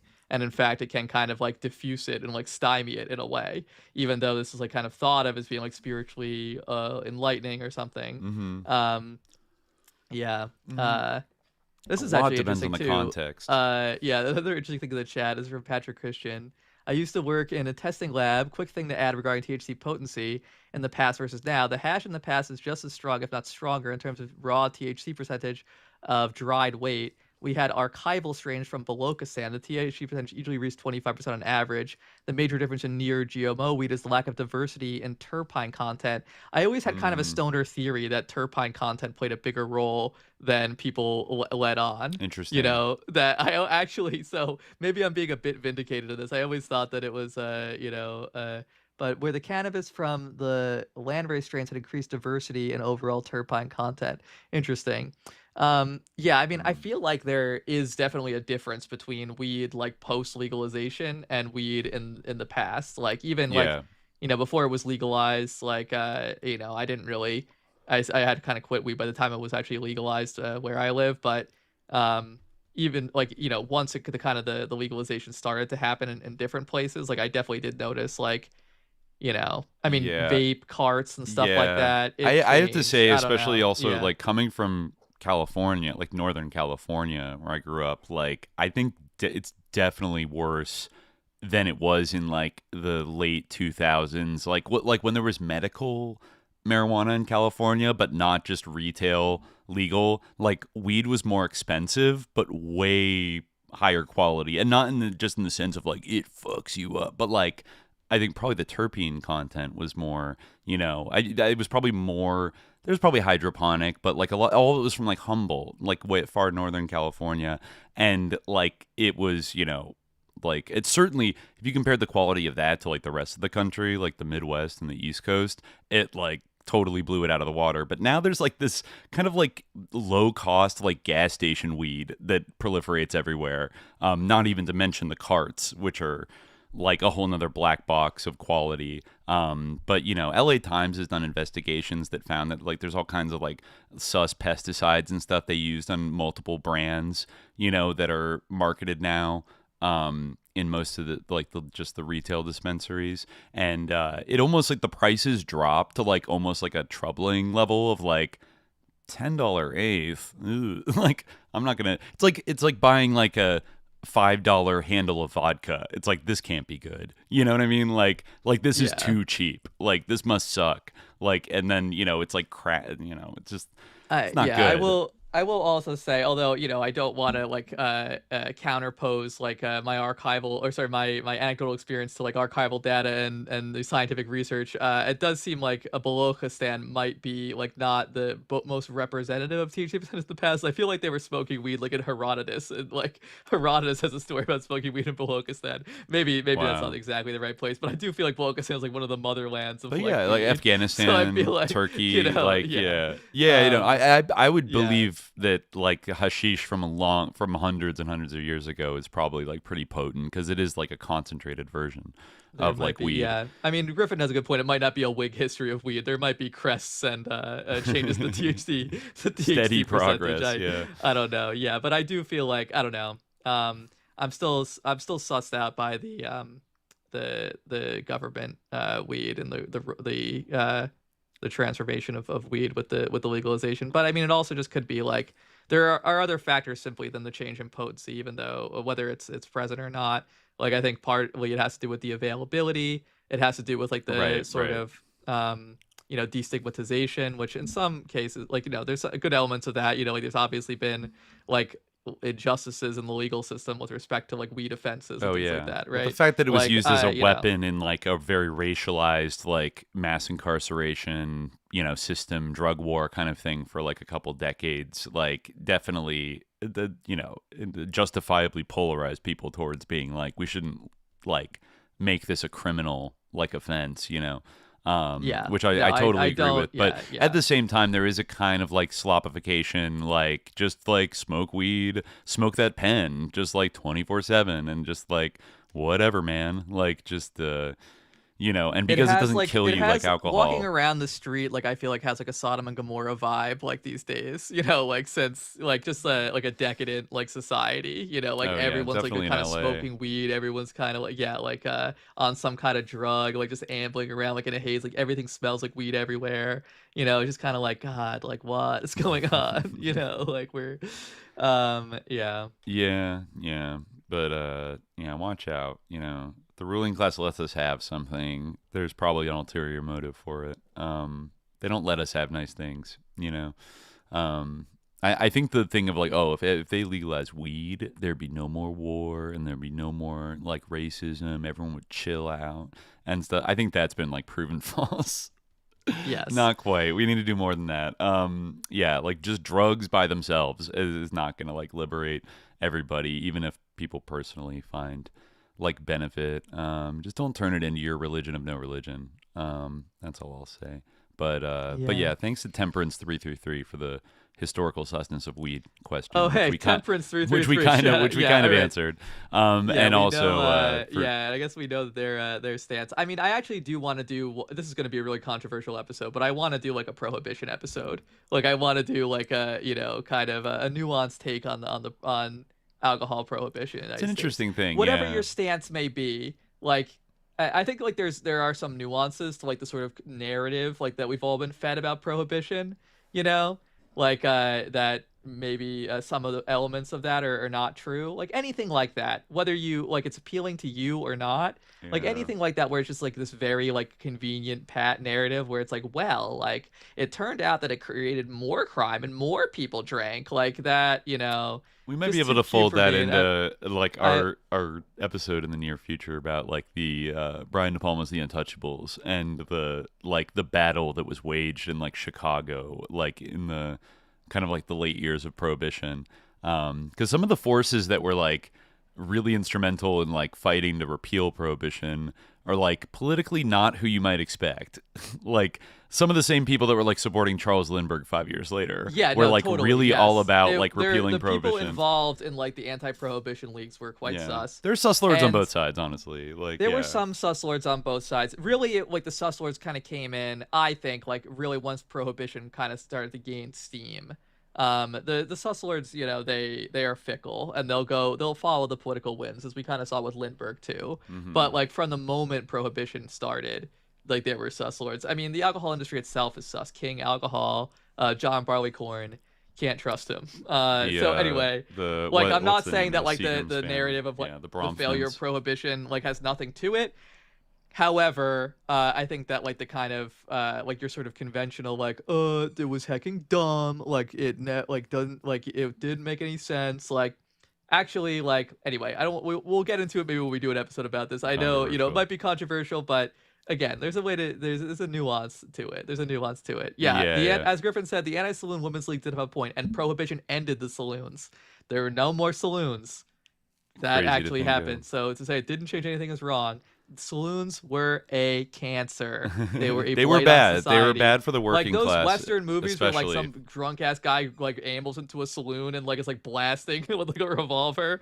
Like obviously that's like a stereotype, but like or kind of a burlesque of reality. But it's not like such a burlesque. It's not such a distortion. Like was a thing. Like like the family going out to these saloons and dying. Because dying is spending their whole paycheck on it, like right after they got it, and then their wives and their children wouldn't have any food, that kind of shit. The gambling, like it obviously, it was kind of a dark aspect of like earlier American history.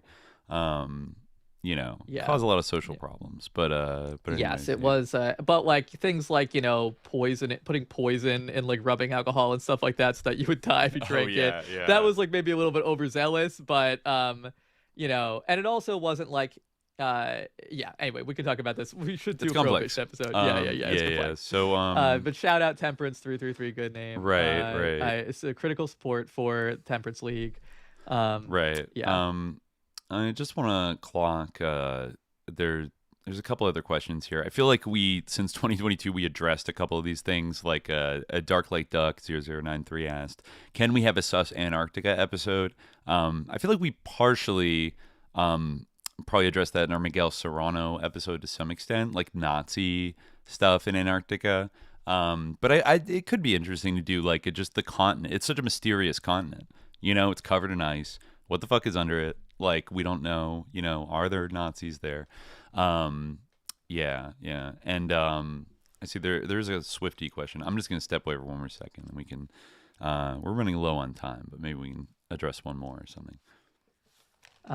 We did get a question about, have the hosts ever had an experience of the numinous? We got this a couple of times.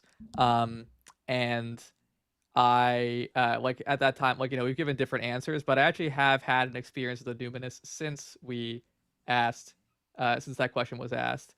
I had a dream of the prophet, which was, maybe I told the story on the show before. I can't actually remember, but I had a dream of the prophet in 2023. And the teaching is that if you see the prophet in a dream, like, it is truly him, right? Because nothing can take the form of the prophet, right? If you see, no matter what, like but it was somewhat of an unusual dream, because I saw the prophet like in the form of a cat. I don't like hang out with any cats, people know I have a dog, but I don't really see cats. Like, none of my neighbors have a cat. Like, I don't really interact with cats, so it was very strange. And it was very like distinct and very like lucid and clear dream, like unusual. Like I was in this kind of like this white space, like this sort of like indistinct space, this kind of like almost void like space, but and I saw like this cat. I knew that it was the prophet, like the Prophet Muhammad sallallahu alaihi wasallam, and he like had this like, he had like a black coat with like a white spot, but the white spot like on his like chest was like glowing. And this is strange, but like if you how in dreams you kind of like obviously I wouldn't just see any random cat and say, oh, that must be the prophet, like, and when I told some of my Muslim friends this story, they're like, that's a bit weird, but they did agree that like the idea is that if you see the prophet, like that whatever form it is, it's like actually a visitation from him. And in this form, he kind of like nuzzled me, and then he gestured to like 4 other cats that were kind of like sitting in like, that looked similar, same kind of like coat pattern. And they were kind of sitting in that sort of like Bastet type pose that you see cats kind of take sometimes, like that sort of sitting pose. They're all sitting like kind of like in a row, and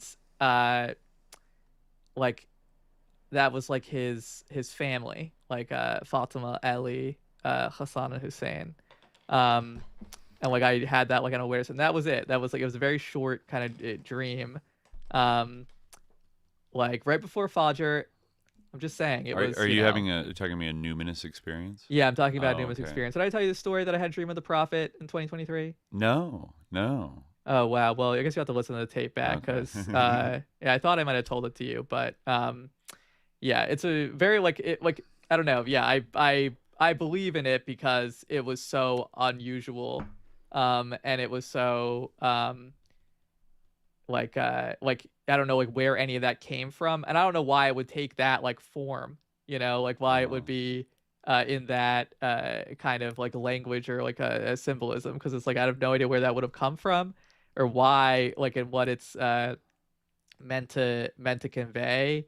But yeah, but I did feel like the whole day I was like, damn, like, I mean, maybe I shouldn't say that word about it, but I was like, wow, like it definitely like stuck with me. And I don't like, obviously I'm constantly reading about Islam, like it's like that at the time I was teaching like a course on Islam and all these things, but like you know, and I spent like 7 years like writing a dissertation on Islam, but I never ever had a dream of the Prophet. That's the only time. So it's unusual in that way. So I believe in it. I mean, I guess I'm creedally required to, but it definitely like it didn't have a feeling where it's like like I don't know, a wedge, like it did feel like numinous.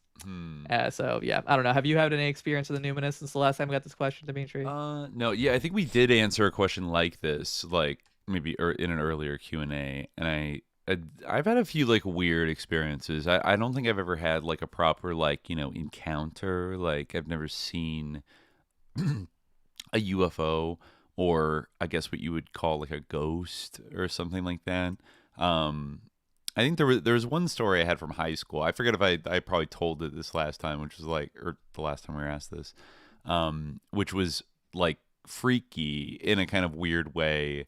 Like when I was in high school one day, it was like on a 3-day weekend, and I was hanging out with a couple of my friends, and I got like overtaken with this like this crazy idea to like drive from like the Bay Area to like Reno and like hang out in like Reno and do like a crazy, and I was like admittedly, I know that's cringe, but I was like very into like Hunter Thompson at the time, and like I thought he was such a cool like radical journalist, whatever. And of course, Fear and Loathing in Las Vegas, you know, it's all about driving from California to Las Vegas, you know, from LA to Las Vegas. So, you know, San Francisco to Reno, whatever. And I was like so like grabbed with like, we have to do this. Like we absolutely, and I like browbeat both my friends into like lying to our parents and like setting up alibis. And then we're going. And then like we went there and just like, I don't know, bopped around like Reno. And then like drove back in like the middle of the night. But like when I got there, I don't know why I had this I really got to do this like Hunter Thompson like tribute experience like today. Like we must do it. I felt like so and then when I got there, somebody texted me and was like, "Yo, did you hear what happened?" And I'm like, "What?" And they're like, "Hunter Thompson just killed himself."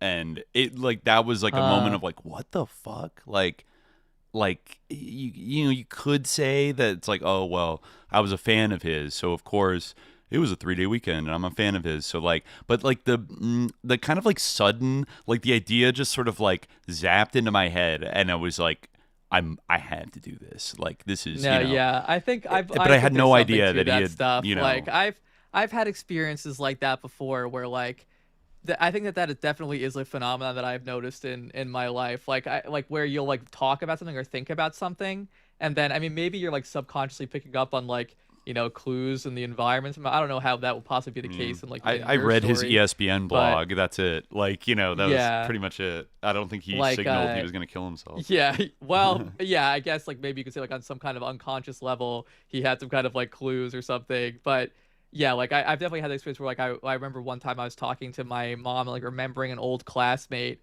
who like I hadn't spoken to or thought about like in so many years. I just remember some kind of story about her, and then like, you know, like so many, like 15 years or something I hadn't talked to her or like really even thought about her, and then like I got a message from her, you know, like that day. It was weird. There's weird, like little coincidence things have happened to me. Yeah. Before. It's always on the margins, but that was one that I always remembered as like weird. And somebody in the chat, thank you for reminding me. Back in our Ouija board episode, I told my personal story of like the one time I played with a Ouija board with my friends in college, and it like, you know, basically you can listen to that episode. But long story short, like my friend and I were like had our eyes closed and we're both kind of guiding the little, you know, letter selector, and my third friend wrote down the planchette. Yeah, the planchette. Thank you. And my friend wrote down just that we wanted to test the Ouija board. So my friend wrote down the name of somebody that he knew personally, but that he was like 100% confident that like we had never met and he had never talked about this person like in front of us before. Like, so there'd be no way we would be able to guess the name. And so we, you know, closed our eyes and started like feeling it. I'm not even sure it's like, is that how you're doing it? But like we would kind of feel, and then we would like stop and then like open our eyes and see what letter it was on or whatever. And so we went to like slowly it like moved kind of across, and then it was like Georg, George. And then we like looked up at our third friend, and he was like, he'd like gone white and was like, what the fuck? And he flipped over the paper, and it was George. And it was like somebody he worked with, like at his, job or something that, we some older guy we had like never met or heard of. And we were all just like, okay. And we're like, yeah, I think we're good on the Ouija board after this. Like, we didn't play it anymore after that. But that was like a little bit of a, how do we, like, yeah, I don't know. It was odd.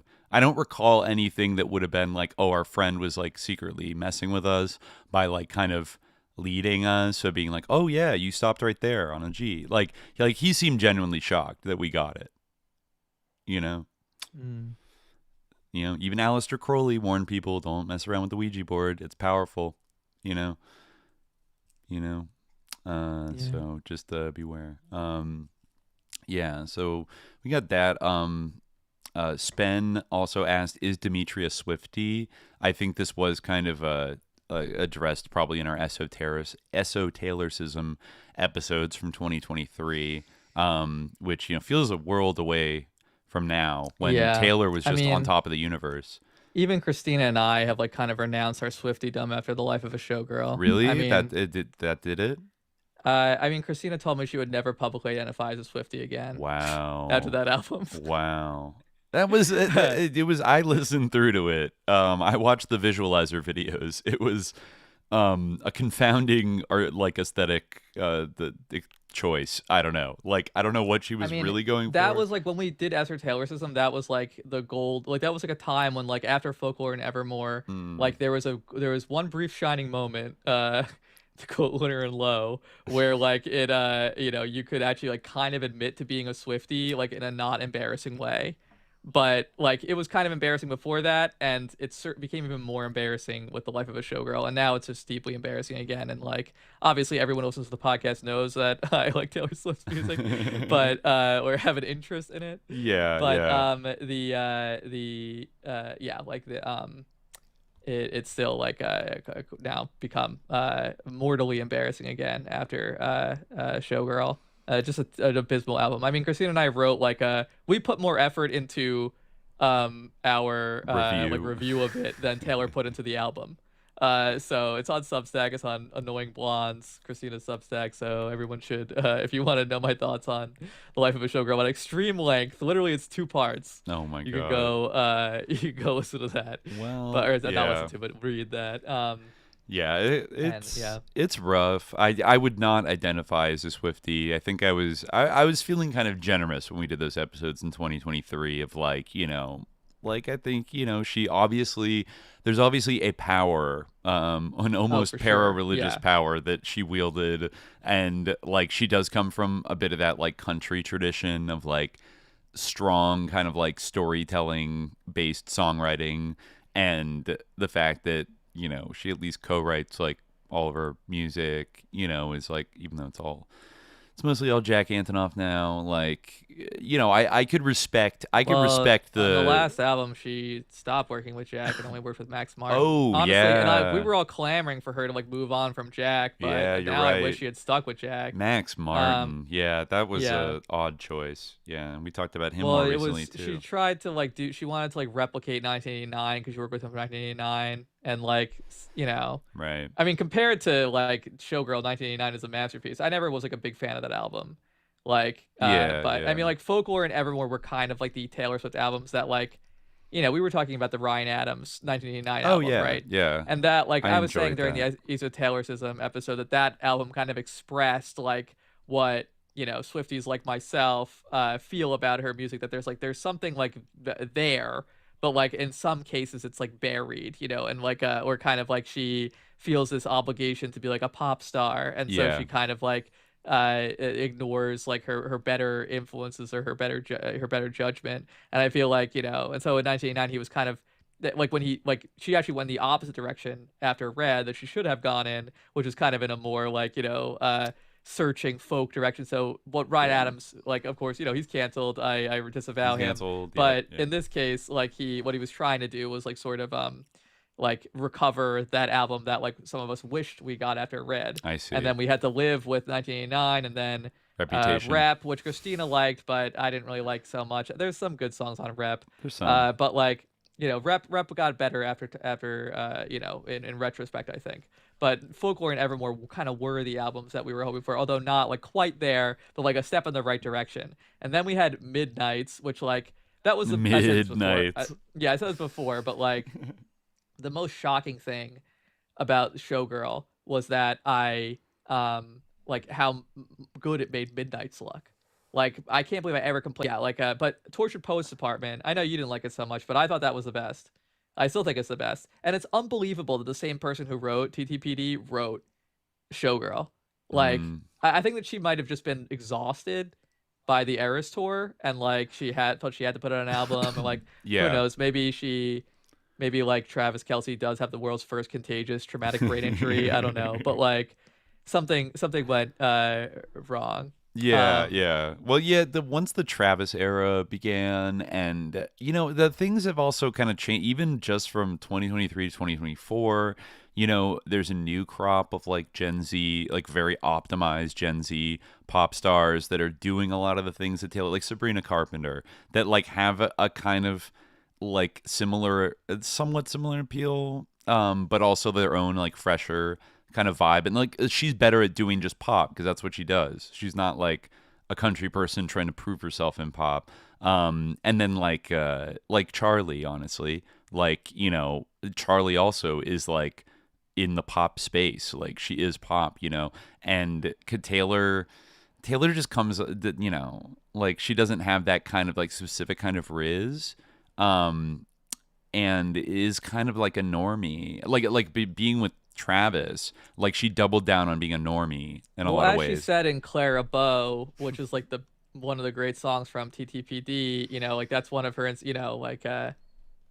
you have edge. She never, like she knows she doesn't have that like edge. She knows that she's like kind of, but that's like kind of, there is a je ne sais quoi about Taylor Swift that like no one else like has. There just simply is. Like it's ineffable, but it is like certainly a thing. Like, but she sometimes like doesn't like realize it, and like like it's not. I think it has to do with this like fundamental insecurity about. Again, like we analyze this very, very deeply. Part of it is like aging, and like jealousy of like those younger artists. Like there's like many dimensions to it, but like I mean, I think that like trying to be like Sabrina Carpenter to me is like is a much less interesting artist, and trying to be like Sabrina, especially like as we're approaching 40. Like if you're trying to that's never gonna succeed. That's an illusion. This is like that kind of thing where like you're chasing an illusion of the devil. Like you're going down a Dajjalic, Shaitanic path, like trying to be eternally young, trying to be bejeweled forever. It's like you're like. That's like there's this great fear knowing that like you can't hold on to that forever. You can't be on top of the world forever, at least not in that way. Like you're always going to get supplanted by like the next generation. All you can do is kind of evolve and have a new era that like acknowledges that like, okay, you're going to be like 40 now, so like what and other pop stars have. I feel like Madonna did it very well for a while, and then like took a wrong turn at some point, and then was like, actually, I do want to act like I'm young, like forever. And, like I think the results of that have been a little bit like, it could have been a better way to go with that. But I get, it's kind of a sick, twisted system of idol creation. Or like Lady Gaga. Like Lady Gaga, I feel like has a more confident sense of like doing different stuff, and like, okay, she's getting older, but like it doesn't seem to like threaten her brand in this way that like Taylor seems more like afraid and like trying, like what I mean. Like Lady Gaga just went back to dance music, but she was doing like piano ballads with Tony Bennett for like years and doing acting and stuff, and then kind of circled back around to doing like club music. I mean, but you could see her easily. At first I was like, I could see like Travis Kelce and Taylor Swift like having a relationship. Like why the hell not? Like I don't really know. Like, but after listening to Showgirl and like doing that like long review with Christina, like I do feel like their relationship is doomed. Like he is fundamentally a rebound. Like their relationship is doomed. either their relationship is doomed or like her Career like is entire like society, like her entire like mental state, and like yeah, her career is doomed or something, like or like her soul is doomed because like there's no way that like that relationship is going to like it is such a rebound. Like first of all, like Tortured Poets Department made it clear that like she was hung up on Maddie Healy for years. Yeah. She was with Joe for like 6 years, and then there was Maddie. So it's kind of like, and that like obviously like broke her mentally, and then right after that she's like engaged to Travis. It's doomed. I'm just saying it's doomed. It's rough. Yeah, Maddie really did a number, and that would be sad because all that for like the most mid-millennial like the musical talent I could like think of. Like nothing is more mid to me than like the 1975's music. I'm sorry. Yeah, he sucks. I hate the 1975. Like, I mean, when she first started dating him, like I looked up like best 1975 song, like because I wanted to like know what his music was like, and I was like, this sucks. Like a very weird like edge in like personality to like edge of music like imbalance. Like when you see him, he's like, oh yeah, fuck about you, ghetto gaggers. Like, oh, I'm a fucking whatever, mate. Oh like, right, I forgot. I you. totally actually blocked out the. I was just thinking about how he was like he posted Islamophobic shit on his Twitter. Like oh yeah, like I'm gonna make out with a guy in like Malaysia or something and get arrested to like protest like Islam. Like I don't know. Like he's such an edgelord in like interviews and such a tough talk, even though he's like posh. He would be like a free Iran like person, you know. And then he was like, you don't want me to comment on Gaza, like I'm just a celebrity or whatever. But then like, his actual music he makes sucks. like Maroon 5 sound edgy. Like it's the most boring, safe like CBS music of all time. And it was like, I don't know, how do you like sleep at night? Like making a career like such boring ass like normie music. And like who listens to the 1975? Like I'm not around enough normies, like turbo normies, I guess, that like I don't know what type of person is like. There's a distinct type of thing with the 1975 where like Taylor Swift's obviously a phenomenon, and like she almost is so normie that like it's ubiquitous. People listen to Taylor Swift. It's like the white like bourgeois millennial white woman music. Whereas like 1975 is like it's more like niche in a way, but in the same way it's like who listens to this? Yeah, who's this for? Yeah, like it's not. The same people listen to 30 Seconds to Mars. That's a good answer. Oh yeah, another one I've wondered, answer. Like, is this all just some kind of like music industry payola, like psyop thing that where like nobody actually supports this band, but they've been like selected? Yeah, they have Teal funding. Yeah, he was a Teal COINTELPRO agent in Taylor's life, and she clocked it like in a subtle way. Yeah, look who Maddie was hanging out with a few years ago, right? Yeah, Dime Square. He's a Teal agent. Yeah, Teal agent. So maybe he's subsidized. He's like living on the Teal dole. He's one of these MI6 cultural assets, like the Britpop psyop or whatever. I mean, we'll see what the future holds. I mean, there could be like we could have Taylor do like her Joni Mitchell like Hydra album. Like I mean, she's like gonna be like 40 soon. We all are.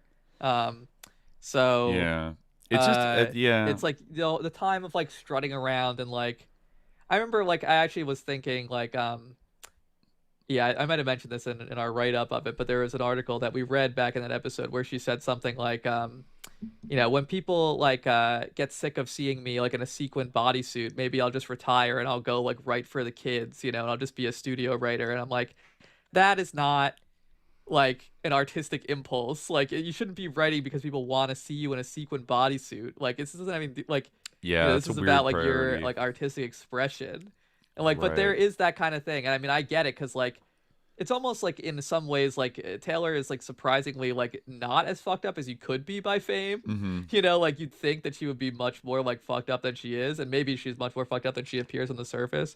I mean she certainly is much more fucked up than she appears on the surface, but maybe she's even more fucked up than she appears upon scrutiny.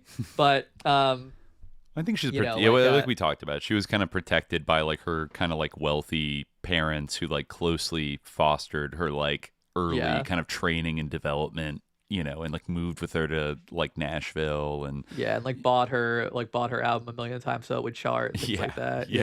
Yeah, so she was protected in a way that some of like the Disney stars perhaps were like not, but still like a very like cloistered life and like an abnormal life, hard to relate to like regular people, despite being kind of a normie coded.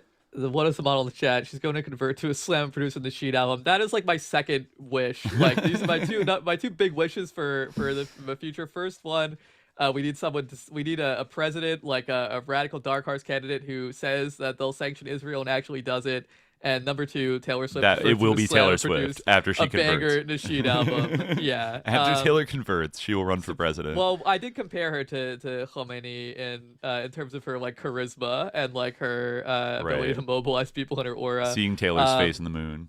Yeah, so I think she could probably get people to see her face in the moon. I think, yeah, if she converts to Islam, that's the thing. Perhaps she could become the supreme leader after the 1979 that we desperately need in America.